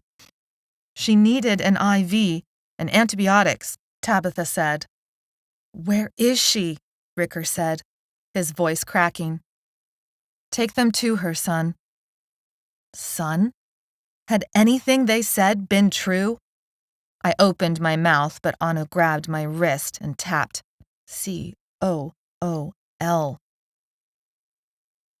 He shook his head at me, and I could read the rest of his message easily enough. Cool it until we knew more. Kern stared at our hands and then looked away. Follow me. Maybe was laid out on a cot. Inside the cell with her was a long metal pole with a bag of liquid attached. The tubing snaked down and into her arm. Her stupid pink sweatshirt was rolled up to her elbows and looking more gray than pink now. Her mess of dark hair peeked out from her hood. Relief made my knees weak. I grabbed the railing and held on because, goddamn, I was not going to faint in front of Kern. Her wounded arm was bandaged, her breath was slow and steady, and she was awake. Hi, Maybe said. She smiled and her skin stretched, pale and webbed. Hi, I said. Ricker pushed in beside me. Maybe, are you okay? He sat down next to the cot and placed his hand alongside hers without quite touching it. It's okay, Ricker. I'm already feeling better. Maybe looked back at me. She said they let us out for the night because everything's locked up and they don't care what we do. Who said? Tibby? Well, it'll just make it easier to mob them in the morning and escape. But anxiety snaked through my stomach. Alone with all these strangers, all these men, and nothing to lock them out. I pushed the thought aside for now because if I thought about it too hard, I would have a panic attack. She said they won't send in any food and they'll turn the water off if we don't return to our cells, Maybe said. Even one of us goes missing and they will punish all of us for days. I scowled at her. Are you trying to tell me something? I knew exactly what she was trying to tell me. Don't mess it up for the rest of us. Maybe sighed and looked at Ricker. She's right, Kern said behind me. But there's a whole introduction we go through, and there's more to it than just the cells. I whirled around. I don't play well with others, I said in a snarl. I didn't. That was true enough. But I knew I could have said it differently. Still, they needed to learn fast that no one was going to tell me what to do without earning some scars for their effort. Kern smiled. Then you'll fit right in. Dinner consisted of spaghetti noodles, red sauce, some meatballs that looked a lot like ground-up Spam, and all the water we could drink. Everything was served cold, but it was the best meal I remembered eating in a long time. 3 rows of tables, 4 tables deep, filled Tabitha's quote-unquote greenhouse. Almost all the tables were full. We sat as a group. Kern was at a different table, but he kept looking my way. Every time he caught my gaze, I stared daggers at him. I pictured running across the tables to choke him into unconsciousness. But instead, I savagely attacked the spaghetti noodles. Spencer ate as if he lived in his own bubble. Ricker and Jimmy were ravenous and chatty. Anno listened but didn't participate much. Dylan and Karina and Maybe sat across from me and acted like they were some weird nuclear family. I sat on the edge of both the table and an emotional cliff. People were laughing and talking and acting as if this were some community night event and everyone could just go back home to their quiet lives, like the world had never fallen apart and we weren't actually being kept prisoner. I rose from my seat. My fingers twitched against my plate, and I pictured slamming it to the floor and walking away, and making sure all the people in the room learned it was better not to mess with me. I planned out how the night would go, how I would force myself to stay awake. We could all take a cell together and take turns being on watch and... Sometimes, when it gets really bad, Tabitha said, standing over me, when I think I'm about to lose control, I remember the most beautiful flower I've ever seen, a deep purple morning glory spread open to the sun, climbing the stalk of a yellow sunflower. "That's the dumbest thing I've ever heard," I said. Tabitha slid next to me on the bench. I froze. "Please sit," she said. I did not move. She inclined her head my way. "This is going to take a little while to explain." The rest of the group had stopped talking. Anno rested a hand on my shoulder. "It's okay," he said. I settled back down but kept my muscles coiled like a cat about to spring. Tabitha scanned our faces. We waited to find out how bad things were going to get. "We are working toward a cure here. That is the most important thing to know up front," Tabitha said. "You mean they are working toward a cure," Karina said. Tabitha nodded. "Yes, and they need our help." "Why did they imprison us if they want our help?" Dylan said. "Because you would not have come otherwise," Tabitha said. "You bet not," Karina said. "It's dangerous out there," Tabitha said, "and I understand your group came through the fairgrounds first, and you should know that's not how they do things here." "Then why is Sergeant Bennings here?" I said. "He was in charge, and he seems pretty involved with things here, too." "It's unfortunate that he was the one to meet you off the truck, but it is different here," Tabitha said firmly. I was about to speak again, but Tabitha held up her hands. "Wait, please. Let me better explain." I closed my mouth and waited. Let her hang herself by her own words. "We are all here against our will," Tabitha said. "There is no use in denying it." I felt surprise. Wasn't she supposed to convince us otherwise? Wasn't it her job to make us play along? But in some ways, the uninfected are also here against their will. The same fence that protects them from the sick outside also, of course, imprisons us inside. Not in the same way, no, but the world has changed, and if we do not want to become the enemy of our neighbors, we will also have to change. She paused for a moment and scanned our faces again. "Most everyone here has uninfected family on the other side of camp." Her gray hair shined from recently being washed.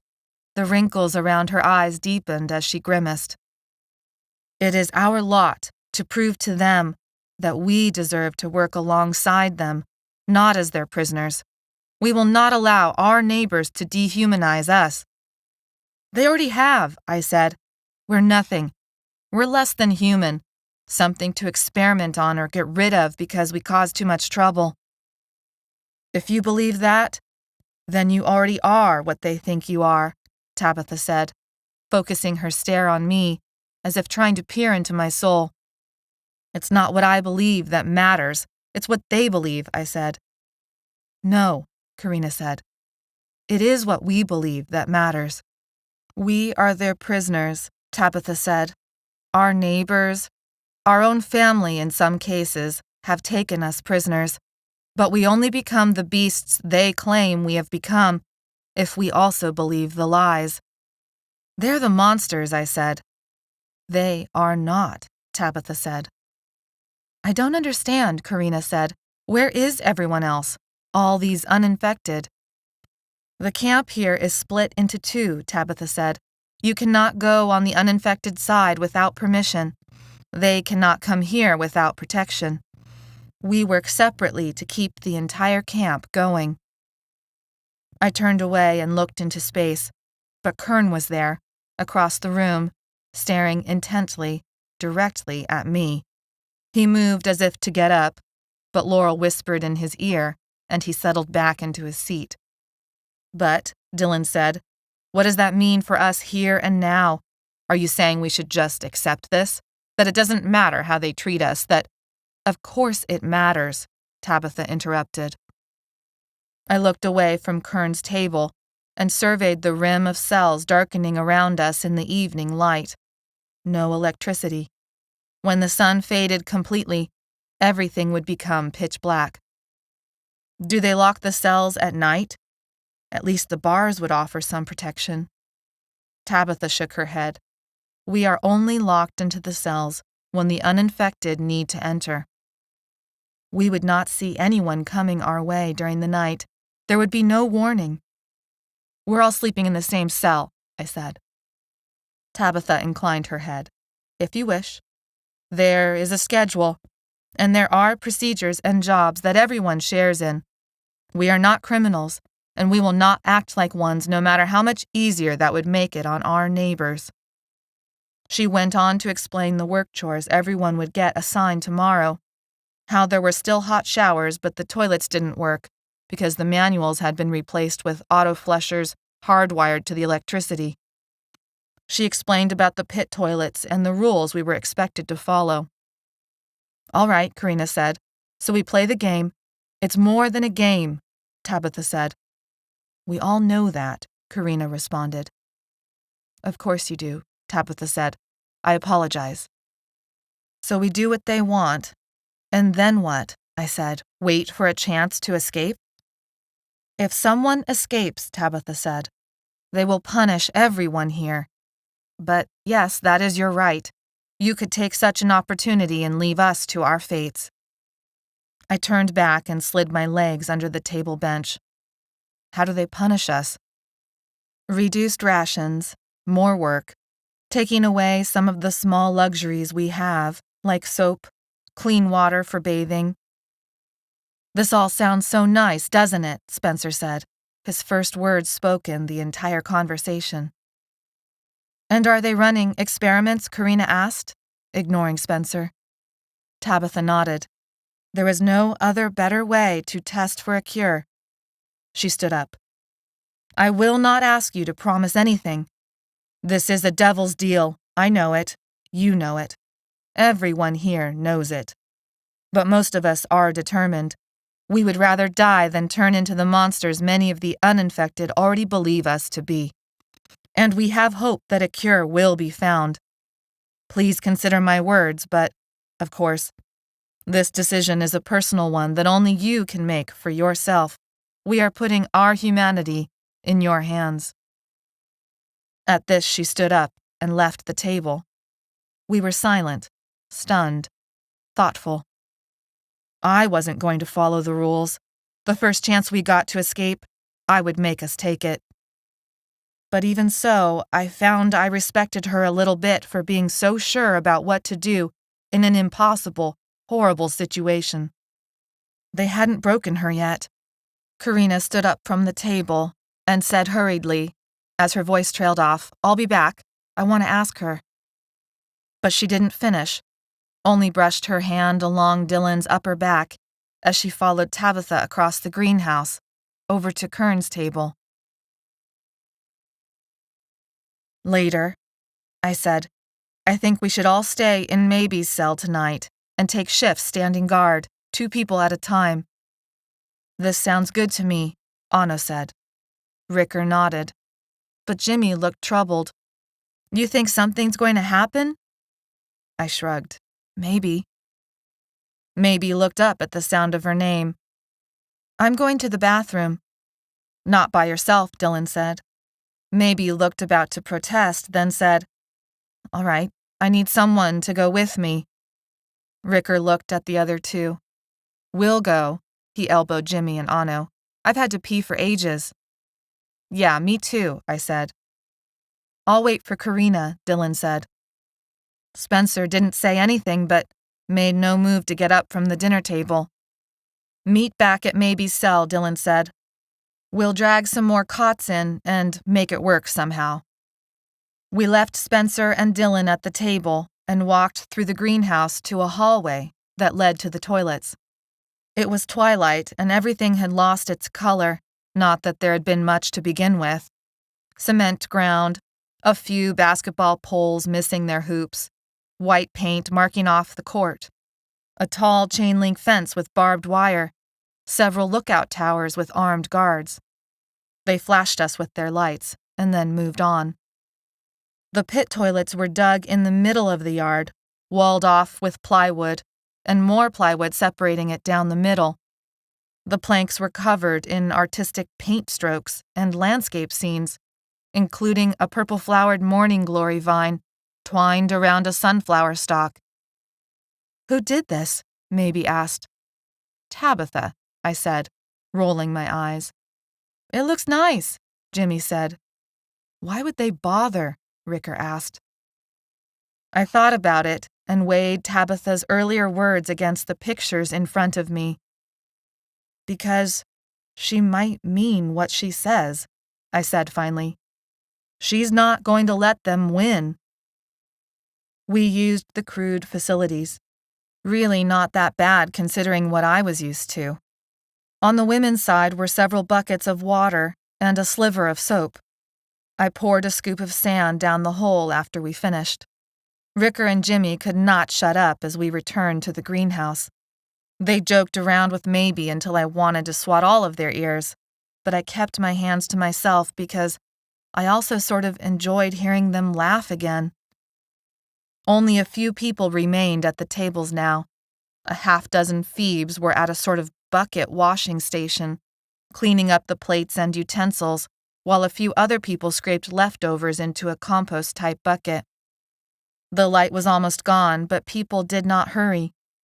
It was as if they knew exactly how much time things took, and knew they still had enough time to get it all done. People, men, women, children, wandered in and out of the cells, talking in hushed tones, walking by us to use the pit toilets, brushing their teeth, hanging out clothes on the railings. Karina sat at a table with Kern. Dylan had joined her, but Spencer was nowhere to be seen. "Where's Spencer?"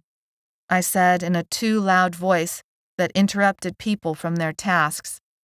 Dylan motioned us over. He said he went up to move the cots around. "Look," Kern said, "there are some of us making plans. You," I jabbed my finger in the air at him, "can forget about us having anything to do with your plans." "I think we should give it a try," Karina said. "We're going up to help Spencer," Jimmy said, standing up. Ricker tugged on Maybe's sweatshirt. "Come on, Maybe. This conversation's about to go nowhere." They clambered up the metal stairs. I started in on Kern again, listing all the reasons why he couldn't be trusted ever again, why we shouldn't have trusted him in the first place, and how we should have left him and Laurel trapped on that roof. He took it, too. He didn't say a word the entire time, but he met my gaze and held it, as if knowing that it was part of his punishment. And suddenly I felt deflated, and my voice lost its power, and I stopped. At that moment, gunfire erupted outside, and people started screaming. Chapter 20. Kern sprang from the table as if lit on fire. I chased him and expected someone to stop us when we reached the front doors of the jail, but he slammed right through them. People continued to shout, but the gunfire had stopped. I ran into Kern's back and pushed him out of the way. "Hey," he said, but I did not care because a dreadful feeling had settled in my chest. Out front, the open space was larger than the back, but the separation between sections was clear. Guard towers marked two parts of the fence that kept the V's out. Another guard tower marked a section of interior fence that kept us Feebs from the uninfected part of the camp. When they had unloaded us, the truck had blocked the layout, but now it was easy to see the train tracks snaking alongside the fence on the uninfected border. On our side, there were rows of white hoop houses and piles of dirt and gardening tools.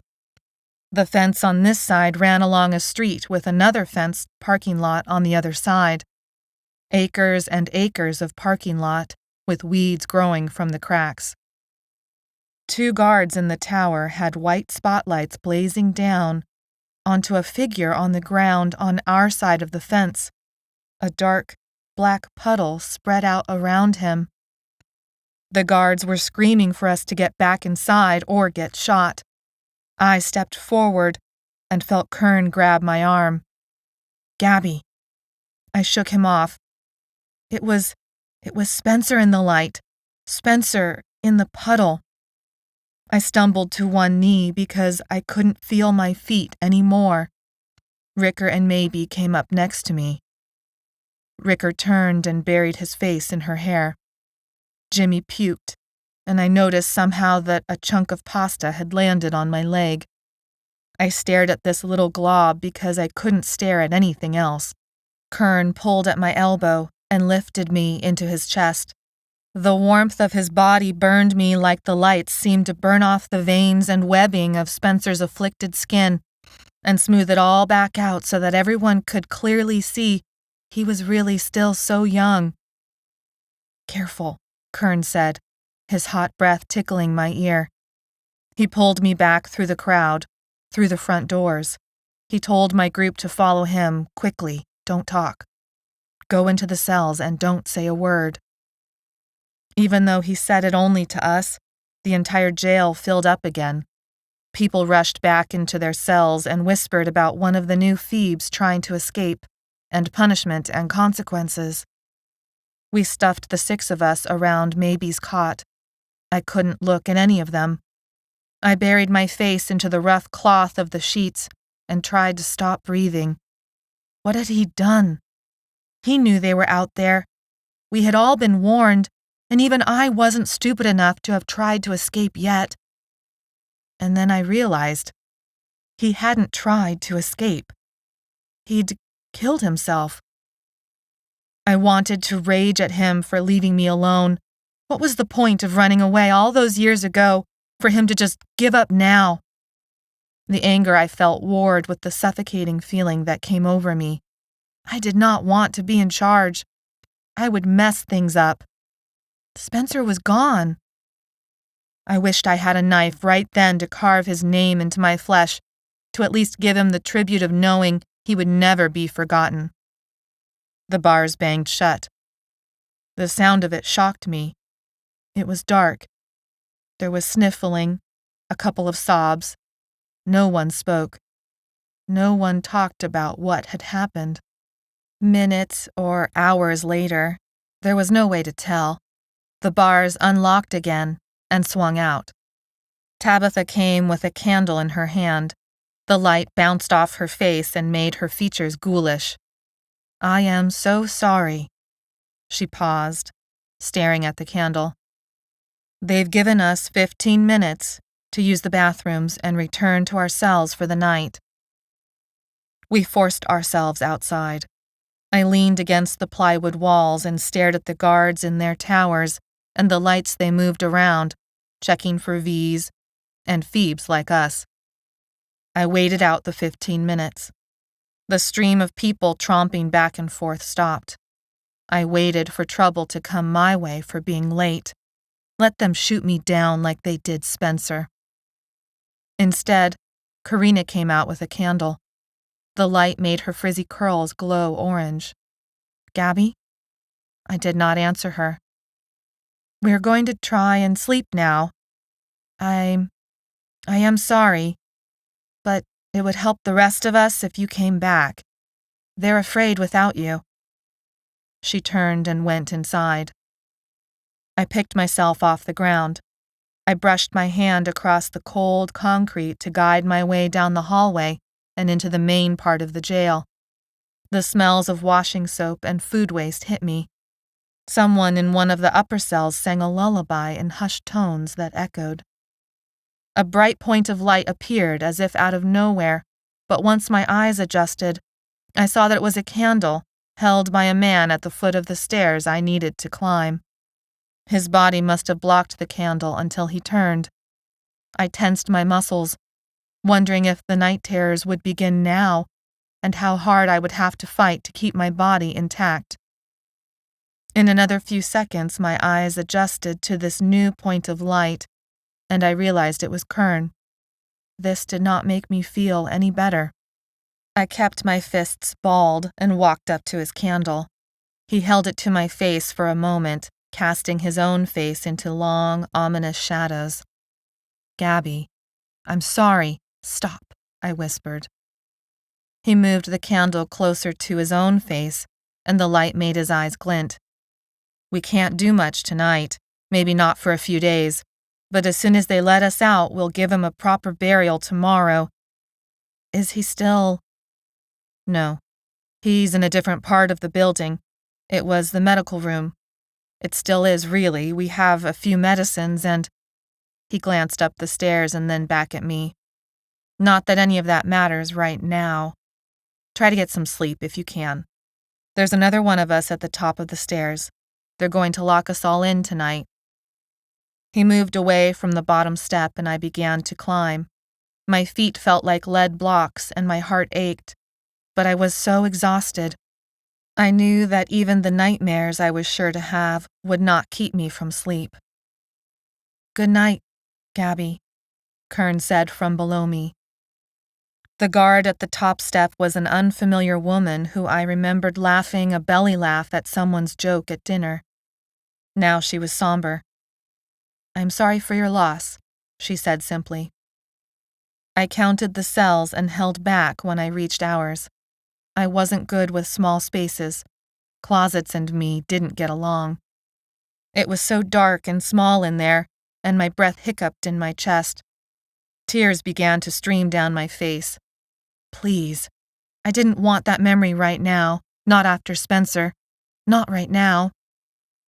Here. Gabbi, we saved you a place. A hand grabbed mine and pulled me through the tangle of limbs and bodies to a warm spot on the floor. They'd thrown down a cot cushion and some blankets.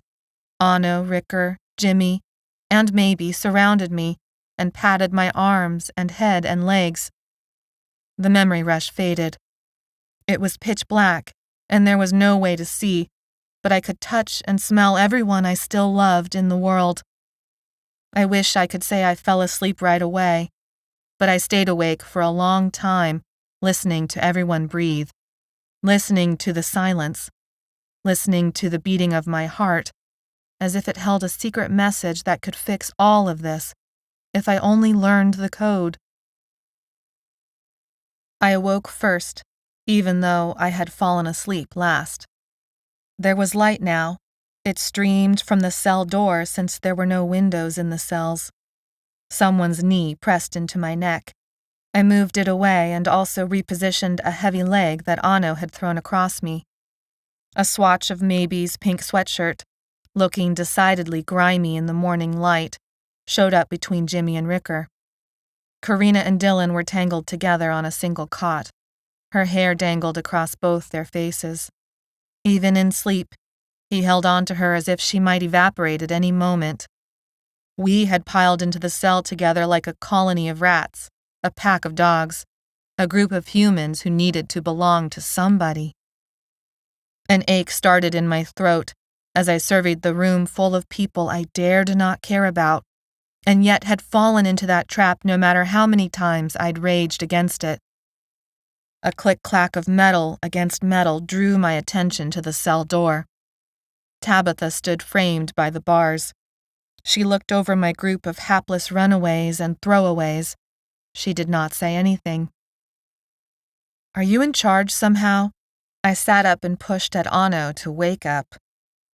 In a way, Tabitha tilted her head. I'm the spokesperson for us. I relay instructions, problems, decisions.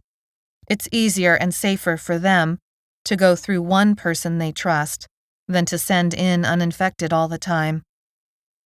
Something hard sparked in her eye at that moment, some harsh truth that told me her supposed complacency during her speech yesterday wasn't all there was to know about her.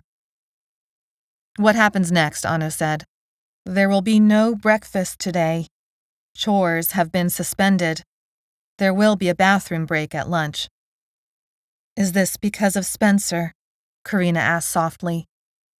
We are all of us responsible for the choices that others make, whether we wish it to be that way or not. Until they can check over the defenses, and we draw away the V's attracted by the noise. We? I said. What do you mean, we draw away the V's? Not you, Tabitha said. Her gray hair lay in long strands around her shoulders like a cape. It will be Kern and a few others the council trusts to go outside and do the work. It's not safe for the uninfected to get so close to the Vs. Last night at dinner, Karina said, I'd almost forgotten we were prisoners here. I do not ever forget. There was a heavy note of bitterness in Tabitha's voice. Tabitha held her arms out to the sides and in one fluid motion raised them above her head until her hands touched palm to palm. Breathe out on a count of 5 and bring your palms down the center of your body, pausing at the heart and continuing until you touch the floor with a flat back. It was 3 days after Spencer had died. Yesterday, Kern and his team had returned, dirty, bloody, exhausted, 2 of them bitten and in the fevers. This was the first morning we weren't on lockdown. This was the first morning of the exercises. All of us Feebs were out of the cells and had formed 3 staggered rows on the greenhouse floor. The cement was icy. Our breaths came out in trails of mist. The skylights built into the ceiling 3 stories above us could make you forget the dungeon-like feel of the cells. Air traveled in and out of my lungs like a river. My heartbeat remained steady. For brief moments, my mind became blank. The wound on my ankle burned with a brightness that warmed my body in spite of the cold. The stillness in the air matched the stillness from those stretching around me. I didn't know any of them. Yet, when Tabitha asked us to go down on hands and feet and arch our backs toward the sun, we did it as if one body. When she moved us back to our feet and we stretched out our arms and positioned our legs as if we were an army ready to throw a volley of spears at our enemy, we did this as if we had always practiced this together. When we moved into a shoulder stand and our dozens of pairs of legs stood straight into the air like trees, I felt a part of the room, part of those around me. It was like we were turning ourselves into feints. Everything outside this stillness began not to matter. We matched our movements and our breathing like it was a choreographed dance, like it was the march of an army. The silence in the jail was interrupted only by the low beat of blood flowing through our bodies and the air moving in and out of our lungs, and Tabitha's soft, firm voice. We were exercising to beat back the memories. It didn't keep away the knowledge that Spencer had practically killed himself. It didn't keep away the bone-deep sadness that Leaf had been killed, and before him, we'd lost Mary, and ahead of us, there was more death. All of that settled deep into my DNA. It would never separate from who I was now. The different exercises held the mind so still, it chipped at the walls I'd erected to protect myself from feeling anything. This was all we had now. Each other. This cold cement room. This disease that both protected and imprisoned us. Our lives were bright dots in a dark night that blinked out for so many sad reasons. Tears leaked down my cheeks in the last position. It spread us out on the cold floor, breathing in and out, slower each time, deeper each time. Sometimes I paused and wondered what it would feel like to stop, just stop it all. My arms and legs melted into the ground and became a part of the soil somewhere deep beneath this tomb. Under there it was dark, protected, lonely, and yet the peace of it called to me. I didn't want to understand what Spencer did. I did understand it. The bell buzzed and broke conversations like someone had shattered a vase. We returned to our cells, to the tomb within a tomb. I tried to shake off feeling trapped, but it hovered at the edge of my brain like the memories we all still fought back. The exercises helped a little, but not completely. As Tabitha promised, the cells locked for a few minutes. Enough time for them to check everyone was inside somehow. Cameras, binoculars, I had no idea what they used. The water pipes rumbled and Tabitha pushed in the cart of food alongside several guards. As soon as the uninfected left, the cells unlocked. A group of people went straight for the cart. My heart rate sped up as I wondered if it was first come, first serve, and whether there would be any food left by the time we made it down. Instead, Feebs I sort of recognized from our first dinner unloaded the cart and began separating, chopping, and cooking breakfast for everyone. There was oatmeal and a sort of spicy sausage and cans of beans. Hot coffee. It would have felt like a feast, if not for Spencer's missing spot at the table. Everyone else talked quietly about what they could have done. Had he really done it on purpose? Why did he try to escape? If only they could have stopped him. But there was nothing we could have done. He had decided. Near the end of breakfast, Kern joined us. His shoulders were stooped in exhaustion, and circles deepened the intensity of his dark eyes. Since our group was so new, he said, we would be assigned jobs within the jail. Outside chores were for those who had proved they could follow the rules. I spent the day with Maybe, washing and scrubbing dishes under Tabitha's watchful eyes.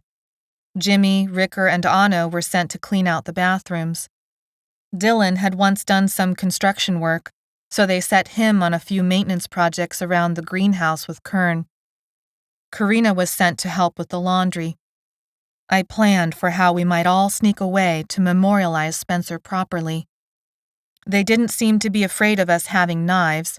There was no shortage of utensils for meals, as we discovered while washing all of them after breakfast, lunch, and dinner that day. I tucked a steak knife in between my jeans and skin. It would do the job I needed it for when the time came. Everyone returned from their various outside chores, dirty, exhausted, but talking, and even laughing sometimes. The groups went their separate ways, some into the showers on shifts, others into their cells to change and wait their turn. The dinner ritual repeated itself, Tabitha reminding us to stay inside, the clang of the locking bars, the noises as the food was wheeled in, and the release to eat. After dinner, Tabitha called all the Feebs out to the yard. Spencer's body had been taken outside and rested next to a pile of dirt and a hole dug a few dozen feet away from the fence. Several other graves were marked. A sheet covered him from head to toe. 2 uninfected guards watched from the other side of the fence while 2 Feebs lowered him in with ropes. Tabitha said a few words on our side of the fence. I declined when Tabitha asked if I would like to say something on Spencer's behalf. We returned to our cells and I waited until we would barely be able to make out our work before calling over Maybe and the boys. I figured by the time we were done, everyone else in the building would know what we'd been up to, but I would deal with that later. We whispered quietly to each other as the boys each raised a bare arm for my knife. I did Maybe last, and then I handed the knife to Anno to do the same to me. Karina walked into the cell and stilled when she saw our bloodied arms. I waited for her rebuke, but all she said was, "I'll do it for you." Her voice shocked the knife out of Anno's hand. It clattered to the cement floor. "I'll do it if you'll let me," she said. "What are you doing?" Dylan said, walking in behind Karina. "Shh," Karina said. "I'll explain later." "We are remembering Leaf and Spencer," Jimmy said. I picked up the knife and held it out to Karina, handle first. The pain burst into my skin at her first cut, and then turned into a burning glow that radiated all the way to my fingertips. Spencer had a lot of letters in his name. When Karina was done, she wiped the blade on her jumpsuit and then contemplated my arm. "You're running out of room." A ball seemed lodged in my throat. Anno let out a howl, drawn out, full of experience and pain. The rest of us joined in. We let out another group howl, long and agonizing and loud. When our noise stopped bouncing back at us from across the jail, when the howls had died to whispers and then died altogether, When we opened our eyes, not realizing we had closed them, I said, "Now go to sleep, cockroaches. We've got early morning exercises tomorrow." February. Chapter 21. The days here follow mostly the same pattern. Morning exercises with Tabitha. The cells lock, the cells open. We prep food, we clean up food. Repeat. Not once have they let me or any of us outside. Not once during that first week did they bring us in for questioning or even testing. I'd welcome getting tested right now. I'm going crazy keeping myself from bursting through those front doors. If I don't get out soon, I might explode. They take people away sometimes, but everyone comes back and talks about blood being drawn, mental intelligence tests, exercise tests, vitamin injections, more blood drawn. Nothing like the fairgrounds. Maybe things are different here. Maybe they really are looking for a cure. At the beginning of the 4th week in the jail, they took Dylan away, but no one noticed at first because the hot water had stopped working. There were shouts and cursing before breakfast from the people who discovered that fact firsthand. Dylan came back that same day before dinner. The hot water did not. He found Karina right away and kissed her. He looked relaxed, unharmed. They only took blood and asked me some questions about how I got infected, he said at dinner, around what was now our regular table. Others joined us from time to make conversation, check in on us, get to know us. I didn't really talk to them, not really, but the rest of the group did. Was it Sergeant Bennings? Karina asked. I didn't see him, Dylan said. They've got a real lab here, professional equipment. And it's just like Tabitha said. He paused to shovel in another bite. Dinner had come in as raw potatoes and cans of gravy, along with barely enough propane to cook it all. The food was mind-numbingly hot and delicious. Everyone is working on something, Dylan said. The uninfected, I mean, but on their side of the camp. He paused for a drink of water and then glanced my way. And there's a special cleanup crew, people who are allowed to go outside the fence and deal with any Vs causing problems. Jimmy, Ricker, and Anno swiveled their heads in my direction, all three at the same time like a comedy act. Don't look at me like that, I said. We knew that already, remember Kern? I didn't say Spencer's name out loud, but I didn't have to. Like what? Ricker asked. Like this is the perfect job for you and maybe it'll make you less grumpy if you're able to kill a few Vs every day? What are you talking about? I wasn't in the best moods these days, but considering the circumstances, I thought I had been doing a pretty good job of keeping it together. I would never admit it to Tabitha, but the morning exercises were helping. You're a bit scary, Gabbi, Ricker said. No offense. He held up his hands to ward off the mean look I gave him. And what do you think, Anno? I said.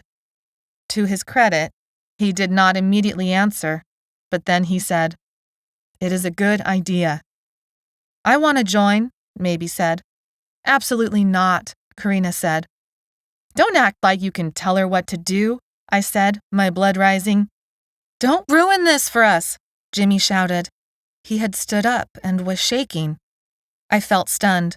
What are you talking about? Karina put a hand on Jimmy's shoulder. He shook it off. I'm going to see if there's any more gravy. He walked away. He likes it here, Karina said. We see how you look at the fences, Ricker said.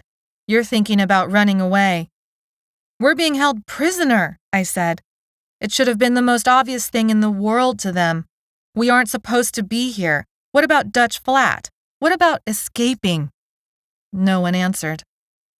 Dylan said they didn't even hurt him, Ricker said. They're really looking for a cure this time. I shook my head. You can't believe that. You can't. Not after everything. Not after what they did to Leaf. Anno, maybe. You can't possibly think. I will go with the group, Anno said. Stay here. Go there. Die one way or die another. I couldn't believe what I was hearing. A few weeks of calm, of food, of the safety being a prisoner gave us, and they were ready to give up? It made my head spin, how quickly things had changed. I didn't believe it. I couldn't believe it. They weren't stupid enough to think everything was going to be okay now, were they? Maybe. What do you think? She looked uncomfortable with all the attention directed at her. She probably wasn't used to having her opinion count for much, but it mattered to me what she thought. No matter how many times I might have dismissed her out loud, deep down, I knew she was smarter than me. I knew she was worth listening to. I think it's been okay so far, she said, but she must have seen the crushed look on my face. But that doesn't mean things will stay that way. It's not like you're going to get a chance to escape any time soon, Dylan said. They're not letting anyone out unless they trust them. We're not exactly high on their trust list. It hasn't been so bad yet, Karina said softly. That doesn't mean I'm okay with it, it's just, I thought Tibby was giving us a line when she did her whole race for the cure speech. But it seems like they really are trying. We're calling her Tibby now, I said. Tabitha then, Karina said. She looked at me like she was worried about me, like there was something really wrong with me and she wished she could fix it. We thought maybe if you could get on their V team or whatever they call it. We? You've all been talking about me, the problem that is me? Their silence was answer enough. My appetite disappeared. They thought I was going to ruin it for them. They treat us like criminals and you're okay with that? You're really okay with that? They need us, Anno said. They need us to help find the cure. They need us to fight the V's for them. It is too dangerous for them otherwise. It's different here, Dylan said. When I was working with Sergeant Bennings, they treated anyone infected like they were rabid animals, like, we've turned into zombies that deserve to die. Maybe said it like it was fact. Jimmy returned with a token amount of gravy. He didn't look at me. Karina pressed her lips together, ready to protest the word zombie like she'd done 1,000,000 times in the past, but then tilted her head. We do sort of look the part, she said, with a toothy grimace. The tension broke. I surveyed our table. I'd gotten so used to how all of us looked, wrinkled, sickly, transparent skin that, even on the darkest of us, veins and bruises snaked up and around and across. Bloodshot eyes, achy joints, crippled memories. I want to eat vor veins, Ricker said suddenly. He lifted up his hands like 2 cat claws and swiped at Jimmy's head. Zombies don't talk like that, idiot, Jimmy said. That's a vampire, and vampires don't even eat brains. I want to eat vor veins, Ricker said louder, moaning it out and grabbing Jimmy's head with both hands. Get off, Jimmy said. Maybe started giggling. Ricker turned to her in appreciation and did his little comic relief act for a 3rd time while Jimmy fought him off. Not funny! The look of horror on Jimmy's face sent Anno into laughter. You know I hate vampires, zombies, whatever you're supposed to be, Jimmy said. That sent the rest of us laughing, even me, until Jimmy swiped Ricker's bowl and licked it clean. Hey, Ricker said, dropping his arms and his zombie/vampire expression. Yum, Jimmy said. If this is what brains taste like, I could be down for this. That was the last of it, Ricker said. Sorry, not sorry, Jimmy said. You will be. Ricker pushed Jimmy onto the floor, but Jimmy grabbed Ricker's shirt and took him down too, and then they wrestled. Anno laughed again and pushed Ricker in the back to unbalance him just as he was about to pin Jimmy. I left them that way, laughing and fooling around, and forgetting for a moment this new world we all lived in. Tabitha walked by. I followed her outside to the pit toilets and thought about Jimmy's outburst. I thought about what Maybe said. I thought about how they looked, full of food, well-rested, and ready to stop running.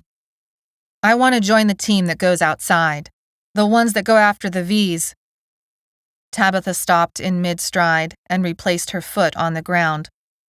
She turned to me with the same care she used when she led exercises every morning. Even though she was older, there was a power in the way she carried herself. She hid her strength, but you could see it when she moved in the mornings. She scared me a little bit. I forced myself not to squirm under her gaze, but it was a close thing. She had those eyes that seemed to pierce into you, to probe for weakness, or for faintness of heart, or for some sort of darkness. A smile curled at her lips. She brushed away a loose strand of hair.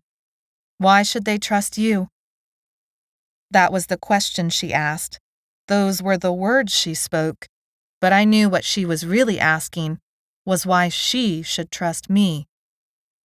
You probably shouldn't, I said. I'm a runaway. I don't follow the rules. I mess simple things up. I get really angry and lose my temper a lot. She raised her eyebrows. But I don't mind taking chances. And when I care about something, I can be pretty loyal. Even as I spoke the words to convince her, I knew how dumb they must sound, but I couldn't force out any promises about dying for her cause, or fighting to the death, or standing up for what was right no matter what. They would be lies, and she would know it. Why would I want a runaway on the team? And even as she said the team, I knew somehow she meant her team, and my curiosity soared into the atmosphere. I probably know better than a lot of other people on the team about how to move around without being seen, how to hide, how to run, how to fight. She inclined her head in tacit agreement. Yes, well, this might be true. For one reason or another, those of us infected and brought here have very little military background, if any. Father's father, that sort of thing. I don't have any code of honor, though even as I said the words I realized I clearly did. It just wasn't what many other people counted as honorable.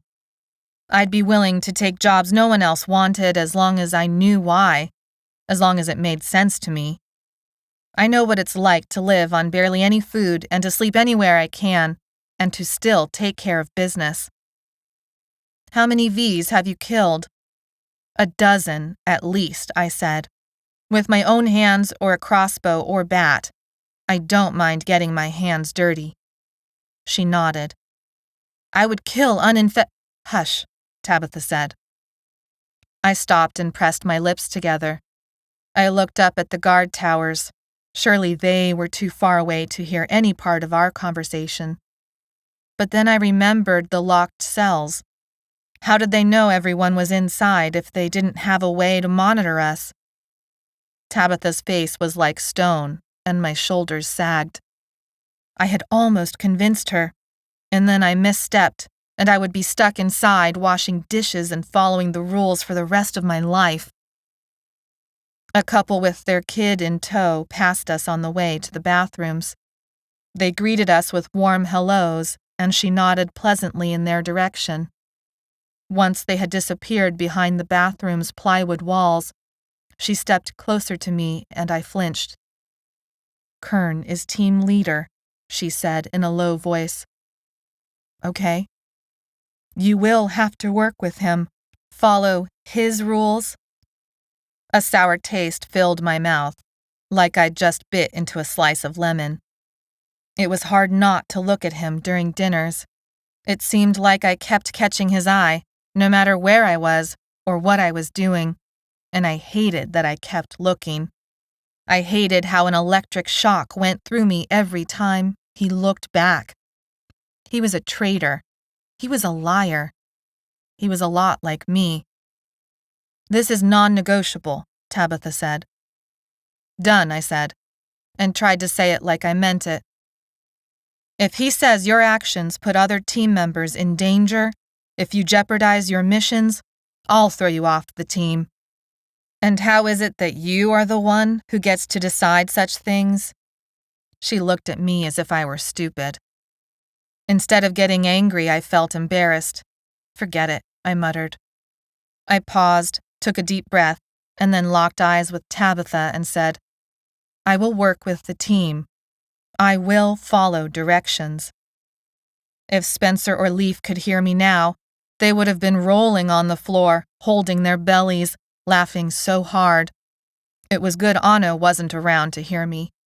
Tabitha didn't know how ridiculous the promises I just made were, for me. She might guess, but she didn't know. Maybe it wouldn't be that hard once we were outside the tomb that the jail had become. Tabitha nodded and said, I'll see what I can do. I could do it, I told myself. I could follow Kern's directions. I could probably do it. Shit. Chapter 22. In February here in Northern California, the weather lets you taste the sunshine of summer without its heat. It also never let a runaway forget the cost. February still dropped below freezing sometimes. We felt that in the cells. No heat except for our bodies tucked under a few wool blankets. But even though it was warm the way we slept, all in a pile of bodies, I always got up before the rest. I couldn't stand to be in the cell closet for longer than I had to. Today, I had decided to bring back the hot water. I had seen the others collect various food waste containers to be dumped later. Some of them were transparent milk jugs, 5-gallon buckets, even some tubing. I needed something dark to collect the heat, and then a second person to help me set it up. That's where Kern came in. I was going to prove to Tabitha that I deserved to be on the V team. Kern sat at the table with a group of his teammates. Sometimes they went out in the mornings and didn't come back for several days. When they returned from the outside, people would shake their hands and nod their heads in respect. I wanted that respect. I wanted that specialness. I wanted to go outside. I swallowed my pride and took my plate of food and walked past Maybe and Anno and the rest of our group, who all tried not to look like they were watching, but weren't very good at hiding it, and I sat at Kern's table. The conversation stopped for a moment. They glanced at me and then at each other. Kern paused, a piece of cheese halfway to his mouth. I tried to smile, but grimaced instead. He set down the piece of cheese. What can I do for you? He enunciated each word. I need your help. He raised an eyebrow. It's to help out everyone here. And why would you want to do that? You've made it pretty clear you're disgusted. I never said. I'm pretty sure you did. Let me finish, I said in too loud of a voice, half rising off the bench. Conversation stopped again. Someone snickered at the end of the table. Neil Madsen, Kern said, and the guy shut up. This is Gabbi. Gabbi? Neil. Neil's face was thin, gaunt at the cheeks, as if he continually sucked them in. His nose was bulbous and red, and his long neck stuck out of his shirt like a sickly giraffe. Neil nodded at me, not in a good-natured way, more as a flinch from the elbow he got from the woman sitting next to him. Leave it, Lilia, Kern said. Lilia looked older than Neil, maybe middle-aged, but it was hard to tell because of the Feeb skin. Her thick, golden-brown, curly hair hung on her head like a helmet, and she didn't even try to smile. Over there is Enos and Julian. They were like caricature opposites of each other. Enos was thick and burly and muscled. Julian was so thin, and he hunched his shoulders, making his whole body look warped like a bow. Enos rose up to shake my hand, but stopped midway, his arm in the air. His eyes dilated. You look so much like my... Julian punched Enos hard in the shoulder. Snap out of it. Enos's eyes refocused. I got a fresh dose of the lyssavirus while we were outside yesterday. He showed me the ugly gash on the back of his neck. Still shaking it off, I guess. Sorry. Don't worry about it, I mumbled, as I tried to keep the yearning out of my voice. They'd gone outside, away from this tomb. Go ahead then, Kern said. I settled back and took a calming breath. I knew more than just this table watched. I knew Tabitha must be watching too. It seems to me that no matter how much we don't like each other, I never said I didn't like you. He smiled an impish grin. I gritted my teeth even as I noticed that his smile set off his brown eyes and lightened the exhausted lines of his forehead. You're not going to make this easy, I said. He crossed his arms across his chest. I'm going to make this the opposite of easy. So you know I want to be on the team. Did Tabitha tell you? In fact, she didn't. But why else would you be talking to me right now? I don't see you as the kind of person happy washing dishes every day. I'm surprised you lasted this long. I do have people here I care about. You've seen how good I am at protecting what I care about. I recall you were on the receiving end of my help not so long ago. Kern nodded. Fair enough. So, how can I help you be on the receiving end of my help? His face held a leer in it. Nothing too obvious, nothing I could exactly put my finger on, but I felt it all the same. I almost lost it. I clenched my fists. He was doing this on purpose, just to see if he could get a rise out of me. I would not give him the satisfaction. I'm not going to talk about it here, I said, realizing this was partly an act Kern was doing for the table. I headed to the bathrooms. A wolfish whistle and laughter followed me and Kern outside. I pushed through the double doors and the cold hit me deep in the chest. The guards faced me. It was hard to believe they were protecting us when they did that. Footsteps shuffled next to me. All along the fence here. I waved my hand to the right of us. And here too, I said, waving to the left. And on the ground. And if we have any black cloth, like landscaper cloth or black plastic or… What are you talking about? Hot water, I said. Or at least lukewarm water, for bathing or cleaning. Are you kidding me? We've already looked at the system, Kern said. It's broken. It can't be fixed with what we have here. The propane they give us is barely enough to boil water for coffee in the morning. I'm not talking about fixing the system. I'm talking about going around it, ignoring it altogether, pretending it was never there in the first place. Plus, it won't be hot water and it won't be every day, just on the sunny ones at first, but later. People are going to shit themselves if they get their hands on some hot water, Kern said. Then they can clean themselves off with the water, too, I replied. Kern laughed. I told her you were worth bringing in. What did you say? He winced. I thought it was your job to bring in any Feebs you found. Yeah, well, we make a lot of mistakes. Most of the time. Feebs get away. But not my group, I said, realizing. Not me. He shrugged his shoulders. Not you. I stalked to the furthest point of the fence, to our makeshift graveyard for Spencer. His wooden marker would crack and splinter in the heat this summer.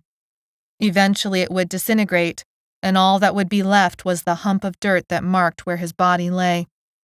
Even that would eventually settle, and then he would be forgotten. I rubbed the scabs on my arm. Not forgotten. I walked up to Kern, within inches. Our breaths intermingled, not smelling all that bad considering. His brown eyes widened at my closeness. I could feel the heat from his body coming off in waves. His breathing shortened. Hell, my breathing did too. There was no denying the spark between us. So, I said, will you help me with the hot water? He swayed in my direction, as if to kiss me, but then caught himself. Of course. I stepped back and socked him hard in the stomach. The air whooshed out of his body and he doubled over. What the hell is going on? he said between gasps as the blood rushed to his face. That's pretty much my question exactly, I said, and then walked back inside to sounds of laughter from the guard towers. I returned to dinner, this time in my normal spot. Kern returned a few minutes later. His face was still red, but he walked in as if nothing had happened. Neil jostled him in the ribs while making some sort of joke. The others laughed, but then Kern said something short that silenced them. He glanced my way, and I held his stare to reinforce the fact that he was an idiot for thinking that helping me with a little hot water was going to get him out of hot water with me. But then he smiled, and I saw it was going to be a much bigger battle to make him pay. But he didn't know I had hardly any lines I wouldn't cross when it came to payback, no matter how much I had wanted to kiss him back. Tell me what you want to do about the hot water, Kern said. I hid my surprise and tossed the damp dish rag onto the wash bucket. Maybe and I had washing duty again. It's not that hard. Hot water? Maybe exclaimed. Warm water, I said quickly. Don't get your hopes up. Lukewarm water. Kern motioned me on. Let's get on with it then, I don't have all day. I explained about the materials I'd seen around the jail and what we still needed to track down. Then I explained the setup. That's it? Kern said. It's not magic, I said. It's just using infrared waves the sun is already producing for free. Someone else would have thought of it eventually. How do you know any of this? Kern said. I thought you were a runaway or a dropout or something. She's super smart, Maybe said. She spent hours and hours in the library and— Shut up, Maybe, I said. She closed her mouth like a fish. You can't just go around telling people things. The less they know, the better. Well, that's a sorry way to live, Kern said. Nobody ever gets to know you, the real you? Plenty of people get to know the real me. If the definition of plenty was Anno, Ricker, Jimmy, and now Maybe, and Karina on my good days.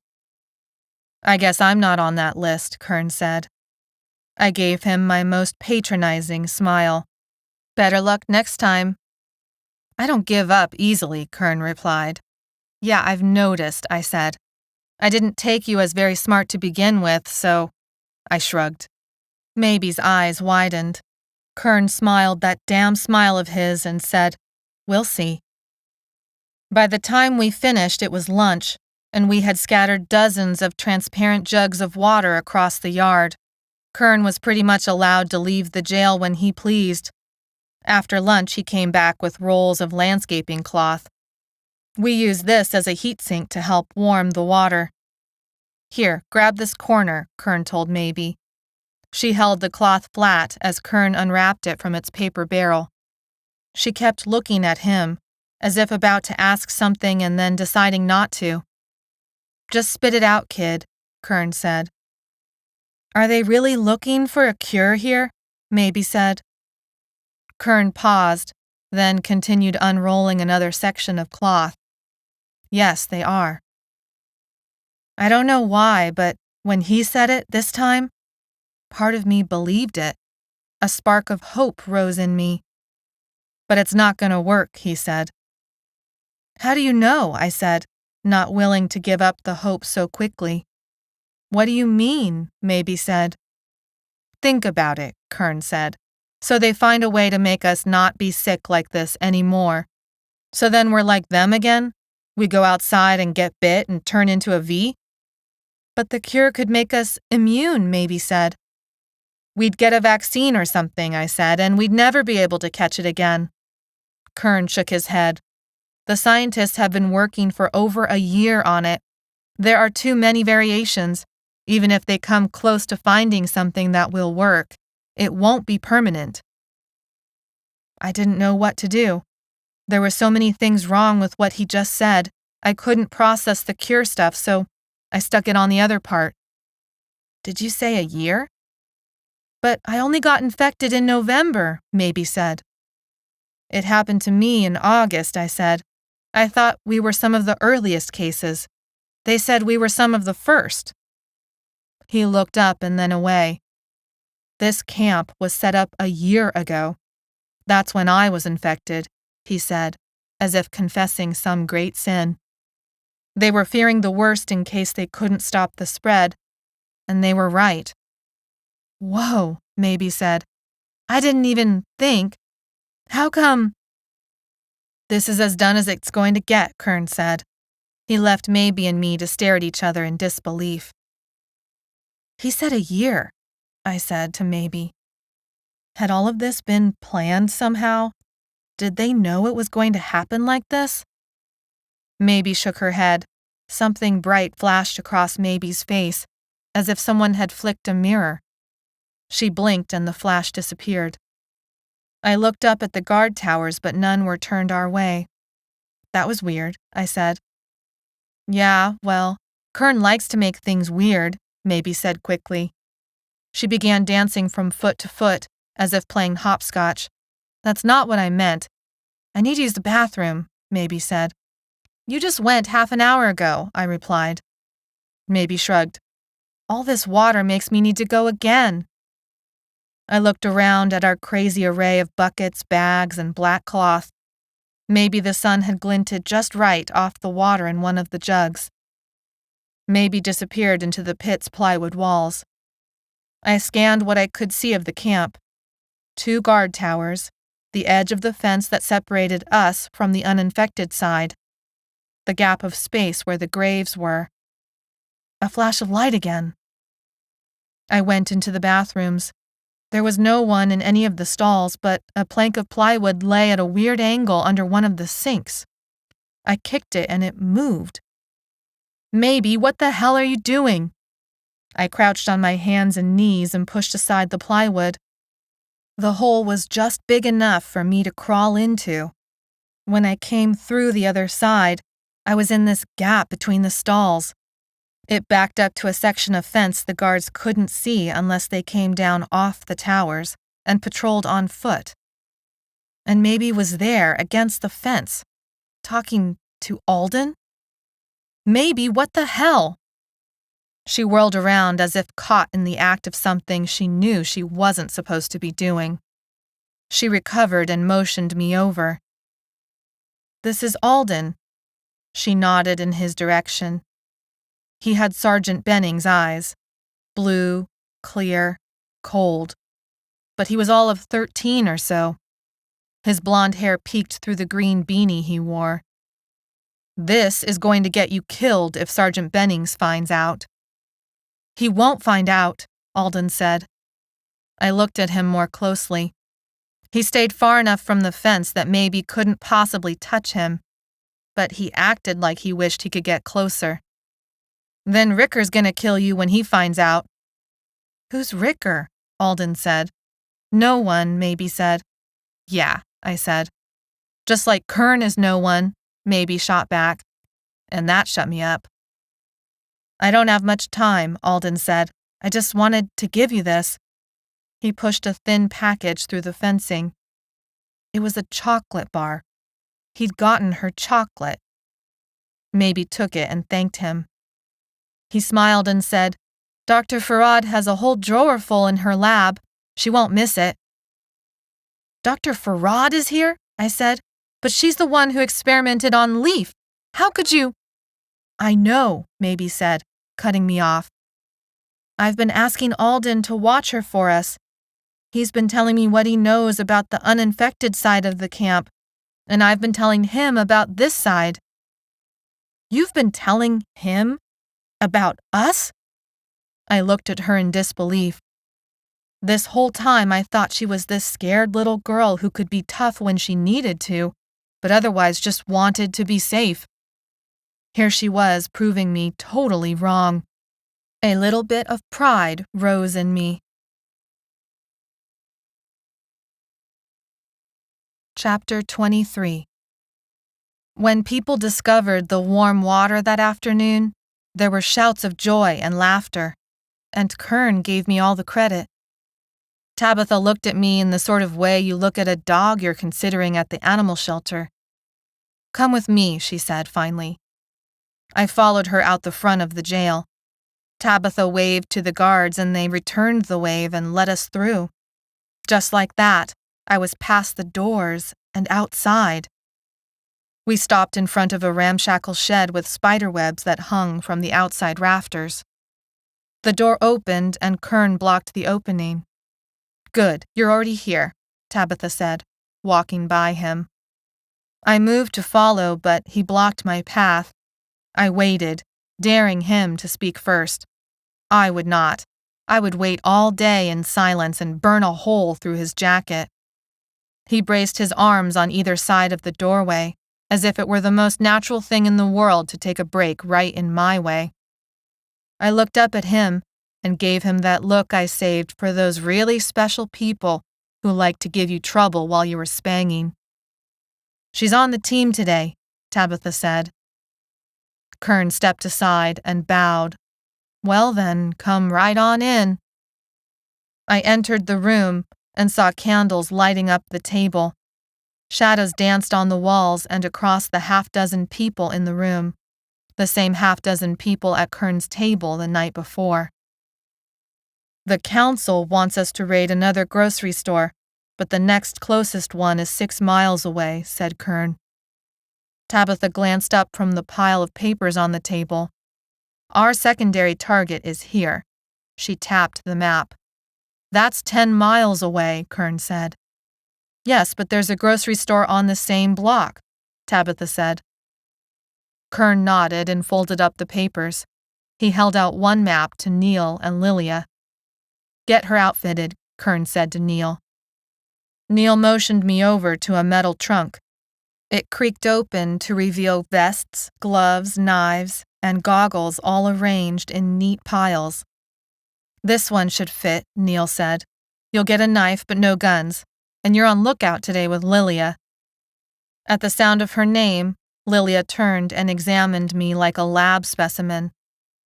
"We'll see how you do," Neil continued, "and then see about getting you some other gear." "I don't need any other gear," I said. "It'll just slow me down."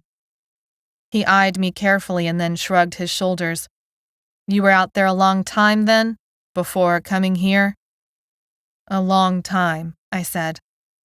"Well, we need all the help we can get." Kern called for us to load up. We left the shed and stepped into the bright morning sun. There was a red minivan in the grass. Its side door was open and so was its trunk. The seats had been torn out and replaced with benches. Dust and dents covered the van from bumper to bumper. There was even a vent in the top. It wasn't our old van, but it felt a little bit like coming home. "Gets great gas mileage," Lilia said, and laughed. "So what part of your story was even true?" I said, as I sat alongside Kern in the back of the van. Lilia drove and Neil sat in the passenger seat. 2 more of Kern's team sat in front of us. Enos, the older man with thick ropes for muscles, and Julian, thinner, younger, and nervous. "What do you mean?" Kern said. "I mean, your mom was obviously alive at the greenhouse. You weren't outside because you'd escaped, but because Tabitha or someone else had sent you out. Did you even have a sister?" Outside, the houses that hadn't burned into ashes still looked decimated. There was no one to clean up the car wrecks, the dead bodies, the broken glass, the trash that flew everywhere in the wind. One side of the street might be totally gone, and the other side mostly intact, the street itself creating a fire barrier. It was slow going around the obstacles. Sometimes those obstacles were V's, dead from dehydration or some other catastrophe. But not all of them were dead. We were already forming a tail. I had a sister, but the V's got her like I said. That much was true. "Why did you act like you had escaped?" "We'd tried telling others about the camp at first," Kern said, "but it had always gone badly. They didn't believe us or thought it was a trap. People died." He paused, looked out the window. "So we changed our tactics." "It was a trap." He didn't answer. "And why are you telling me all of this now?" He looked at me with a hooded expression. There's a lot more going on here than you know. I could have guessed that. He shook his head. You don't even know. My mom was a big player before she got infected. She's pissed at how they've been treating her. But she seems so in control, I said. Yeah, Kern said. Sure seems like it. Lilia stopped the van. We have arrived. Before I could ask any more questions, Kern slid open the door and jumped out. Neil, you're with me. The contrast from dark to light blinded me. Everyone else does as Lilia says, Kern said. Food first, medicine second, everything else third. But for God's sake, pick up some decent spices this time. We were in an empty parking lot of a little corner grocer, the ethnic kind. Indian, it said. Saliva kicked up in my mouth because even though I hadn't eaten much of that type of food, I had tasted fresh naan once. Buttery, fluffy, gooey on the tongue. Enos has watch outside, Lilia said. Gabbi, you're with me and Julian. I thought Kern wanted me outside, I said, forcing my mind away from the bread memories. I'm not having you watch my back. You're inside with us where I can see you.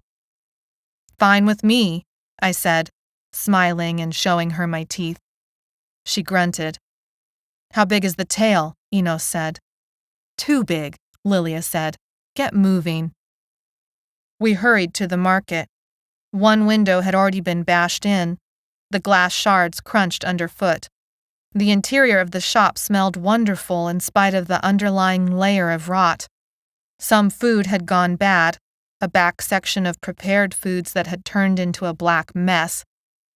We loaded cans and jars and spice packets into boxes we carried out to the van under Enos's sentry. Lilia pointed out a few labels to me, saying they were Tabitha's favorite, so make sure to grab them. I crouched next to Julian on the floor and handed him jars of tikka masala. Don't know why she said it's Tabitha's favorite, Julian whispered, a hint of a smile in the dim light. It's pretty much my favorite, and Kern's favorite. We won't be leaving any of these behind. I haven't tried it, I said. You'll be in for a treat then for dinner tonight. I handed him another jar. Hey, guess what? What? I don't have to wash a single stupid dish today. A smile appeared on Julian's lips.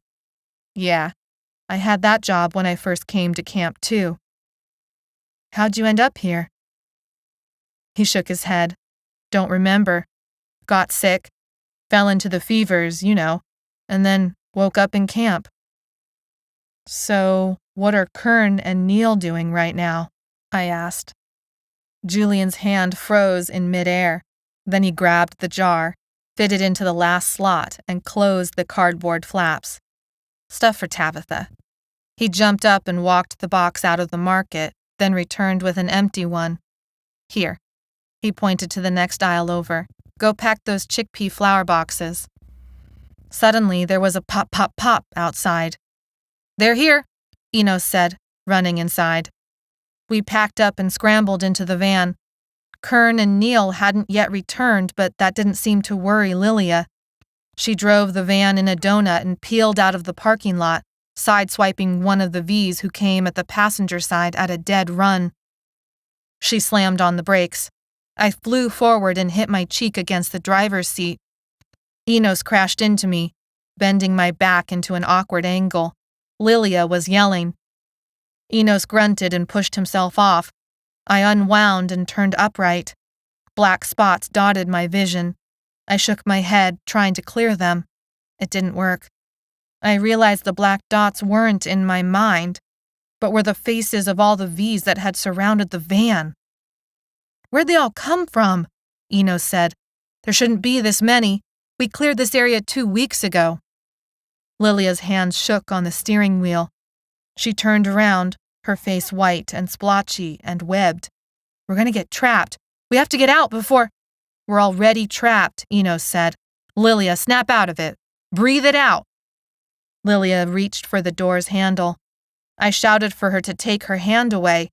Enos and I scrambled for the door at the same time, getting in each other's way. She was having a memory rush. She would open the door thinking the V's were still far away, but they were right outside, eager to tear her apart. Enos and I fought to untangle ourselves, but it was Julian who finally hooked Lilia around the neck and pulled her out of the driver's seat. I slammed the lock down so that even if she tried the handle, it wouldn't work. Lilia finally gasped for air in Julian's arms. I'm okay. Julian released her. My chest heaved. Enos was catatonic, staring into the hazel eyes of a V just on the other side of the window. He reached out to touch her chin. I slapped him hard on the cheek. His head flew to the side, and the dazed look cleared from his eyes. Good. We were all present now, and we hadn't died yet. But we were still surrounded by V's. Lilia rubbed her neck. We could shoot our way out. We should wait for Kern and Neil to come back, Julian said. Enos shook his head. Yeah, shooting will draw more of them. Kern and Neil don't have enough ammo, though. Then what do you suggest? Lilia said, a snarl in her voice. Enos didn't respond. I looked up at the vent.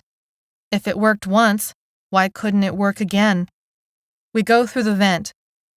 Everyone looked up. I won't fit, Enos said. We don't all need to go, I said. Just one of us. And then what, genius? Lilia said. Do you dance on top of the roof as they swarm? And then I make enough noise to draw them away, I said. We should wait for Kern and Neil, Julian said. They'll show up and distract them. One of the V's punched the back windshield. Dozens of cracks streaked through the glass. Enos pushed himself down onto the floor. We can't wait, I said, feeling sick to my stomach and also exhilarated. This was what I was supposed to do. Go outside, fight for my life, take chances, feel alive again. Lilia looked from Enos to Julian, and then to me. She threw up her hands. It's your life. They boosted me through the vent. I scrambled onto the metal top, parts of it sinking under my weight, and then popping back out. I tried to tell the difference between now and before. Maybe's pink sweatshirt seemed to flit around, first near the van, then further down the street. I pinched myself hard. She wasn't here. It was a ghost memory. It wasn't real. I took a running leap off the roof and reached for the bat strapped to my back. I grabbed at air. There was no bat. I'd left it in the van. I tumbled into a somersault. The ground scraped up my bare arms. The moans and shrieks paused, shifted. The mass of them had turned. They had surrounded the van 3 or 4 deep. Some even looked freshly infected, angry red wounds that wept yellowish fluid. Others looked near death, their skin drawn tight around their faces but loose everywhere else. They came at me as a mob. I jumped to my feet and reached for that bat again, and cursed at myself and Lilia and everyone else in the van for pushing me through that vent without a weapon. The 3 of them peered at me through the front windshield. As soon as the V's were clear, Lilia gunned the van. The tires screeched and rocks flew from underneath as she drove away. 2 V's separated from the mob and shambled after the disappearing van. They'd left me. And part of me was actually surprised. I had hoped. No time for that now. I ran from the V's across the parking lot.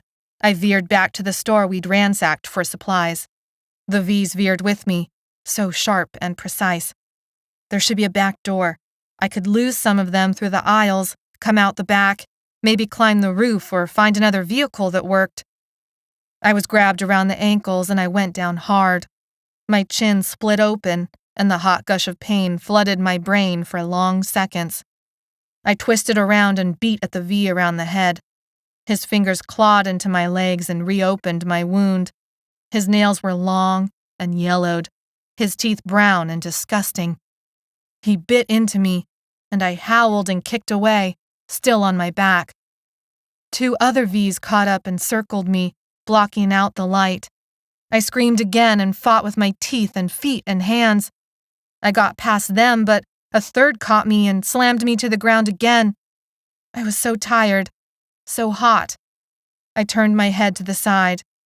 There, outside the store, was my father, sitting on a bench, red-faced, jeans ripped at the knees. He was tapping his fingers on his thigh. Tap, tap, tap, tap, tap, tap, tap, tap, tap, tap. Again and again. He smiled like this was what he'd expected because he always knew I wasn't strong enough to make it in the real world. Fury gave me strength. I would not let him see me give up. He would not get that satisfaction. I kicked out until I heard a crack, and the V's grip loosened. I scrambled up and stopped. The V's were dead, in piles around me. Blood seeped from bullet holes. My father's ghost memory vanished from the bench.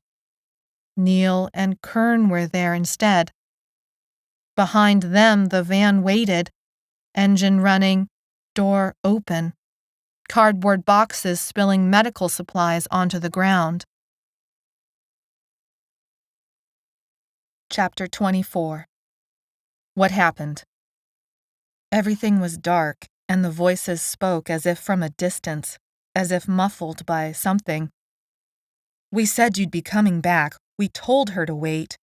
Well, she didn't listen. If she wanted to risk her life, what was that to us? We got out of here because of her. Tires screeched. I tumbled around. My mind spun. I tried to open my eyes, but they felt so heavy. I woke up from the fevers inside one of the cells. It reminded me too much of a closet. I turned over and threw up from the side of the cot. Tabitha shifted on the chair next to me and wiped a damp cloth on my forehead. I raised my hands, but ropes stopped them. My feet were tied up too. Not so tight as to cut off circulation, just tight enough to keep me from hurting anyone during my fevers. Congratulations, Tabitha said. People are raving about the food you brought back. Is everyone okay? She hesitated. Enos didn't make it. Oh. I wished I could feel bad for him, but I hadn't really known him. She dipped the rag back into a bowl of water. Everyone's talking about how you went all Amazon warrior out there. It's Maybe's fault, I said, half smiling. How is it Maybe's fault? I was just following in her footsteps. I explained about the broken-down van. Interesting, Tabitha replied. Maybe I'll talk to her next. No, I said, sitting up. The ropes twisted at my wrists. She's too young. Tabitha picked up the rag again and squeezed out the water. The drops pinged back into the bowl. That's all right, then. Not maybe. She looked over. What about you? Ano sat at the end of the bed. He patted my foot under the sheet. He'd come to stay with me during the fevers. We never left each other alone. He shook his head. I relaxed. Tabitha set down the rag. She smiled, but it felt fake. I wanted to make sure you were going to be okay. Rest up now. We've cleaned the wound. You even got some ointment on it. Lucky you. Take your time. She stood up and left the cell. At the entrance, Kern rushed up and stopped her. He glanced at me and the ropes that bound my ankles and wrists. I wanted to apologize for Enos even though I couldn't remember what happened. Ano moved into the chair Tabitha had left. I'm glad you came back alive, he said. The V's are mobbing one of the gates, Kern said calmly. 2 people have already died. Which gate? Tabitha asked. On the uninfected side. All right. She paused. Is she ready? She'll have to be, Kern said. Do it. Kern left and shouted out in alarm. I didn't know what they were talking about. Who was the she? Even from my cell, I felt the panic from his words spread through the jail like lightning. Ano tapped the code for ? On my ankle. I gave him a look that said, "How the hell should I know?" "Who was killed? Was it my boy?" a woman shouted up. "What about my mother? Is she still alive?" Others began shouting out names and questions. Almost everyone had family on the uninfected side of the fence. "Untie me," I said. "I can help." Before Ano could move, Tabitha took a knife from her belt and slashed through the first rope. It was afternoon. The sun was pale and a bank of clouds was dropping a light mist onto us. There were no guards to monitor our movements, no locks to keep us contained, as if our side of the fence had been abandoned altogether in the face of this greater threat, which was probably the truth of it. The mist chilled my face into numbness. The thick metal doors of the jail closed behind me.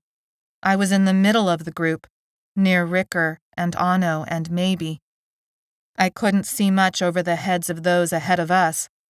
First, a parking lot cracked and eaten up by weeds, fencing and barbed wire further off in the distance. Several buildings. We ran for the gate that separated the sides. Some of the Feeb sprinted, I guessed, to find their loved ones. Instead of staying with the group, Kern went the opposite direction. "Where's he going?" I asked Tabitha. She looked at me with a shrewd gaze and said, "He is following directions. Can you?" I shut my mouth against an angry retort and ran to catch up with the group. I heard the gunfire long before I saw the battle. My adrenaline shot up and my focus narrowed. The gunfire became louder. All along the 20-foot-tall fences, people were shooting at the Vs. Parts of the fence seemed dangerously twisted and ready to break open from the mass of flesh building up against it. Groans and grunts and screams drifted through the air. Ricker looked at Maybe with a raised eyebrow and said, "What do they think we can do here?" A Feeb motioned us to an open shed. Suddenly, Feebs were handed weapons. Bats, sticks, shovels. When it was my turn, I peered into the gloom of that dark shed and saw Alden decked in headgear and gloves, handing out the weapons. There, in the corner, a familiar shape leaned against the wall, a crossbow. I brushed past him, and even though he was suited up, he jumped away from my touch as if I'd burned him. I hefted the crossbow's familiar weight onto my shoulder. Then I ran for the part of the fence that looked most in danger. Dozens of Vs pressed in, bowing the fence as if it were made of plastic. These Vs looked like zombies. Slashed clothing, deep wounds, hair full of mud and leaves. The Vs swarmed the fence, and for every V that fell away, another replaced it. I took up a position on the line, and too late realized I was next to Sergeant Bennings. I swallowed the riotous anger that filled my throat and threatened to take me over like a V. My first arrow sunk deep into the forehead of a woman in her 40s with a torn shirt that exposed a dirty bra underneath. She crumpled sideways to the ground. I notched another arrow, but before I released it, I noticed that Sergeant Bennings stared at me through his mask. I let the arrow fly, and it buried into the neck of a screaming V. Sergeant Bennings used a sword to skewer a V through the links. The stench of entrails gagged me. I used up all my arrows and then grabbed the bloody shovel of a Feeb who had been torn to pieces after getting too close to the fence. All I could do was use the stick side to push them back, a futile gesture, except it gave Sergeant Bennings and the others with real weapons extra time. What felt like hours later, but was probably minutes, the Vs finally stopped replacing themselves. And then it was over. I was covered in blood and gore. A few flies buzzed around in spite of the cold. I found Ano, Ricker, and Jimmy further down the fence line, also covered in gore. "Have you seen Maybe?" I asked. Anno and Jimmy shook their heads. Ricker slumped down. "What happened?" I said sharply. "Got infected again," Ricker said. "The V grabbed his stick and pulled him too close to the fence," Jimmy said. "We jumped in and beat it off, but it had already taken a chunk out of his arm." "Get him back before the fevers kick in," I said. "You know how this works." They led Ricker off to the jail to endure another round of fevers. I was lucky I'd been bandaged up so well, otherwise the blood on me would have gotten inside and renewed my fevers too. Further on, a crowd of Feebs kneeled and gathered at one end of the field. Most, Feeb or not, seemed to be wandering around in a daze, but this group was different, intent on some sort of task. I hurried over and saw Dylan flat on the ground, his leg a grisly line of bites. Karina tended to it. His flesh was even paler than normal. Sweat ran off his forehead. He whispered and his eyes fluttered open and closed. Memory fevers always hit hard and fast. 2 Feebs jogged over and spread out a sheet. They moved Dylan onto it and carried him back to the jail. An uninfected woman yelled out. She sat on the ground and cradled a bloody hand in her lap. Her face mask was streaked with blood on the ground next to her. One of the Feebs said, "It's the only way, Helena. You know how this goes." She blubbered something about not wanting to die, not wanting to turn, not understanding why this was happening to her. "It's not so bad," the other Feeb said. "We'll get you through it." She sobbed softly. Even I could see the alarming flush of her cheeks and the twitch of her injured arm. Finally, she mopped her tear-streaked face with her good hand and lifted her head to stare at the 2 Feebs. "Do it then." One of the Feebs took out a cleaning kit and painstakingly disinfected Helena's wound, then did the same to the other Feeb's uninjured thumb. Then he took out a knife and made an incision on the thumb, collected the blood into a syringe, and injected it into Helena's arm, just above her wound. When he was done and had packed up the kit, he moved on to the next uninfected, now infected, who would join us on the Feeb side of the fence. Helena's Feeb blood donor sat next to her on the dirt, holding her around the shoulders. "It's not so bad, especially when the memories are good ones, and there's ways to control the bad ones, ways to help manage the nightmares. At least now the family won't be so split apart." "Dear brother," Helena said, "we will still fight like cats and dogs. There just won't be a fence to separate us now." He hugged her a little tighter. "There are good people on the Feeb side." "There are good people on this side too," Helena said. "I know," he said quietly. "Come on, let's get you to a cell before the fevers hit." He steadied her on her feet, but after only a dozen steps she collapsed, and he carried her through the gate that separated the 2 sides. 5 other uninfected were laid out on the ground, in various states of injury, and all were receiving some form of the kit. I moved on and finally found Maybe at the shed, talking to Alden as quietly as was possible when someone stood several feet away from you. Blood streaked her clothing and her face. Her hands were crusted with mud and more blood. "Where were you?" I said. "Fighting," she said, almost quizzically in reply. A cold shadow fell over me. Sergeant Bennings. The sword was at his waist. He was covered in blood from head to toe, but his gear was intact. 2 men also in medical gear stood behind him, with rifles and a pole with a loop at the end. "Set aside the crossbow and come with us," Sergeant Bennings said. My hands tightened around the crossbow, not that it mattered any more. It was out of arrows. "What are you going to do to me?" I said as I set down the weapon. One of the soldiers wearing heavy rubber gloves yanked my arms in front of me. A plastic zip tie cuffed my hands. Maybe moved, a protest on her lips, but froze when the sergeant's pistol leveled at her. "Dad," Alden said, stepping between the two of them. "Step away from my son. Do it slowly. Do it now." Maybe trembled like a leaf about to fly off a tree. She took a step away, and then another. Alden's mouth froze in a wide O. Sergeant Bennings grabbed Alden. "Are you scratched, or bitten, or hurt?" There was real concern in his eyes. "I'm fine, Dad." "You are not supposed to be here. You are supposed to stay safe in your room." "I'm not going to do that while everyone else is fighting. I'm no coward," Alden said, even though his medical gear was pristine. He might have handed out weapons, but he didn't do any fighting. "I know you're not. I know it, but since your mother, you're all I have left." "I have to help," Alden replied. "I can't just sit by and let everyone else do the work for me." Sergeant Bennings brushed a hand through his no longer military-length haircut. "You're right.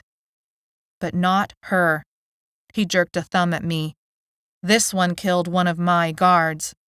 Those last few words brought back the man on stage, under the lights, the water as it streamed off me, the way his chest had bloomed with blood, the moment I'd realized Leith was dead. I swayed on my feet and darkness began to close in. I wasn't helping her. I was helping May. "Throw her in solitary. Lock down the jail." They tried to drop the rope around my neck. I went crazy like a dog, like a V, to throw it off. I wondered if this was what Mary had felt. And I ran. Chapter 25. I ran through the groups, still receiving the Feeb kit, and dodged into a nearby building. It wouldn't be long before they caught up. I skirted around a secretary's welcome desk and entered the back. Where there should have been offices, there were rows and rows of cages. My skin was numb from the cold. My fingers tingled. Were the cages really there? I stepped forward. It was dark, but these cages were all metal. These were not camouflaged with drywall. It wasn't a ghost memory. These cages were real, and they looked occupied. A screech like from a hawk pierced the air. I veered toward it as if drawn by a siren. I didn't know where I was going, but I had to keep going. Another screech. Everything was in shadow. One of the shadows raced for me and threw itself against the bars. His face materialized into a man, someone who was no longer anything but his rage, his fear, his hatred. I stepped back, my skin prickling, my stomach cramping. This was a room full of caged Vs. Shouts behind me. I raced down the aisles and tried to lose myself in them, but my movements stirred the Vs into a frenzy. It became a riot of noise, shrieks, screams, bodies thrown against the bars, hungry arms reaching out to me.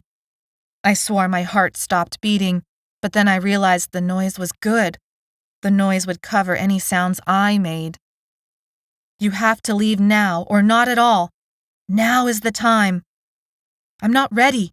There's too much to prepare still. You gave me no warning." I crossed an aisle and stumbled into lantern light. Two people held lanterns over their heads. They hovered over a wheelchair. Both saw me at the same moment. Tabitha and Dr. Farad? "What are you doing here?" Tabitha said, the light hollowing out her cheeks. "You can't be here." "They're after me," I said. "They're going to lock me up. Help me." "Turn off the lights," Dr. Farad said. "They'll act like a beacon." We were plunged into darkness. This did not quiet down the Vs. "They're going to find us," Tabitha said, her voice floating in the darkness. "We have to hurry. Do you want out or not?" A long pause. "I'm so close to a cure." "Yes or no?" "You know it's a yes. You know it, and you're loving this." Steps pounded a nearby aisle. Flashlights flared like lasers. "They're coming," I said. Gabbi, stay where you are. Dr. Farad, I've promised you. Yes, but what you're asking for in return. There's no time for this, Tabitha said, frustration rising in her voice. I already got what you needed.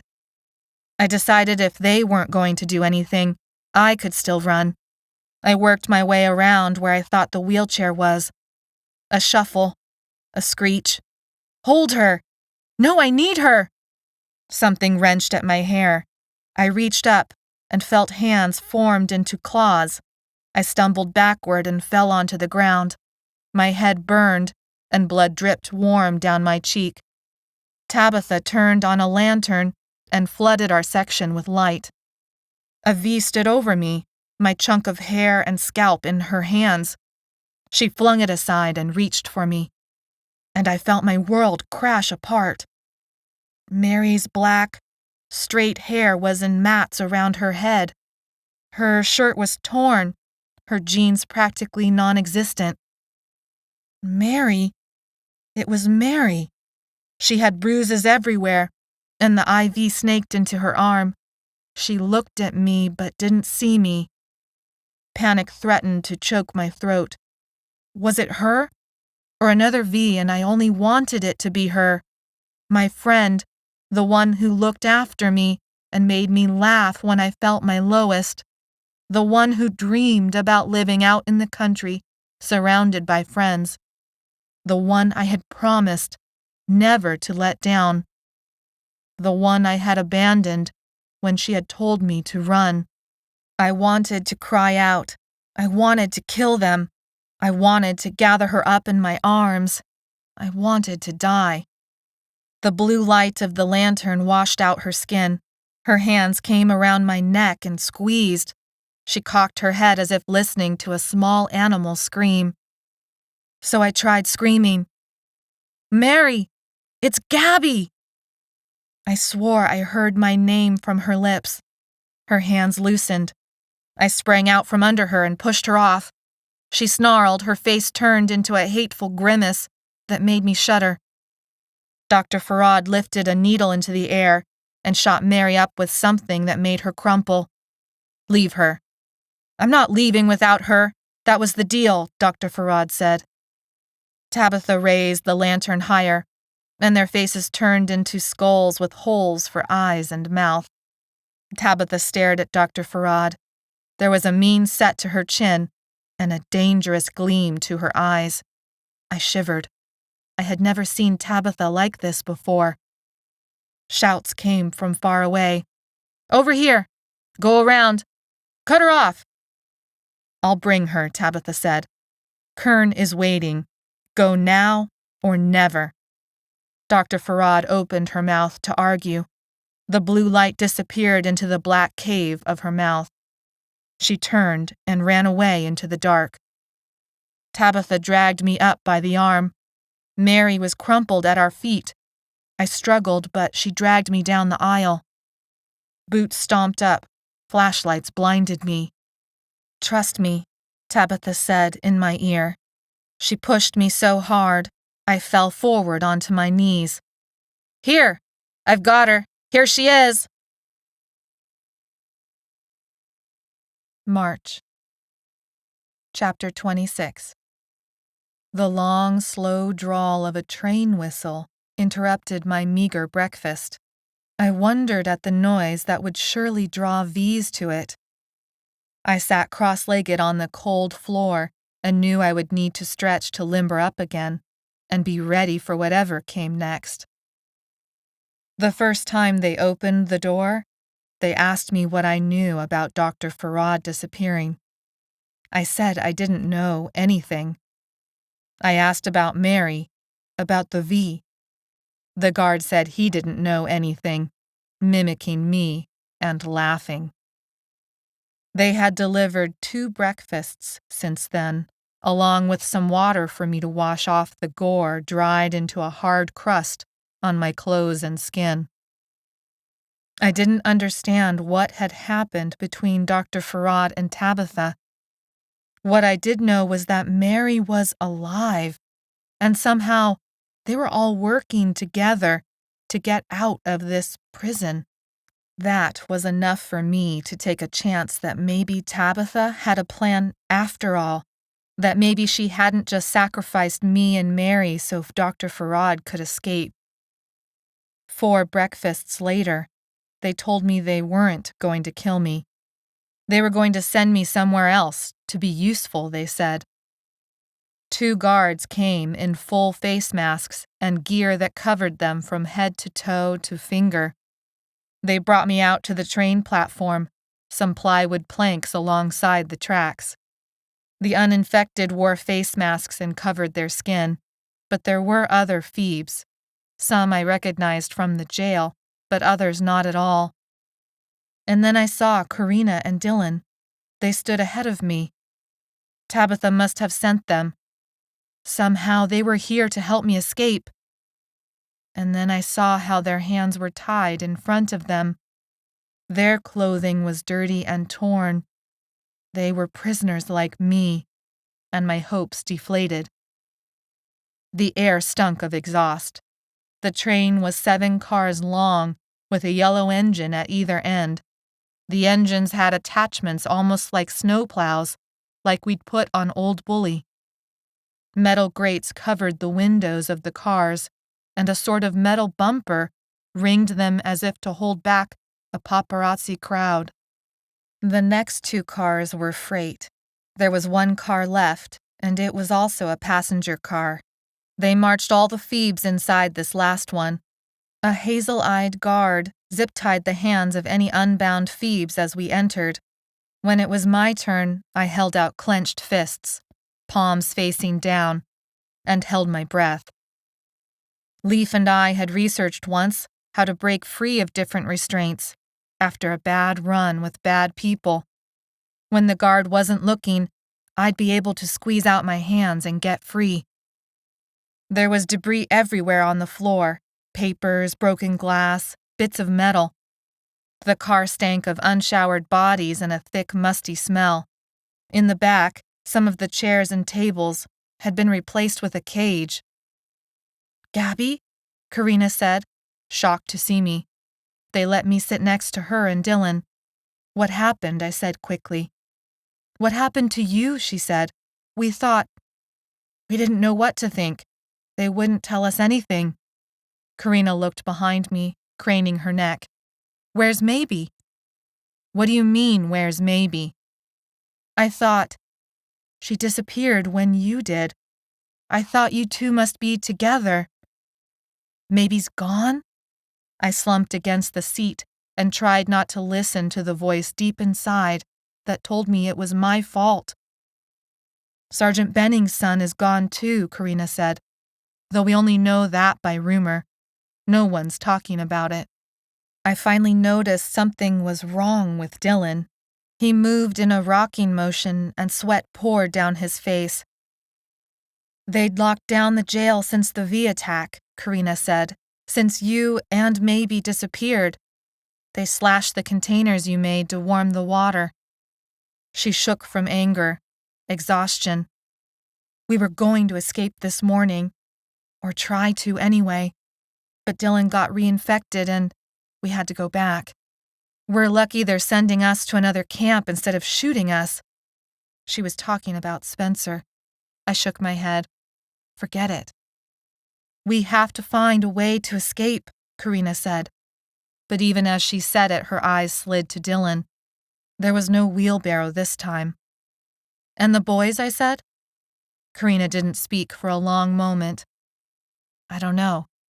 They were back at camp still." I flexed my fingers against the plastic. Tabitha's words rang in my head. "Trust me," she'd said. I didn't know what her and Dr. Farad were planning, but they were both Feebs. That counted for something, right? A soldier's boots stomped on board. I locked eyes with Sergeant Bennings. He wore his military cap, and his cold eyes scanned the passengers, then settled on me again before flicking over his shoulder. "Bring it into the cage." 2 people in white medical suits, clear face masks, and gloved hands carried Mary in by a stretcher. She was strapped down at the head, arms, chest, and legs. She was out cold. Sergeant Bennings took several steps back as they lifted her inside the car and then into the cage. The entire train car tensed, as if someone had brought a bomb on board. Without thinking, I stood up. "Mary!" A blow to my stomach curled me over in pain. Black spots danced across my vision. "Stop that!" Karina yelled. "Sit down," Sergeant Bennings said. "Breathe, Gabbi. Just breathe." "I'm trying," I said, between gasps. When my air came back, I looked up. None of the other Feebs looked at me. "I'm so sorry, Gabbi," Karina said. Tears pooled in my eyes. Blood roared in my ears. It was so simple. Stay alive. Don't get hurt. Don't get caught. It was impossible. Maybe missing, the three of us caught. Who knows what happening to the boys? And Mary. I had failed them all. The cage shut with a clang. The white suits positioned themselves outside of it. Sergeant Bennings moved to the opposite end of the car, next to the hazel-eyed guard. He picked up a phone and spoke into it as the train began to move west, into the valley. The floor underneath me shook and trembled. There was an impact against the train, a thump, as if a body had slammed against the outside. A Feeb, an older woman, her clothing a tattered mess of layers and a long scratch running angry red down her cheek, cried out, "They're coming!" The guard peered out the window. His cap was jammed low over his forehead, and I wondered why he had no problem being so close to the Feeb. He even laid a gloved hand on her shoulder. She grabbed the hand with her own, and he squeezed it. "The bumper will take care of it until we reach the ledge." "The ledge?" she said. The train thumped its rhythm on the tracks alongside the counterpoint beat of V's throwing themselves at us. "Think of it more like a pit," the guard said. "Whatever crazies are nearby will run along with us and fall into a trap at the ledge. There's one at every stop. That's why they use the whistle." "Oh," she said, on the verge of tears. "Aunt Jewel, it's going to be okay," the guard said. "Step away from her, soldier," Sergeant Bennings said, his voice deadly. He'd hung up the phone, and his hand rested on a gun holstered to his belt. The soldier left Aunt Jewel's side and returned to the end of the car, not meeting Sergeant Bennings' eyes. As if on cue, the train whistle sounded. There were more impacts against the train, but the car didn't flinch, even if the rest of us did. Then the impact stopped. I guessed we had passed the pit, and imagined all those V's trapped like sardines in a can, like how they had been inside the high school gym. Hours later, the train whistled again, and the unnerving thumps returned. Minutes after that, the train stopped. My legs had gone numb, and my mind had gone blank. Tabitha had not rescued me. I cursed myself for believing that she would. Phoebes got on and off. The same hazel-eyed guard marked it against a clipboard. 2 uninfected huddled at the other end for a few minutes, discussing something with the white suits in hushed tones. Mary moaned and tossed around on her stretcher. The white suits opened up the cage and injected her. She settled down again.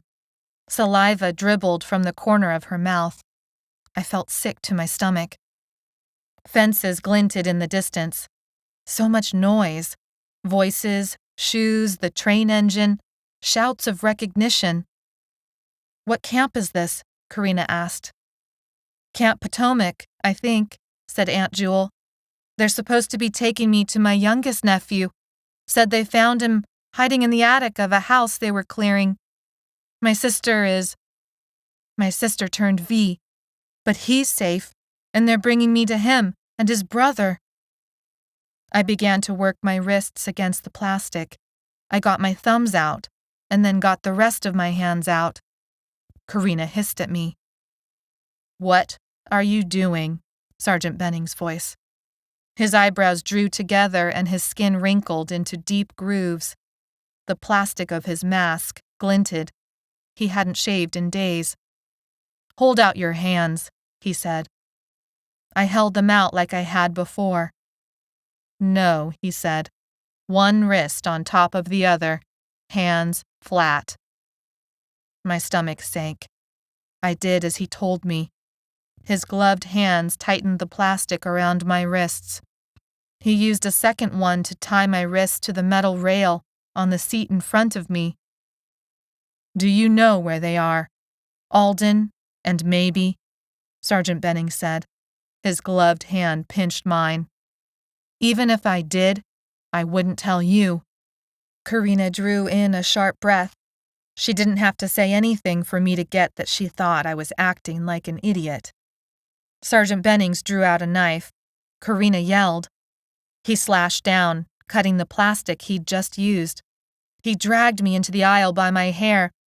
My scalp exploded into 1,000 needles of pain as the wound Mary had made opened up again. People were screaming. Karina stood up.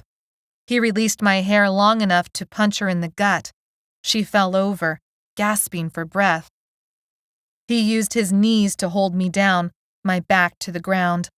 I didn't understand why he hadn't shot me yet.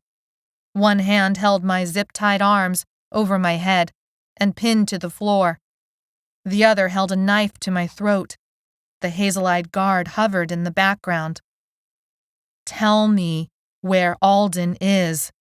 Sergeant Benning said each word carefully, as if he thought I wouldn't understand him. "I don't know." I spit on his mask. He used his knife hand to wipe off the saliva and then wiped it onto my shirt. The knife was back at my throat. "You know something." He pressed harder. I couldn't swallow for fear the knife would bite into my skin. I laughed, even though I knew it would send him over the edge.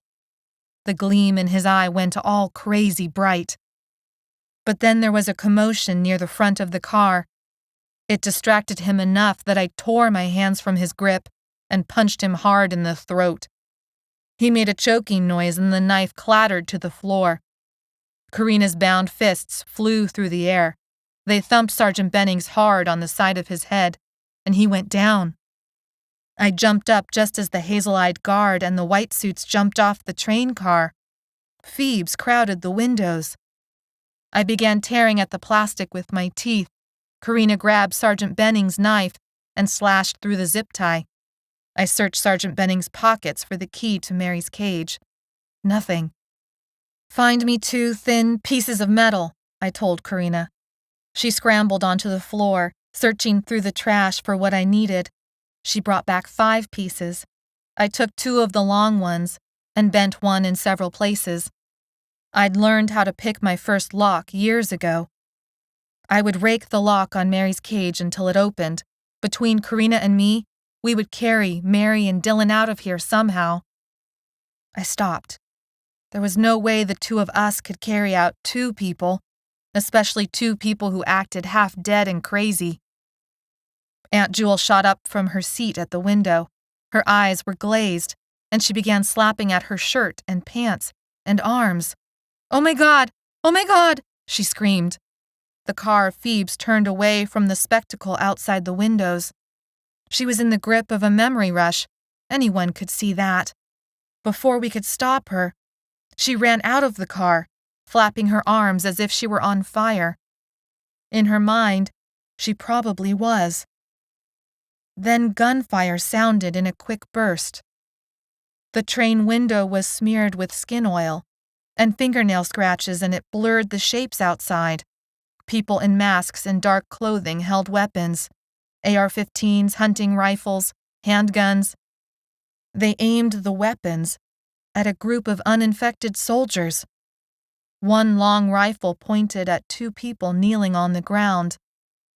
Aunt Jewel. The other, the hazel-eyed guard, kneeling between her and the gun. The gunman, clothed all in black and wearing a cloth mask, hit the butt of the rifle against the side of the hazel-eyed guard's head. He crumpled to the ground. His aunt threw herself on top of him, crying. People cried and whispered around me, something about killing us all. Karina was dragging at Dylan's arms, trying to get him off the chair, but he was still in a memory fever. Mary was in her coma, strapped to a stretcher, sedated, almost peaceful. I bit my lip and a metallic taste filled my mouth. I helped Karina drag Dylan to the entrance, but a person in all black clothes blocked our way. I looked up into the masked face of one of the gunmen and felt a jolt. There was something almost familiar about the eyes. "All infected off," he yelled. They forced us off the car, single file.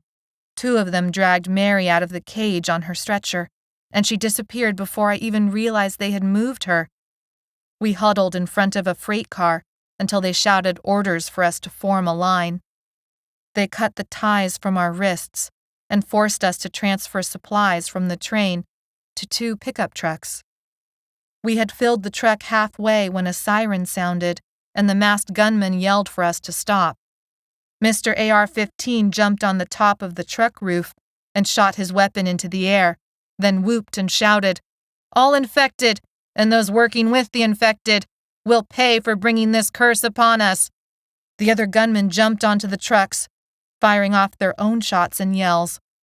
I crouched, bracing myself for the moment when they would turn the guns onto us. As if my wish had made it happen, the AR-15 lowered and pointed at me. "You're coming with us." He jumped off the truck and slammed his boots onto the boarding planks. My muscles seized with fear. I would explode into his face and gouge out his brown eyes and break the teeth in his smirking mouth.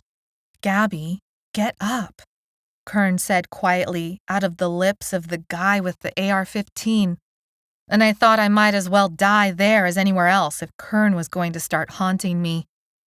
"Gabbi," he said, in a whisper only I could hear.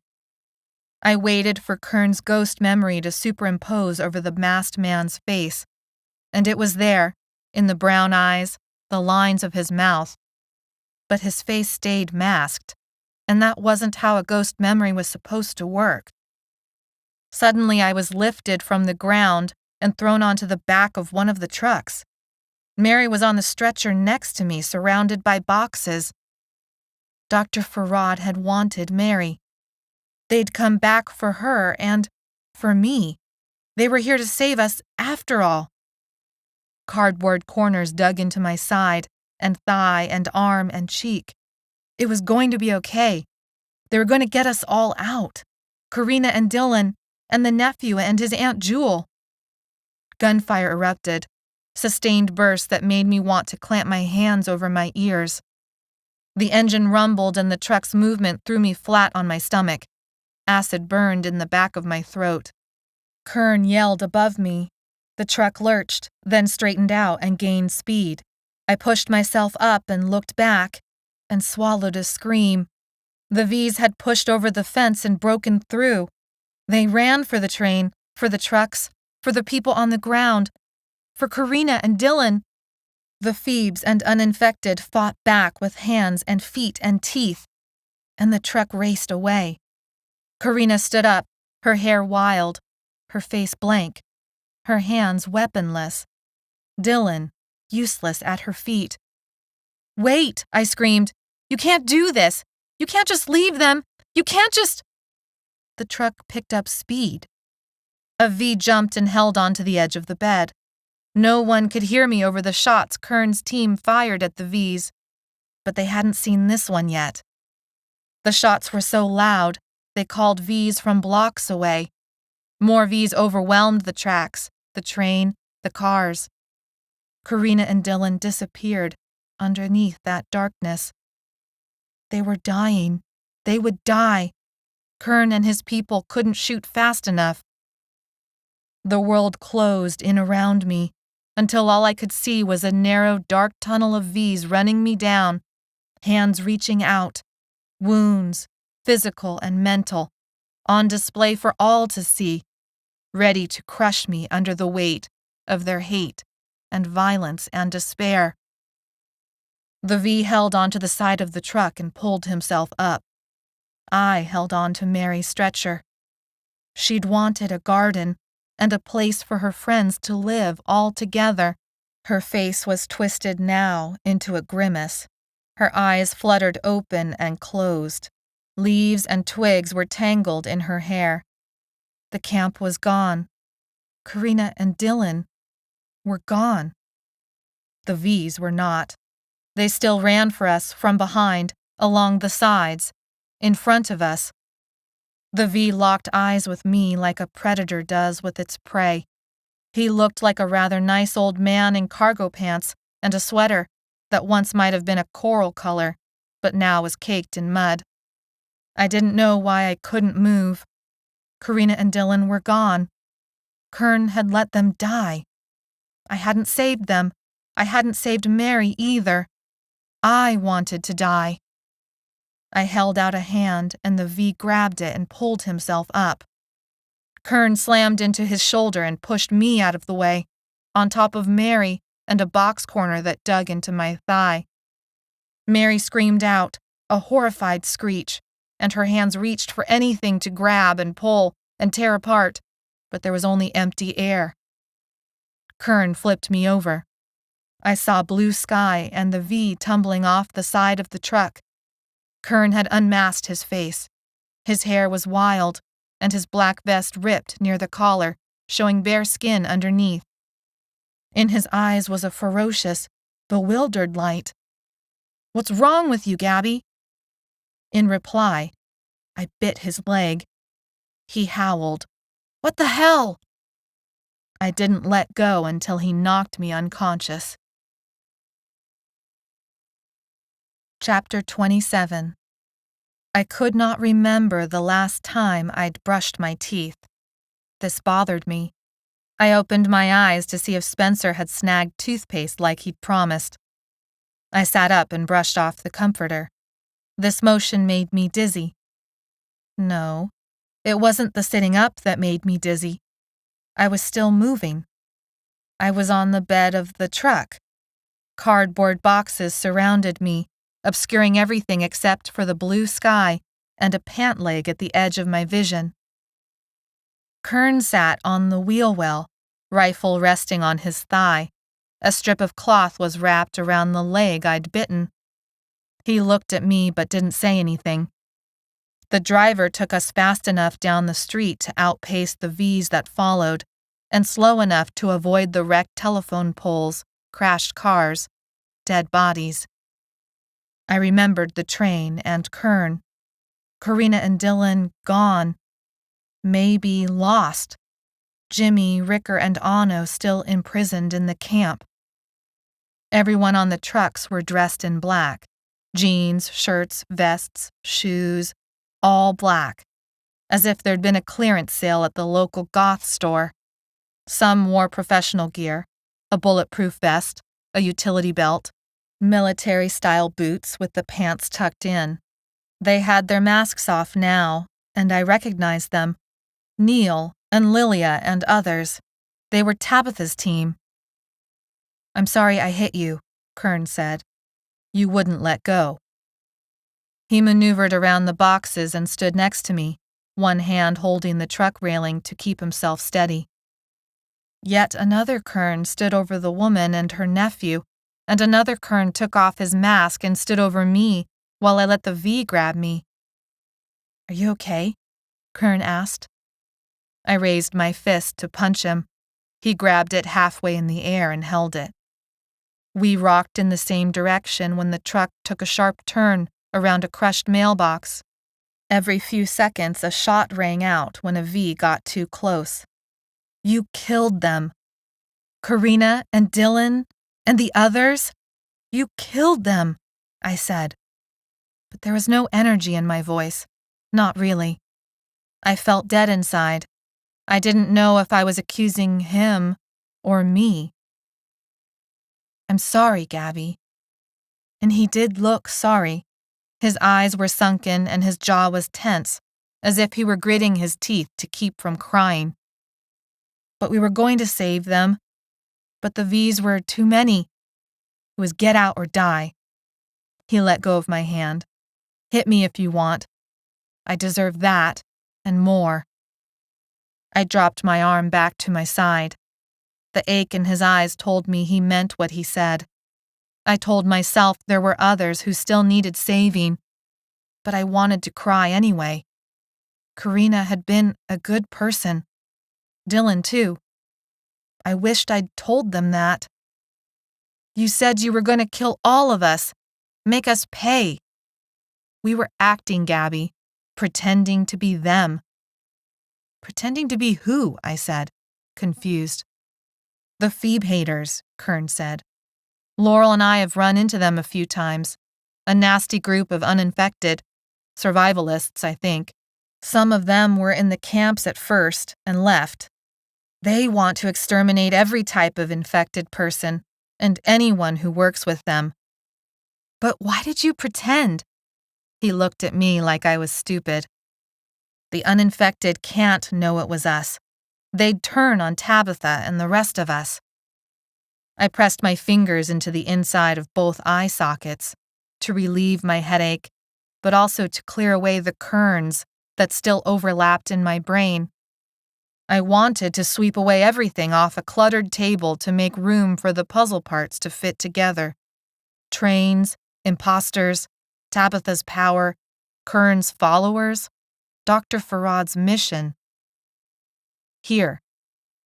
I felt a small box pressed into my arm. Kern held out some juice. A cranberry something that tasted tart and energizing. The liquid sugar spread from my stomach to the rest of my body, and my brain cleared a bit. You have to understand, Kern said. We had to do it, Gabbi. Dr. Farad is close to a cure, but they wouldn't let her work on it. We had to get her out. What do you mean? That's what they wanted. This whole thing is supposed to be for a cure.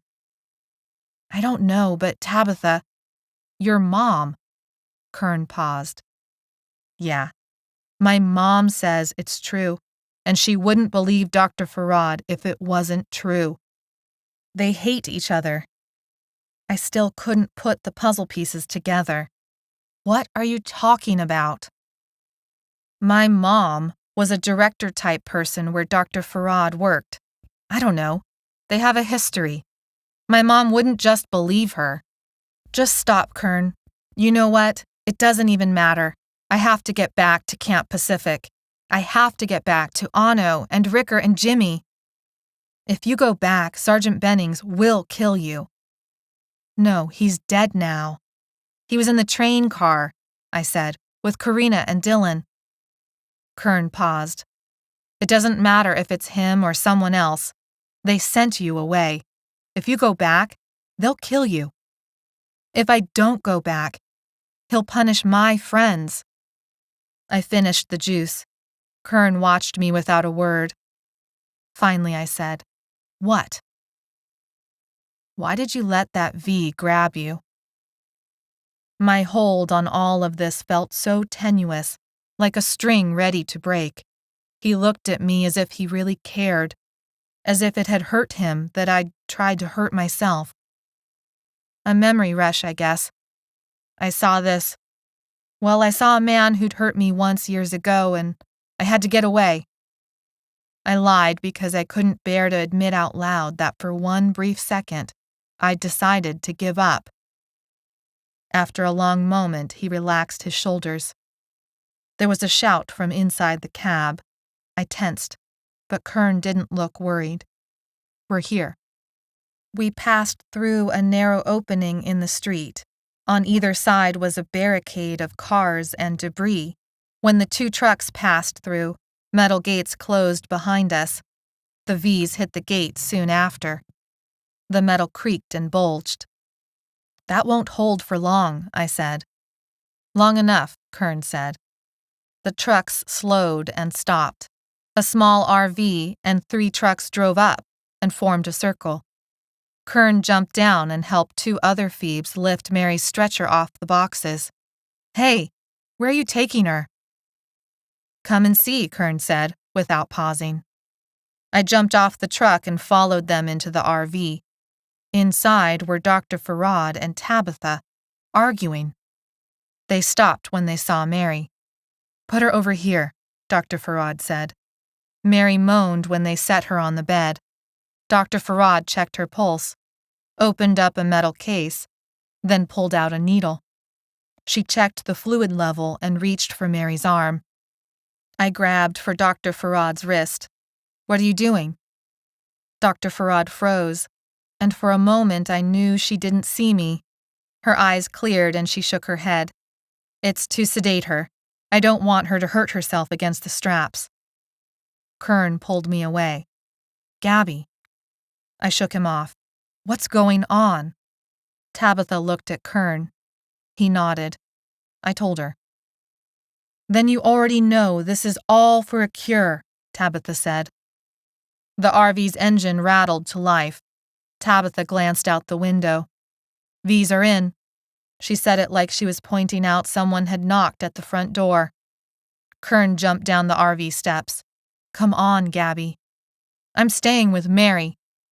Kern looked to Tabitha as if she could force me to change my mind. Instead, she said, "Where are the rest of them?" Kern didn't look at her. "V's overran us before we could get anyone else out."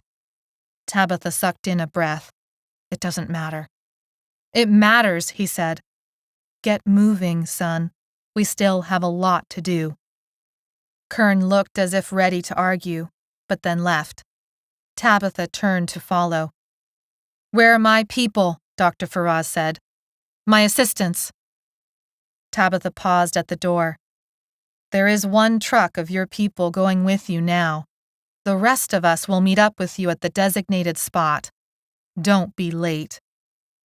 "You don't have to do this," Dr. Farad said. Tabitha stared. "Yes, we do." The door shut, and I scooted to Mary's side. The engine rumbled, and I lurched backwards. She looked so small like this. Dr. Farad reminded me of the college woman who had tried to study us for her PhD. Mary had made me laugh so hard telling a joke about it the day she'd gotten infected.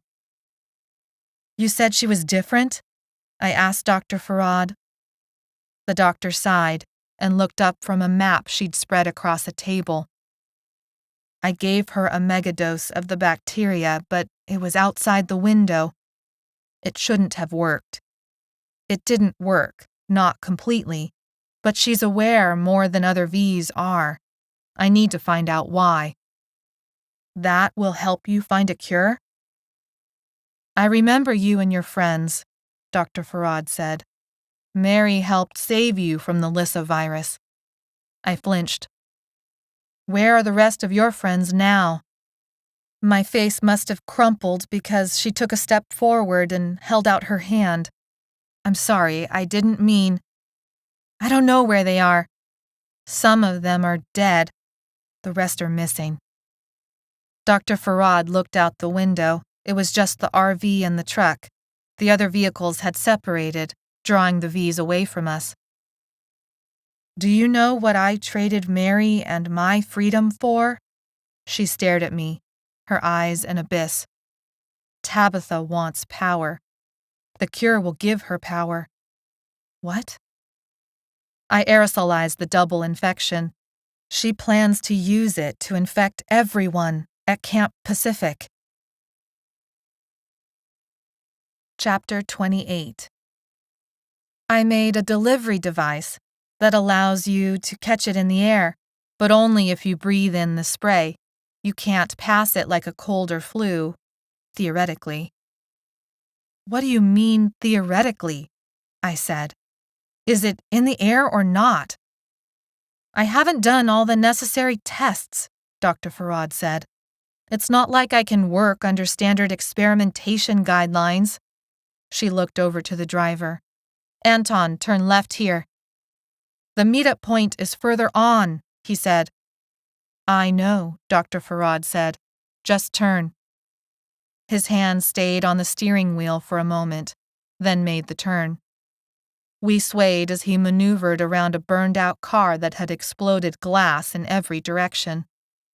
Dr. Farad drummed her fingers on the seat. I suddenly felt a desperate thirst. Do you have some water? Dr. Farad refocused on me and flicked her head at the cabinets. Check in one of those. I searched until I found a fresh bottle and downed half the liquid in one breath. The water felt clean. It washed the cobwebs out of my mind. You're not going to meet up with Tabitha and the others. Would you? Dr. Farad said. She faced me, her brown eyes perfectly matching the brown in her hair. The Feeb wrinkles and webbing somehow made her look solemn. She still waited for my answer. She honestly wanted to know. I don't know, I answered lamely. She turned away, as if disappointed. Well, once Tabitha gets the cure, a real cure, a permanent cure. If you find one, I interrupted. She stared at me, burning holes in my head. I will find it. And when I do, Tabitha does not get to be the one to control it. Do you think she'd give it out to whoever needs it? She won't. I know her better than you. She won't. Mary moaned on the bed again. She tossed her hair around, but her eyes remained closed. Dr. Farad went to her side and checked her pulse. They have a remarkable ability to metabolize chemicals. It's quite spectacular. Is Mary going to be okay? Dr. Farad shook her head. I don't know. The lyssavirus is its own special kind of monster. She stood up, lost in thought. And the bacterial infection. I don't understand the vector. Why are there so many? It's not airborne. It's not through ticks like regular Lyme disease. She shook her head, remembering where she was. You can come with us, you know. What? I stood. What do you mean? Where are you going? I can't tell you where we're going, but I'll need people to help protect my experiments, Dr. Farad said. I'll need people like you to help while I find the cure. I'm sure Mary would want you with her. But my friends, they've already got the double infection. Tabitha won't hurt them. But she looked away when she said that, as if she didn't completely believe what she was saying. I went to Mary's side. She was here. She was here and alive and sick. I could help her somehow. I could stay and she'd remember me and I'd help her get better. I could not worry so much about running for my life. I'd be safe and contained, like in the prison. My mouth soured. Anno and Jimmy's faces appeared. They looked gaunt, exhausted, worried. We were around the bathtub while we held vigil for Ricker's fevers. No, they were still at camp. They didn't have Dr. Farad's protection. They needed me more than Mary did, especially now, especially when I had messed up by trusting Tabitha and Kern and thinking even for a second that getting caught at that prison wasn't a bad thing. I had known better, but I had begun to believe the lies Tabitha told me. I had wanted to believe so badly. I stepped away from Mary even as my heart broke just looking at her. She would have killed me if she found out I'd even thought about leaving the others. I can't stay. Dr. Farad examined me from head to toe. I shivered under that gaze. I remembered now that she had been there, in that tent, going through her own fevers the same time as us, after we'd lost Mary. We'd escaped before she'd recovered. I thought Tabitha had a piercing look, but it didn't hold a candle to Dr. Farad. You're making the wrong decision, Dr. Farad said. Anger flared inside of me. What do you know about any of that? You don't know me. You stay out there, you're going to die. Come with me, and you get a chance to be a part of something big. You get a real chance of surviving long enough to get the cure. If you actually find it. She opened her mouth, but I cut her off again. I'm not staying. The crazies are tailing us, Anton said quietly. He glanced at me through the rearview mirror. If you step out there, they'll be all over you. Your cars are making the most noise, I said. I'll run fast and quiet. They're more likely to follow you than me. I told myself Dr. Farad would take care of Mary because she was wrapped up in Dr. Farad's research for the cure. I needed to take care of the others. Why take the risk? Dr. Farad said. She moved to block the RV's side door. If you don't go with us now, you might never see your friend again. You'll probably die out there. I need you. The cure needs you. Something wasn't right about this. What exactly do you need me for? I told you, Dr. Farad said. Protection, caring for your friend. This time she managed not to look away while she lied to me. My hands tingled as I thought about what to do. Get out of my way. Lame, especially since Anton kept driving and Dr. Farad didn't move. Actually, she did move. She pulled out a gun from her waist. I can't let you leave. The cure is too important. My mind spun and I saw red. She dared to keep me away from my friends. She dared to hold me prisoner. She dared to tell me what to do. Before I could think about it too hard, I barreled into her stomach. She yelped and the gun skittered across the floor of the RV, disappearing underneath the front passenger seat. Anton shouted. I grabbed Dr. Farad's hair and pulled until she yelled out in pain. We were flying through the air. Anton must have slammed on the brakes. I hit the back of the driver's seat with a hard thump. Dr. Farad landed on me before falling flat to the ground, and then I fell on top of her. I scrambled up and raced, dizzy and swerving, for the side door. I jammed my finger on the handle. Anton was sitting back up. He had found the gun and he was pointing it at me. I jerked open the door anyway and flinched in anticipation of the shot.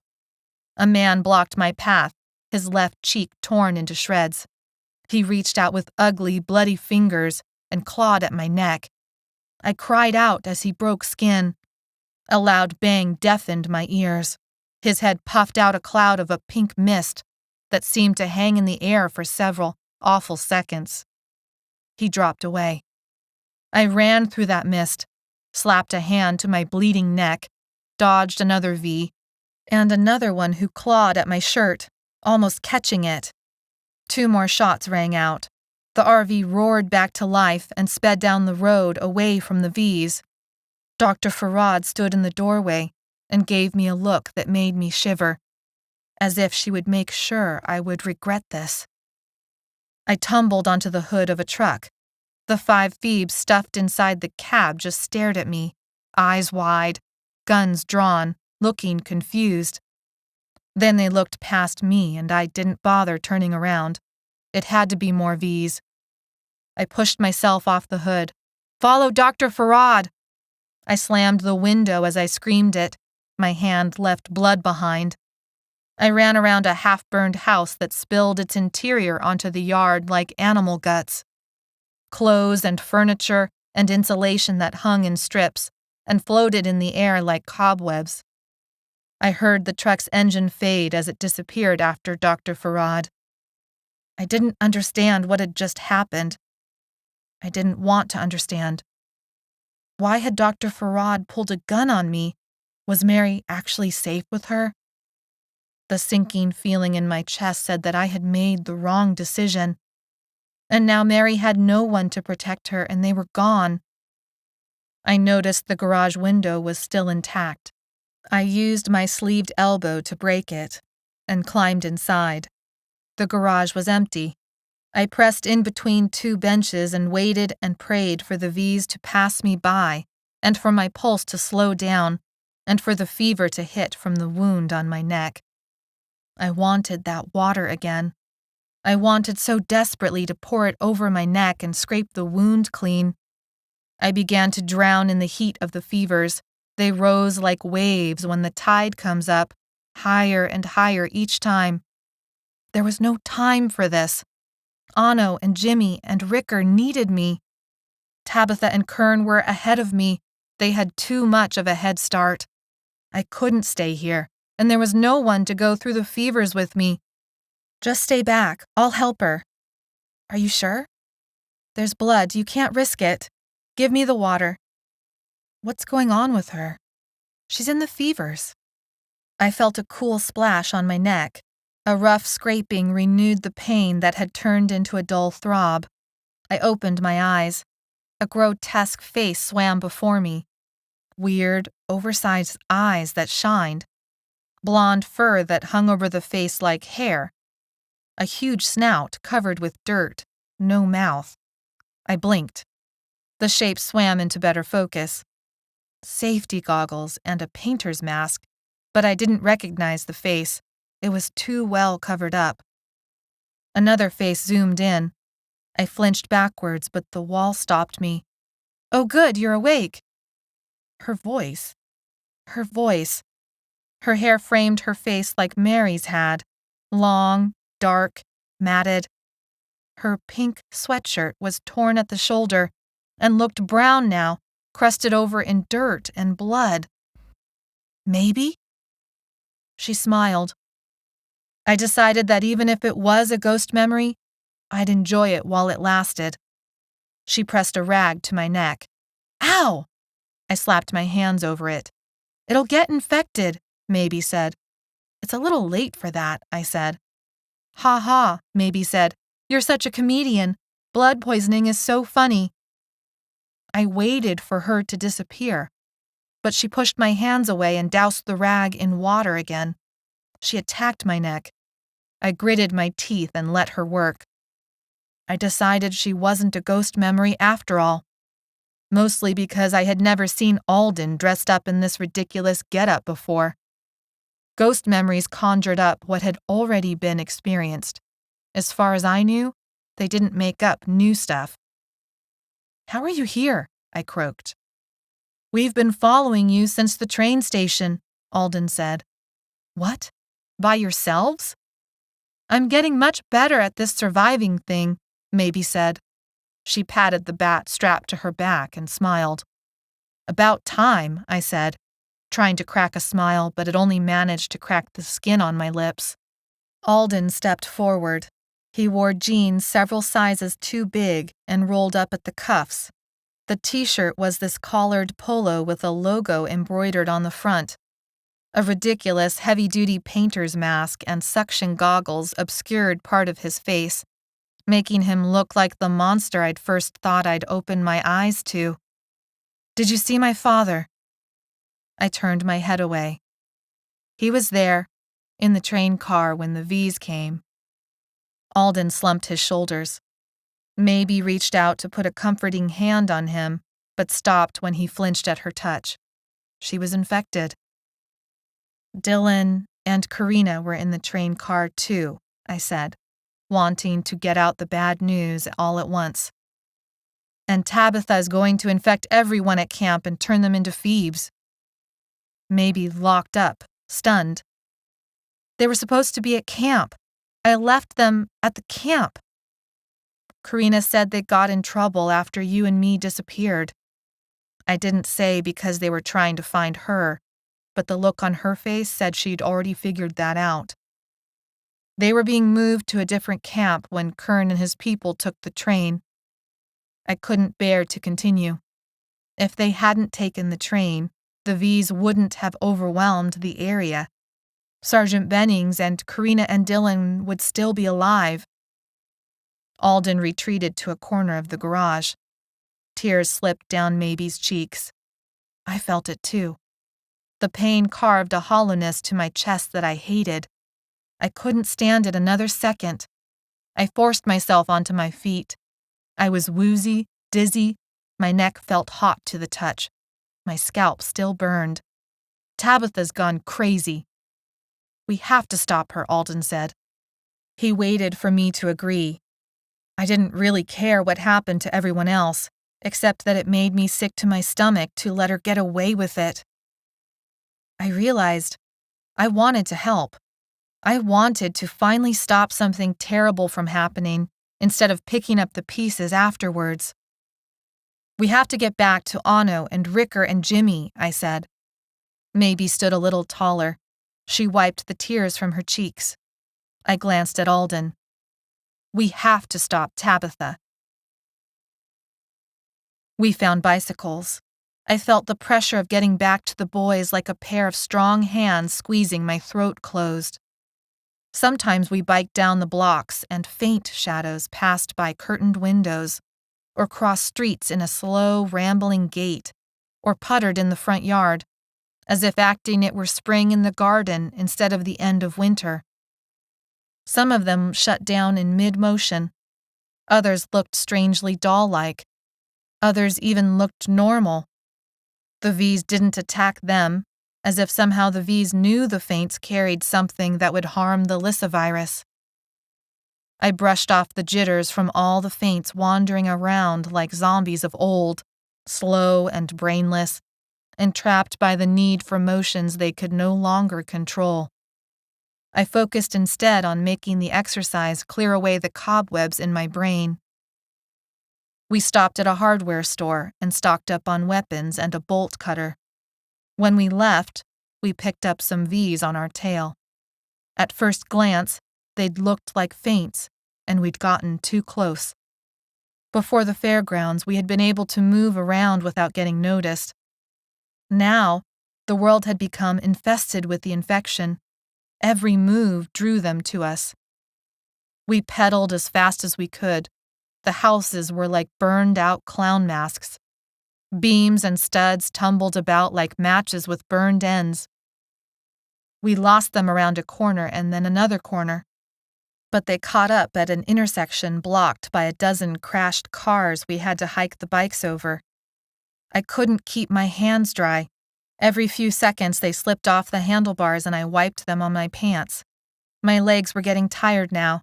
Mabie was falling behind a little. Allen kept our tail. He wouldn't let her go last, but that meant the mob was closing the gap. When we got to Camp Pacific's fence, I worked on it with the bolt cutter. The mob was only a couple of blocks away. There were more of them than had been at the high school. They flowed like water over the smashed cars, broken light poles, and burned-out skeletons of houses in their path.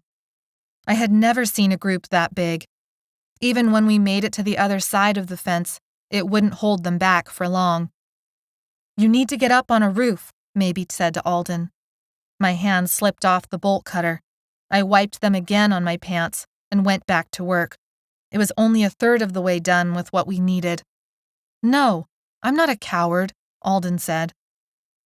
There were no guards in the towers. You could feel it in the air, this sense of heaviness, this sense of wrongness. Tabitha will infect you, Mabie said. They'll rip off that mask. You don't know they're inside yet, Alden said. They might not have made it. I forced myself to move faster. The groans behind us became louder, more vicious. The sound of a garbage can falling over snapped my focus to the left. There, coming from the opposite direction of the mob, was a V pushing along a trash can. She jugged through what fell out and was ripping it to pieces. A raccoon. Her pencil skirt was ripped, and her hose was dangling in strips from her bare legs. Her hair had fallen out of a bun. Suddenly, she whipped her head around, searching, angry, laser-sharp. She dropped the bloodied pieces of raccoon like so much refuse. Her hands hung at her side, one finger sticking out at an odd angle.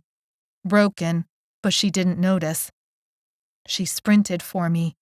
We didn't have time for this. I scrambled backward, losing my grip on the bolt cutter, and tripped onto my tailbone. She had green eyes and a missing front tooth. I jumped up and swung out, punching her in the jaw. She reached out her hands, and something dark blocked the sun, and she fell to the side with a crack. Did you miss me? Mabie said, a bat resting against her shoulder. A shadow detached itself from a building, and an old woman ran to us, her hands out like claws, her eyes bloodshot and vacant, her gait stiff and slow. She should be watching TV and drinking tea, not out here with a bloody foot and a torn dress that revealed a bruised shoulder.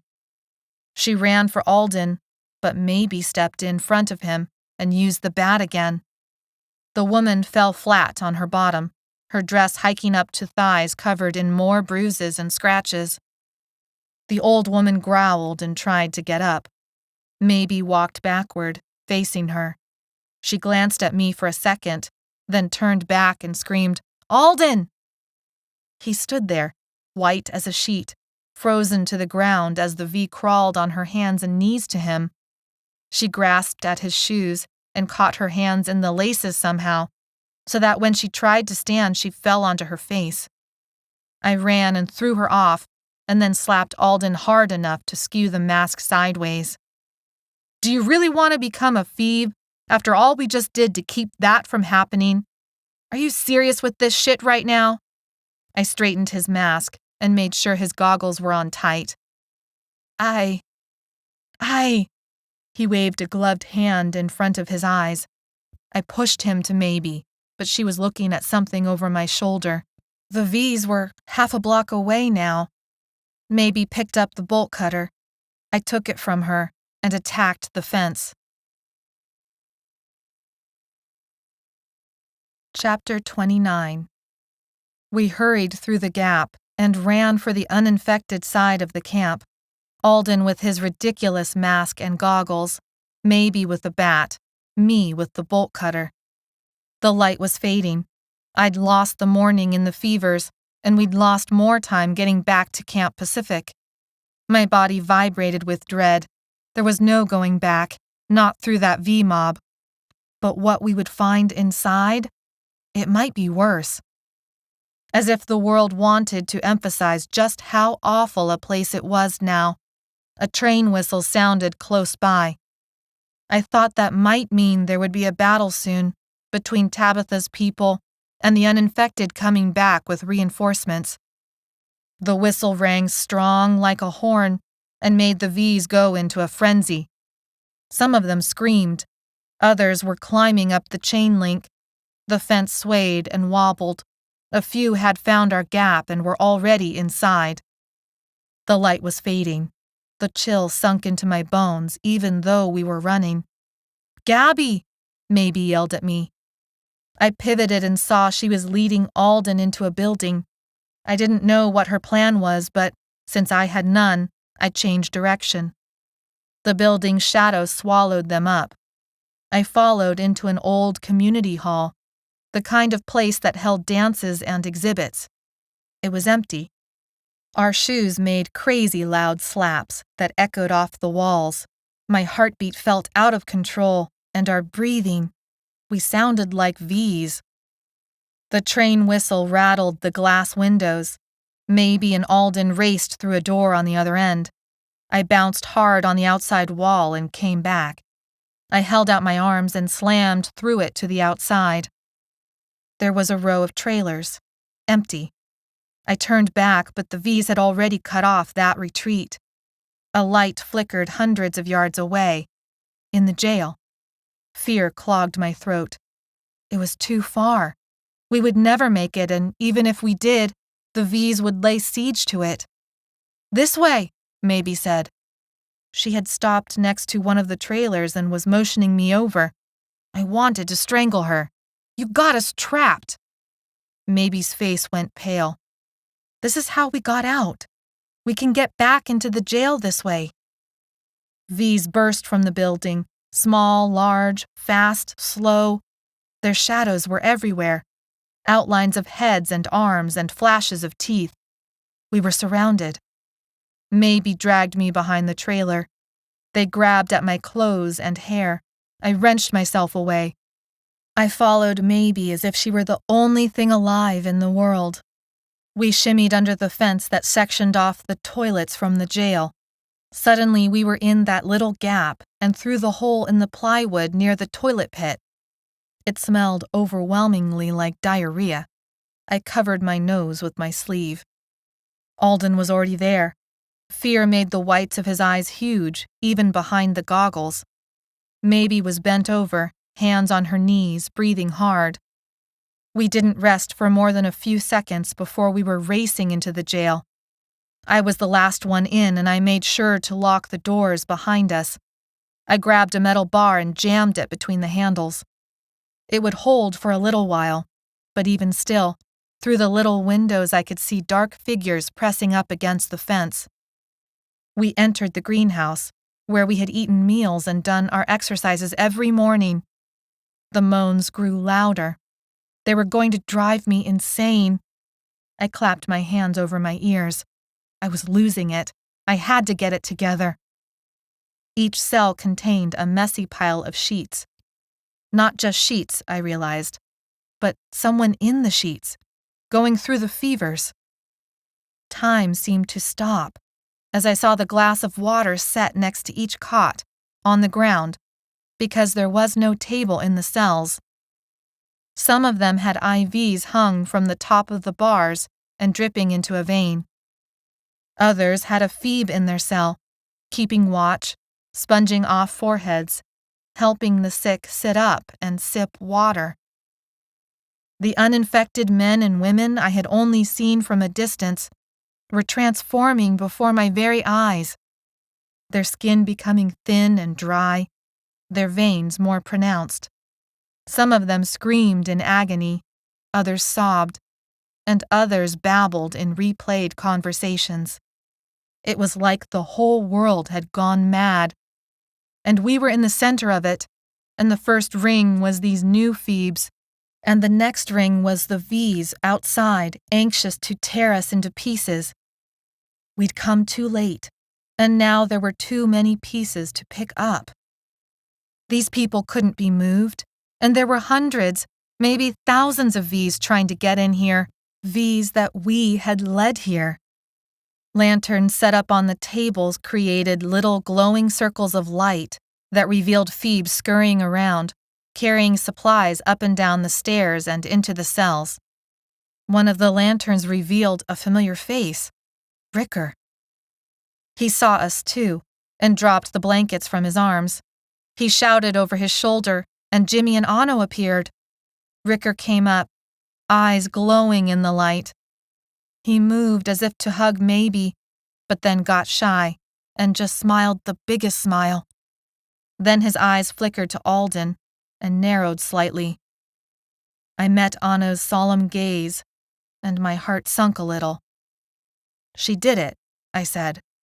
"She infected them all, didn't she?" Anno nodded. Jimmy hugged me around the waist and I patted him on the back. I felt it too. We were back together. It was better together, even if we were all about to die. "It's bad," Jimmy said. "No kidding," Ricker said. "We have to leave as soon as possible," Anno said. I shook my head. "There's Vs everywhere outside. They followed us. We're probably surrounded." "Gabbi?" Kern said, incredulous, yearning and angry all at once. "What are you doing here?" He came up behind Anno. The lantern light made shadows dance across his face. "You knew Tabitha was going to do this, didn't you? She infected them all," I shouted.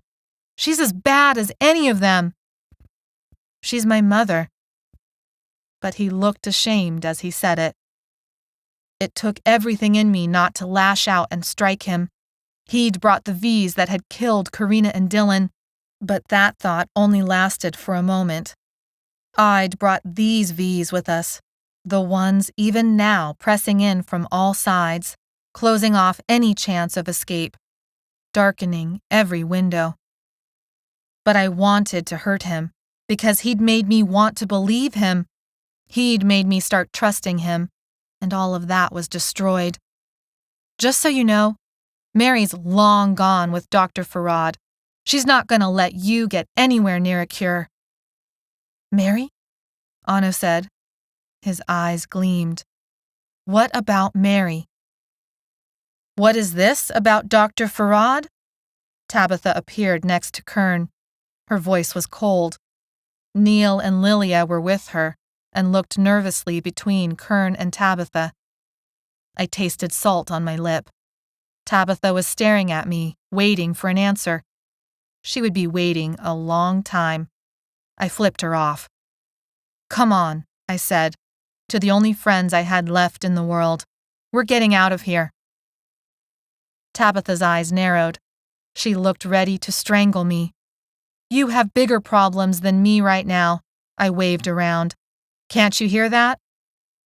The moans from inside the jail quieted for a moment as if to make way for the moans outside the jail. Tabitha paled. Everyone felt it. The tomb the jail had just become. "Get everyone in the cells and lock the bars," Tabitha said. Kern, Neil, and Lilia flew into action. "What about us?" Jimmy said. Tabitha didn't even pause. "You can die out here with the V's." I locked eyes with Ano and could almost read his thoughts. We would force our way into one of the cells, no matter what it took. Floodlights flipped on, bathing the room in an otherworldly silver glow. I froze, as if it were the first time I'd been caught in the act of stealing something, not knowing that acting so guilty was what had given me away. Gunfire sounded outside. The doors to the front of the jail flew open. People in uniforms, gas masks, and guns streamed inside. They fired shots behind them. V's followed, grasping, crawling. Dark shadows that formed even darker pools of blood on the ground. Kern crumpled at the base of the stairs. A soldier had hit him over the head with the butt of his rifle. I ran to Kern. A lump caught in my throat. I checked his pulse. I checked to make sure he was still breathing. He was alive. His eyes were rolling around as if he couldn't focus. I dragged him into a nearby cell. The shell-shocked face of a Feeb greeted me. His hand was on the arm of the Feeb in the fevers. "What's happening?" "Stay inside." I dumped Kern on the ground, but then was pulled out of the cell. I landed hard on my back, the air knocked out of me. I stared up at the 3-story ceiling. It framed the face of a man with a bloody nose that had spread a horrible stain down the front of him. All around me, people were fighting the V's. Some of the cells had closed, protecting those inside. Other cells had not closed in time. Soldiers fired over the screams. Many of the Feebs fought hand to hand. This V's hands were around my neck. His breath stank of rotten meat. I fought him with everything I had. I couldn't afford to get bit. I couldn't afford to die now, not when we were all together again. I dug my fingers into his eyes and closed my own so that I didn't have to see the ooze after I felt the pop. He howled, but his hands remained, pressing harder, tighter. Black dots appeared in my vision. Suddenly his hands disappeared, and then the rest of him fell over. One side of his head was missing now. A soldier stood above me, covered in gore. The glare of lights obscured his face, and then he turned and held out a hand to lift me up. Sergeant Bennings. He was alive. He'd just saved me. "Dad?" Alden seemed to part the stream of battles around him. Sergeant Bennings paused. Then he unlatched a canister and threw it deep into the greenhouse. It began releasing yellow gas. I thought it must be tear gas, but then the V's started dropping, and then the Feebs. He strode over to Alden and replaced the painter's mask with another gas mask on his belt. And then he waited. I ran to Jimmy and grabbed his shirt. "Put it over your mouth." I did likewise and hoped it would help. I didn't want to wake up with Sergeant Bennings in control again. I didn't know who would be worse at this point, him or Tabitha. It didn't matter. I didn't want anyone else in control of me ever again. Mabie motioned frantically. Ricker and Ano were on either side of her. They were close to the front door. It was like someone had dipped them all in a bucket of blood. Jimmy and I crept over to them along the wall. Sergeant Bennings turned, surveying the room from its center, shouting orders to his soldiers. His hand was clamped so hard onto Alden's shoulder. The screams, the gunfire, the shouting, it was all slowing down. Sergeant Bennings was winning. Jimmy and I hurried, stepping over dead bodies, passing by cells of people who had managed to close the bars in time, and cells that didn't turn out so lucky. "You," Sergeant Bennings said through the mask. It warped his voice into a garble that barely made sense. I looked, ready to face his gun head on, but he pointed the gun at Maybe. "No!" Alden tried to hit the gun out of his father's hand. I jumped and pushed Maybe out of the way. Sergeant Bennings fired. My shoulder became a white-hot ball of pain. Chapter 30. "We should keep going," Anna whispered, and I wonder why he was whispering except that of course Officer Hanley might hear us and kick out our campfire for a second time that night, and we didn't have enough supplies to start a third, especially since Anna was sick. "She's still bleeding," Maybe said, also in a whisper. But that wasn't right, because Maybe had never met Mary, because Mary had pretty much already died, but that wasn't right either. "This place gives me the creeps," Ricker said. "Yeah, but what choice do we have?" Jimmy said. "But we can't stay for long," Maybe said. "I need somebody's shirt or something, I don't know." "Here, I'll do it," Anna said. Pain lanced through my shoulder as something wrapped and tightened around it. Stars burst on the inside of my lids. "Try not to kill me, Anna, okay?" I said in a raspy whisper that sounded strange even to my own ears. "She's awake," Jimmy said. "And she can hear you," I said. "Help me sit up, and somebody better tell me quick where we are and how we got here." I struggled to open my eyes as someone pushed me up and put what felt like a pillow behind my back.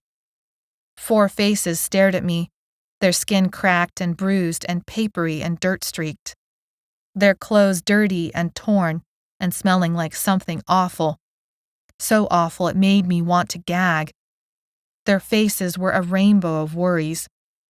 I was laid out on a sort of table pushed up against the wall so I could lean back. We were in a mechanic's office, judging by all the tools on the pegboard. It was a small workshop, but tidy nonetheless.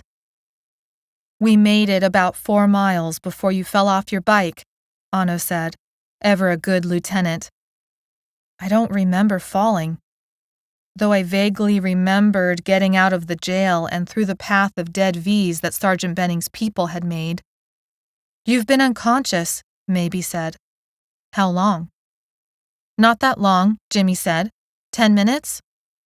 Ricker left, leaving a gap, but then returned holding a bottle of water. He uncapped it and I drank it greedily. Then I pushed it away. "The rest of you should finish that." "We need to clean your wound," Anno said. "The bullet went through, but it should be cleaned." I was about to protest, but then he said, "There's more. A whole case of water in the closet back there." I sighed and leaned back. "What's the situation outside?" "Bikes are hidden, but it's not really cleared out here," Anno said. "There's a lot of V's. They're slow. They look starved, weak, but..." He shrugged. "And of course, faints." He tilted his head to a corner of the room. The other 3 looked in the same direction. I winced. Of course. I craned my neck and followed their gaze. An old man with stooped shoulders fiddled with something on a workbench in the corner of the room. He wore a type of apron. Stains darkened his pants, and I realized that gagging smells came from him, because in his fog of infection, he no longer remembered when, or maybe how, to use the bathroom. His arms were bare except for a tattoo of eagles and the American flag that had long ago stretched and sagged as his skin had aged. Eventually he would be too weak to work, and he would lie down and die, and there was nothing we could do about it, except be grateful it hadn't happened to us. I was surprised he had kept himself alive this long. I sank flat onto the table. "We stay the night here. I'll be ready to move tomorrow." I said this with more conviction than I felt. "And somebody needs to give him some water. And if there's any food, that would help a hell of a lot, too." I drifted into darkness. In the morning, I woke up from the pain in my shoulder. I had tried to move, to shift onto my bad side, and had paid dearly for that movement. My tongue tasted stale, and my mouth was dry like cardboard. I slowly moved different muscles, starting from my toes up to my legs, then all the way to my neck, being careful of the wounds there and on my scalp that still burned. I'd failed pretty miserably at not getting hurt, but at least I was still alive. I bit on my lip when it came time to move my shoulders, but I forced a stretch anyway and decided now was better than never. I swung my feet off the table and waited for my head to stop its wobbling. When I steadied, I stood and grabbed up the water bottle and guzzled almost all of it, and then splashed the last of it on my face. Mabie and the boys slept in a heap together on the floor for warmth, safety, comfort. I looked on them in wonder. They were all still alive. We were no longer caught. I continued preparing for the rest of the day, for a full day of bike handlebars. I looked around for the old man. Faint or no, he could still harm us if the right memory caught him. There he was in his corner, but no longer working at the bench. He sat on a stool, his hands resting on his knees, his eyes focused on me, as if he actually saw me. Insect bites had raised angry red welts around his bare ankles. "Who are you?" His voice was low and it crackled from disuse. "I'm just passing through," I said softly. "Young lady, that was not my question." "Gabbi. My name is Gabbi and I mean you no harm." "I can see that just fine. What with you bleeding on my gear over there, I bet you couldn't hurt a fly right now with that shoulder." I smiled. "Maybe," I said, "but don't try me." He laughed a low, soft guffaw. "Sounded just like my wife right then." "Did you see her?" "She went shopping, but should have been back by now." "No, I haven't, but I'll keep an eye out for her." "Thank you. I'd appreciate that." He turned and rummaged around in a drawer on the workbench. He pulled out something rectangular and shiny. He looked about to toss it, then thought better of it and walked it over to me. He held it out, his hands grimy from the kind of grease that came from working on cars, but were otherwise clean, though the sewer smell grew stronger with his nearness. In his hand he held a granola bar. "Here, looks like you need this more than me," he said. "No," I said quickly, looking at the way his skin hung off his bones, how thin his wrist was, how gaunt his cheeks were this close up. "You eat it." "I'm not hungry. Haven't been for days," he said. The look in his eyes spoke of some deep awareness, as if while he was trapped by the faint infection, he also sort of knew he was trapped. I didn't know how that could be possible. "I can't," I said, a strangled note in my voice. The horror of his self-awareness flooded into me, and I didn't know how to respond except that I couldn't take the last bit of food this man had. He opened the package, the plastic wrap crinkling loud in the silence of the room. Daylight filtered in through the window, and I saw, at least on this side, that the way was clear of V's. He pulled off a small piece of granola, smaller than a dime, then crumbled it into dust between his fingers and let the crumbs drop to the floor. My stomach cramped. My nose picked up faint hints of sugar, chocolate, nuts. "If you don't eat this, I'm sorry to say it's all going to go to waste," he said, frowning at me. I held out my hand and it shook a bit from hunger. He placed the granola bar in it. "Thank you." He smiled a big smile. A few teeth were missing and other teeth were crooked, but all that had happened and healed long ago. That's better. I pinched off a section of the piece he had touched and let that tumble to the ground. No need to invite more germs if I could help it. I gobbled up the rest of the bar, and when I finished, he appeared with a bottle of water. I thanked him again and drank my fill. By this time, the others had woken up and were stretching and drinking water, and otherwise trying not to look as if they were watching me in the faint. The sugar spiked my endorphins, and even though I wasn't looking forward to the bike ride today, I knew it was time to get started. Thank you, but we need to get going now. We have a long bike ride ahead of us, and it's gonna be slow for obvious reasons, I said, motioning to my shoulder. Well, I was thinking about all that last night. It's really a mechanical problem you're facing. His words disappeared into a series of mumbles, and he went still. I got the sense that we'd lost him. Ricker looked like a parrot stretching his head out as he massaged his neck. He was mumbling and working on something all night, he said. I decided that it would be best if we snuck out while he was still lost. Then it would be as if we'd never been there. We gathered our stuff and grabbed a few extra bottles of water, but left plenty for the mechanic in case he came out long enough to drink any of it. I was the last one to leave the shop. I felt a hand on my good shoulder. You'll want to take this along with you. I turned. The old mechanic let his hand drop and stood back to showcase what he had brought out. An electric recumbent? At least, I think that's what it was. It had 2 wheels and pedals and handlebars, but its seat was low and upright, and you would need to extend your legs forward, not down, in order to pedal. There were extra contraptions mounted on the back wheel and on either side of the seat for supplies and batteries. I swallowed around a lump that had risen in my throat at this unexpected kindness. The whole world was full of monsters now, but this feint might have just saved me. The seat position, the electric pedaling, I could go a lot more miles on this than a regular bike. Here now, this is for you as I've got no need for it. He wheeled the heavy thing through the door. Ricker exclaimed, but maybe cut him short, reminding him of the V's close by. The old man held the bike steady until I lowered myself onto it.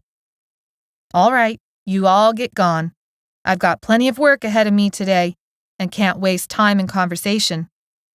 With that, he went inside and closed the door to his shop with a soft click. I turned back to my friends and saw wonder had filled their faces, even a hint of jealousy. What can I say? I said, smiling around the pain in my shoulder and neck and head. I've always been quite the people charmer. Anno laughed, silent laugh so deep that tears sprung to his eyes and streamed down his cheeks. Jimmy giggled. Ricker socked both of them in the shoulders. So where are we going? Maybe asked. The boys quieted down and waited for me to answer, because somehow they had decided that I was the decider. But they would bring me up short if they had problems with my decision, and I would listen to them. I don't know of any better plan except to just, follow the plan we'd originally set out to follow before it all got taken sideways. Ricker scratched his head. What was the... Dutch Flat, Jimmy said, unable to hide the eagerness in his voice. It's up in the hills, out of the way, I said. I still remember the route Dylan said we should take. We could make it in a couple days depending on whether we get killed along the way or captured again. You know, our normal day-to-day problems. Maybe contemplated some dark thoughts I could not read, but the boys had already accepted the decision as having been made. Still, that wasn't my style. Unless anyone's got a better idea? I asked. Anno began pedaling and the other 2 followed. Maybe held back for a moment. Do you have a better idea, maybe? I snapped my fingers in her face and instantly regretted it. Even though it was my good arm, it still managed to trigger a flash of pain in my shoulder. I gritted my teeth until the pain subsided to a dull throb. Maybe's eyes refocused, and she brushed at her head as if swiping at a cobweb. Dutch Flat. Sounds good to me. Chapter 31. The electric recumbent made the journey easier, but that didn't make it easy. We had more than 60 miles ahead of us, but on the other hand, each mile took us further away from the population centers. We decided to split the remaining miles into 2 days. If I'd been well, I could have done more each day, but I wasn't. In the morning, after leaving the mechanic behind, the skies became overcast and drizzled a light rain. We took shelter under an overpass, like old times. When the rain cleared a few hours later, we trudged on. The sun shined clear but pale, enough to send the birds into an uproar. It sounded like a zoo. Dozens of different calls filled up the silence and covered the little bit of noise our bikes made, though it also made it difficult to hear anything coming our way. I thought maybe it was early March, but there wasn't any way to know for sure, not anymore. Still, there was that heaviness in the air, a humidity and a promise of more warmth to come, and the poke here and there of green amongst the ashes of burned-out fields and neighborhoods and strip malls. The weeds would grow first, and then other things would follow. I thought about the Feeb haters, and how strange the mechanic feint had been, and what all of that meant.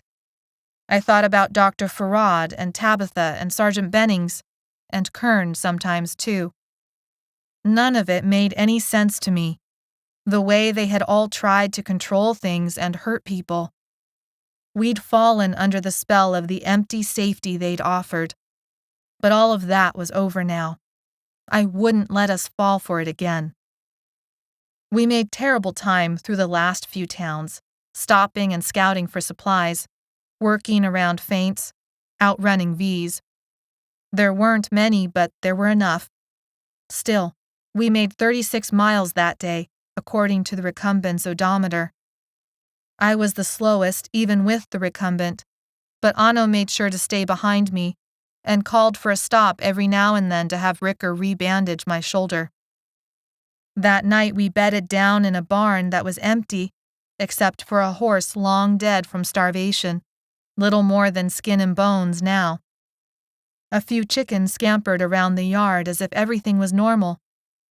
Jimmy hunted for their coop and came back with a shirtload of eggs, more than we could possibly eat in a week. But we sorted through them just the same, and started a fire, and found a flat piece of metal we decided to use as a skillet. Some of the eggs had gone bad, and we tossed those outside into the dirt, but most were just fine, and we feasted on omelets filled with some green bits of weeds that Karina had once shown us were okay to eat. This lapsed maybe into a brooding silence, but there was nothing to be done for it. Karina and Dylan were gone. Kern and Tabitha were probably captured. Sergeant Bennings and the camps were still alive and well, and pretending like Phoebes didn't deserve what the uninfected deserved. I sighed at my morbid thoughts and stared at the hypnotizing flames of the fire. My belly was full, and that satisfaction spread to the rest of my body, even dulling the pain in my shoulder. Maybe came back to the fire after switching watch with Ricker and crouched next to me. "What are we going to do at Dutch Flat?" "Anything we want," I said, because I didn't really know. "We'll find shelter first, and then food and supplies," Anno said. "And then?" Maybe said. "And then stay out of trouble for a while," I said. But my answer satisfied neither of us. The next day was clear and bright, and promised spring right around the corner. Yesterday's rain had cleared away the smoke from the fires of the past few months, and the sky was that crystal blue color that hurt the eyes sometimes because it was so bright. We had fewer miles today, and my shoulder was feeling okay as far as that went, but we all knew the miles would be mostly uphill. We set out early in the morning, the dew not yet evaporated from the grass. The smells out here were cleaner, and whenever we encountered something that didn't smell right, we went around it. There was no reason to look at gruesome things. When we rode by a gas station, maybe and Anno went inside for a map and snacks, though we had packed a great number of eggs in the satchels of my bike. When they came back out, their shirts covered the lower half of their faces. Even though their arms were full of supplies, their expressions said it wasn't worth whatever they had seen inside. I unfolded the map across my lap and traced our route. "Less than 20 miles to go," I said in a whisper because we had been operating pretty much on silence the whole time, and it seemed wrong to break it. Silence, except for the birds because they had been going all morning like yesterday, but it wasn't an unhappy silence. More a respect for the new state of things, a way to let it sink in that the birds and other animals would take over more and more ground and fill the space humans left behind. As we climbed into the lower foothills, the few strip malls disappeared, and all that was left were rolling fields and farmhouses and oak trees and creeks and granite rocks and animals left out to pasture. The elevation change cooled the temperatures, but my pedaling easily kept me warm. I tried to save the battery by only using the electric assist on the steepest parts. We coasted down a hill to a creek bed with a small bridge crossing and a road sign that said, "Dutch Flat, 3 miles." As if by telepathic message, we halted at the sign and took in our surroundings. It was greener here than in the valley. Trees, pine, oak, elm, maple, birch, dotted the landscape, thick with blackberry bushes, grasses, other plants I didn't know the name for. It was a lush place and seemed well protected. Ricker said, "I think we might have a problem." He pointed down the road that crossed the creek, climbed back up, and then turned around a hill or mountain. I didn't know exactly when the foothills became mountains, but I knew we were pretty close. Behind the hill, a column of smoke rose lazily into the blue sky. "Does that mean the town burned down?" Jimmy said. "Looks more like something from a campfire or chimney," Anno said. "So there's people already there," Maybe said. "Could be Faints," I said. "No," Anno said. "They'd have burned the whole town down by now if they were Faints." "Maybe," I said. "Probably." And V's didn't have enough sense left to start a fire except by accident. "I bet it's either from Feebs or uninfected," I said. "We have all the luck," Ricker said. "We could go back," Jimmy said. "Take our pick of a farm or town or whatever. We don't have to keep going." He made sense, but I balked at the thought. The way Dylan had described it, a little gold rush town in a valley, protected by hills and a creek, and maybe a dozen houses with gardens and well water, and electricity already off the grid, it sounded like heaven. It sounded like exactly the kind of place Mary had wanted. And it seemed like a little bit of a betrayal of Karina and Dylan if we came all this way to turn around at the last 3 miles. "Let's take a look," I said. "We don't have to go into town if it seems dangerous. Anno, raise up a hand if there's anything funny and we'll stop and go back." Anno looked like he didn't think it was a good idea, but he took the lead, and we slowed almost to a walking pace. He held up his hand several times, and we stopped and waited and listened, but each time he shook his head, and we continued. It bothered me that he was in front. It should have been me up there. The trees grew taller and more stately, coming together over the narrow road in a sort of canopy that let in dappled light. Our pace did nothing to keep my muscles warm, and I began to shiver in the shadows of the road. Maybe this wasn't such a good idea. We pedaled over another creek crossing and then up the meandering road. When Anno reached the top of the rise, he stopped but didn't hold up a hand. I biked until I was alongside him at the top and then put a foot down.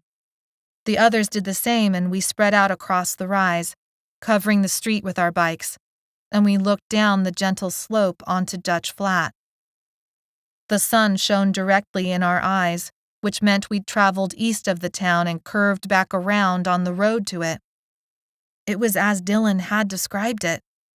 3 or 4 intersecting blocks, an old clapboard hotel, Some houses on one side, and on the other side a small grocer, an antique shop, a post office that advertised a thrift shop inside, and a faded blue sign marking a small laundromat and coffee shop.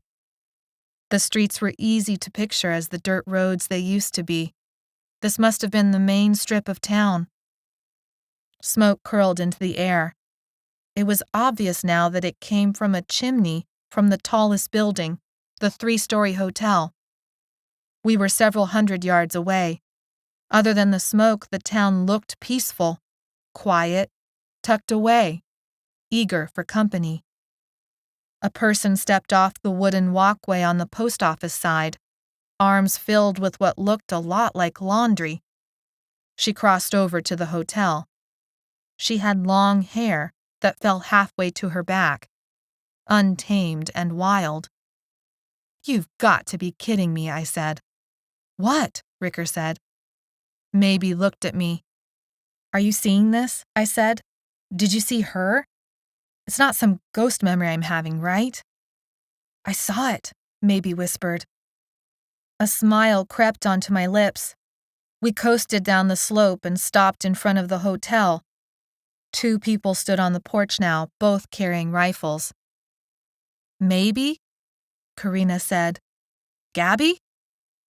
Dylan lowered his rifle and smiled in such a way that my heart dropped into my stomach, and I remembered that for the longest time I couldn't understand how Karina had ended up with him. His eyes drank us all in, and I thought he rested on me for a second longer than the others, and hope flew like a balloon let loose into the sky. "Gabbi's hurt," Dylan said, and my balloon popped, but that was just as well. Karina handed Dylan her rifle and hurried down the steps. She took Maybe into a fierce hug, then stepped back and wiped tears away.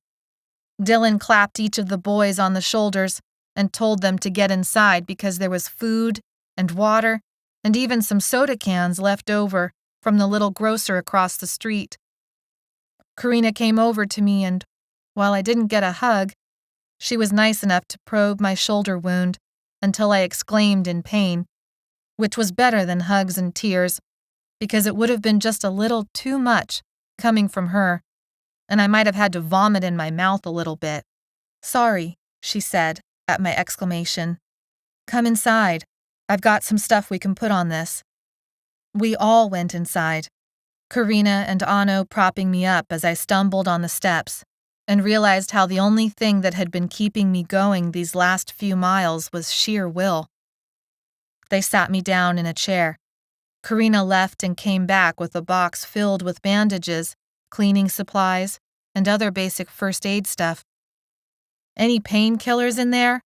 I asked, since the jostling that had gotten me into the hotel had renewed the throbbing. "No," Karina said. "We're not that lucky, but I have something else that might work. You came just in time for tea," she said, smiling. She left again, and the others settled themselves down near me. Dylan leaned the rifles next to the door and limped back to sit down with us. Maybe began peppering him with questions, and he explained how they had escaped the V mob. By luck, but not without injury. He pointed to the bandages that wrapped his leg. Karina came back with a pot of tea and crushed some weird-looking leaves into it. Yarrow, willow bark, chamomile to soothe. I've got some comfrey to pack in with the bandages, but I need to clean the wound first. Bandages covered her arms, too. Bites and scratches that would leave an array of scars behind, sort of like the ones I'd carved into my arm. I sipped the tea she handed me while Dylan explained how they'd thought Maybe and me had been killed and how they'd escaped to Dutch Flat. When he was done, I explained what Tabitha had done to Camp Pacific and what I had learned from Kern about the Feeb haters, and then I kept talking and told them all about Dr. Farad and Mary and Sergeant Benning still being out there, and the weird faint in the mechanic shop, and all the Feebs still imprisoned in the camps. Once I was done, I sat back, exhausted, relieved. The knowledge had been a burden I didn't know I was carrying, and now everyone in this room would help me share it. Jimmy's face was pale. Maybe had a resolute set to her features, while Anno and Ricker whispered to each other. Karina looked at me with wide-eyed thoughtfulness. Dylan stared at the wood floor stained with thousands of footsteps, as if by sheer force of will he could change the state of things. I waited for someone to say it. The words built up in my chest until I couldn't contain them anymore. We can't keep running away, I said. We have to do something. We have to help. May. Chapter 32. Everyone had probably thought I'd have gone with it, joined the resistance, the revolution, the insurgency, the underground, do whatever Tabitha told me because it was for our own good in the end, kill the V's, turn all the uninfected into Feebs. It would have made a great story, the classic kind of story. Underdog turns around and wins it. David defeats Goliath. If you can't join them, fight them. If you can't beat them, be them, or something. It's like no one understands that when you start taking power, that it makes you just as bad as the ones you take it from. It's not like we're going to win or anything. That's so far beyond the point of all this.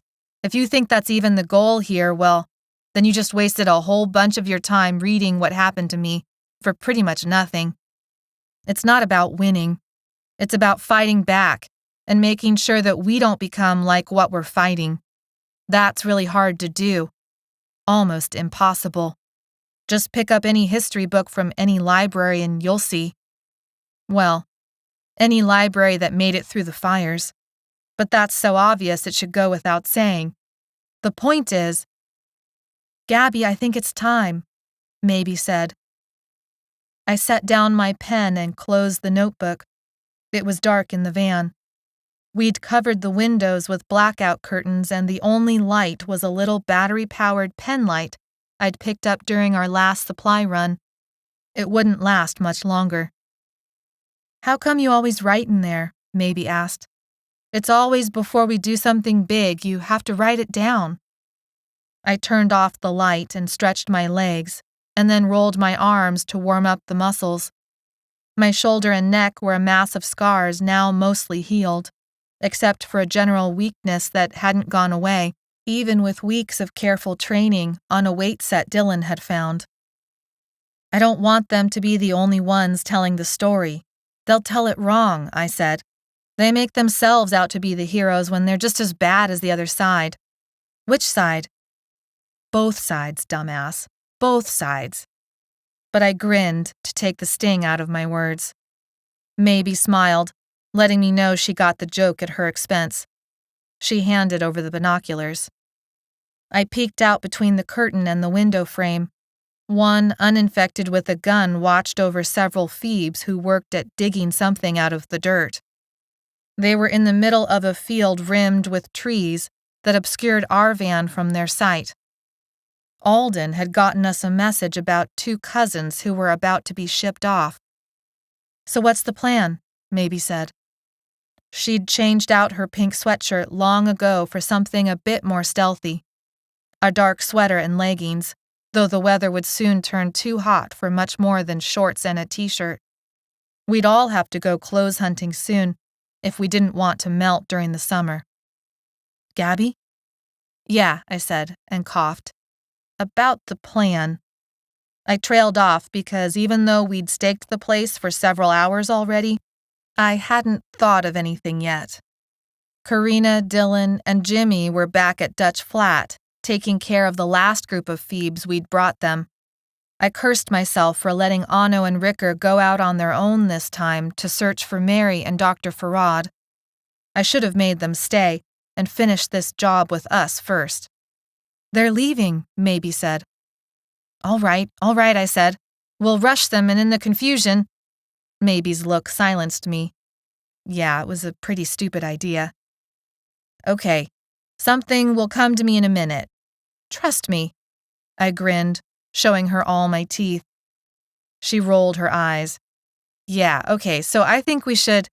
And she explained her plan. and I listened, and I nodded my head because it was a solid plan, and I could trust her with my life and know she would do her best to take care of it. Thanks for reading. What will the runaways do for a real cure? Find out what happens next to Maybe and her friends in Eradication, Zombies Are Human, Book 3. Available in ebook, paperback, and audio.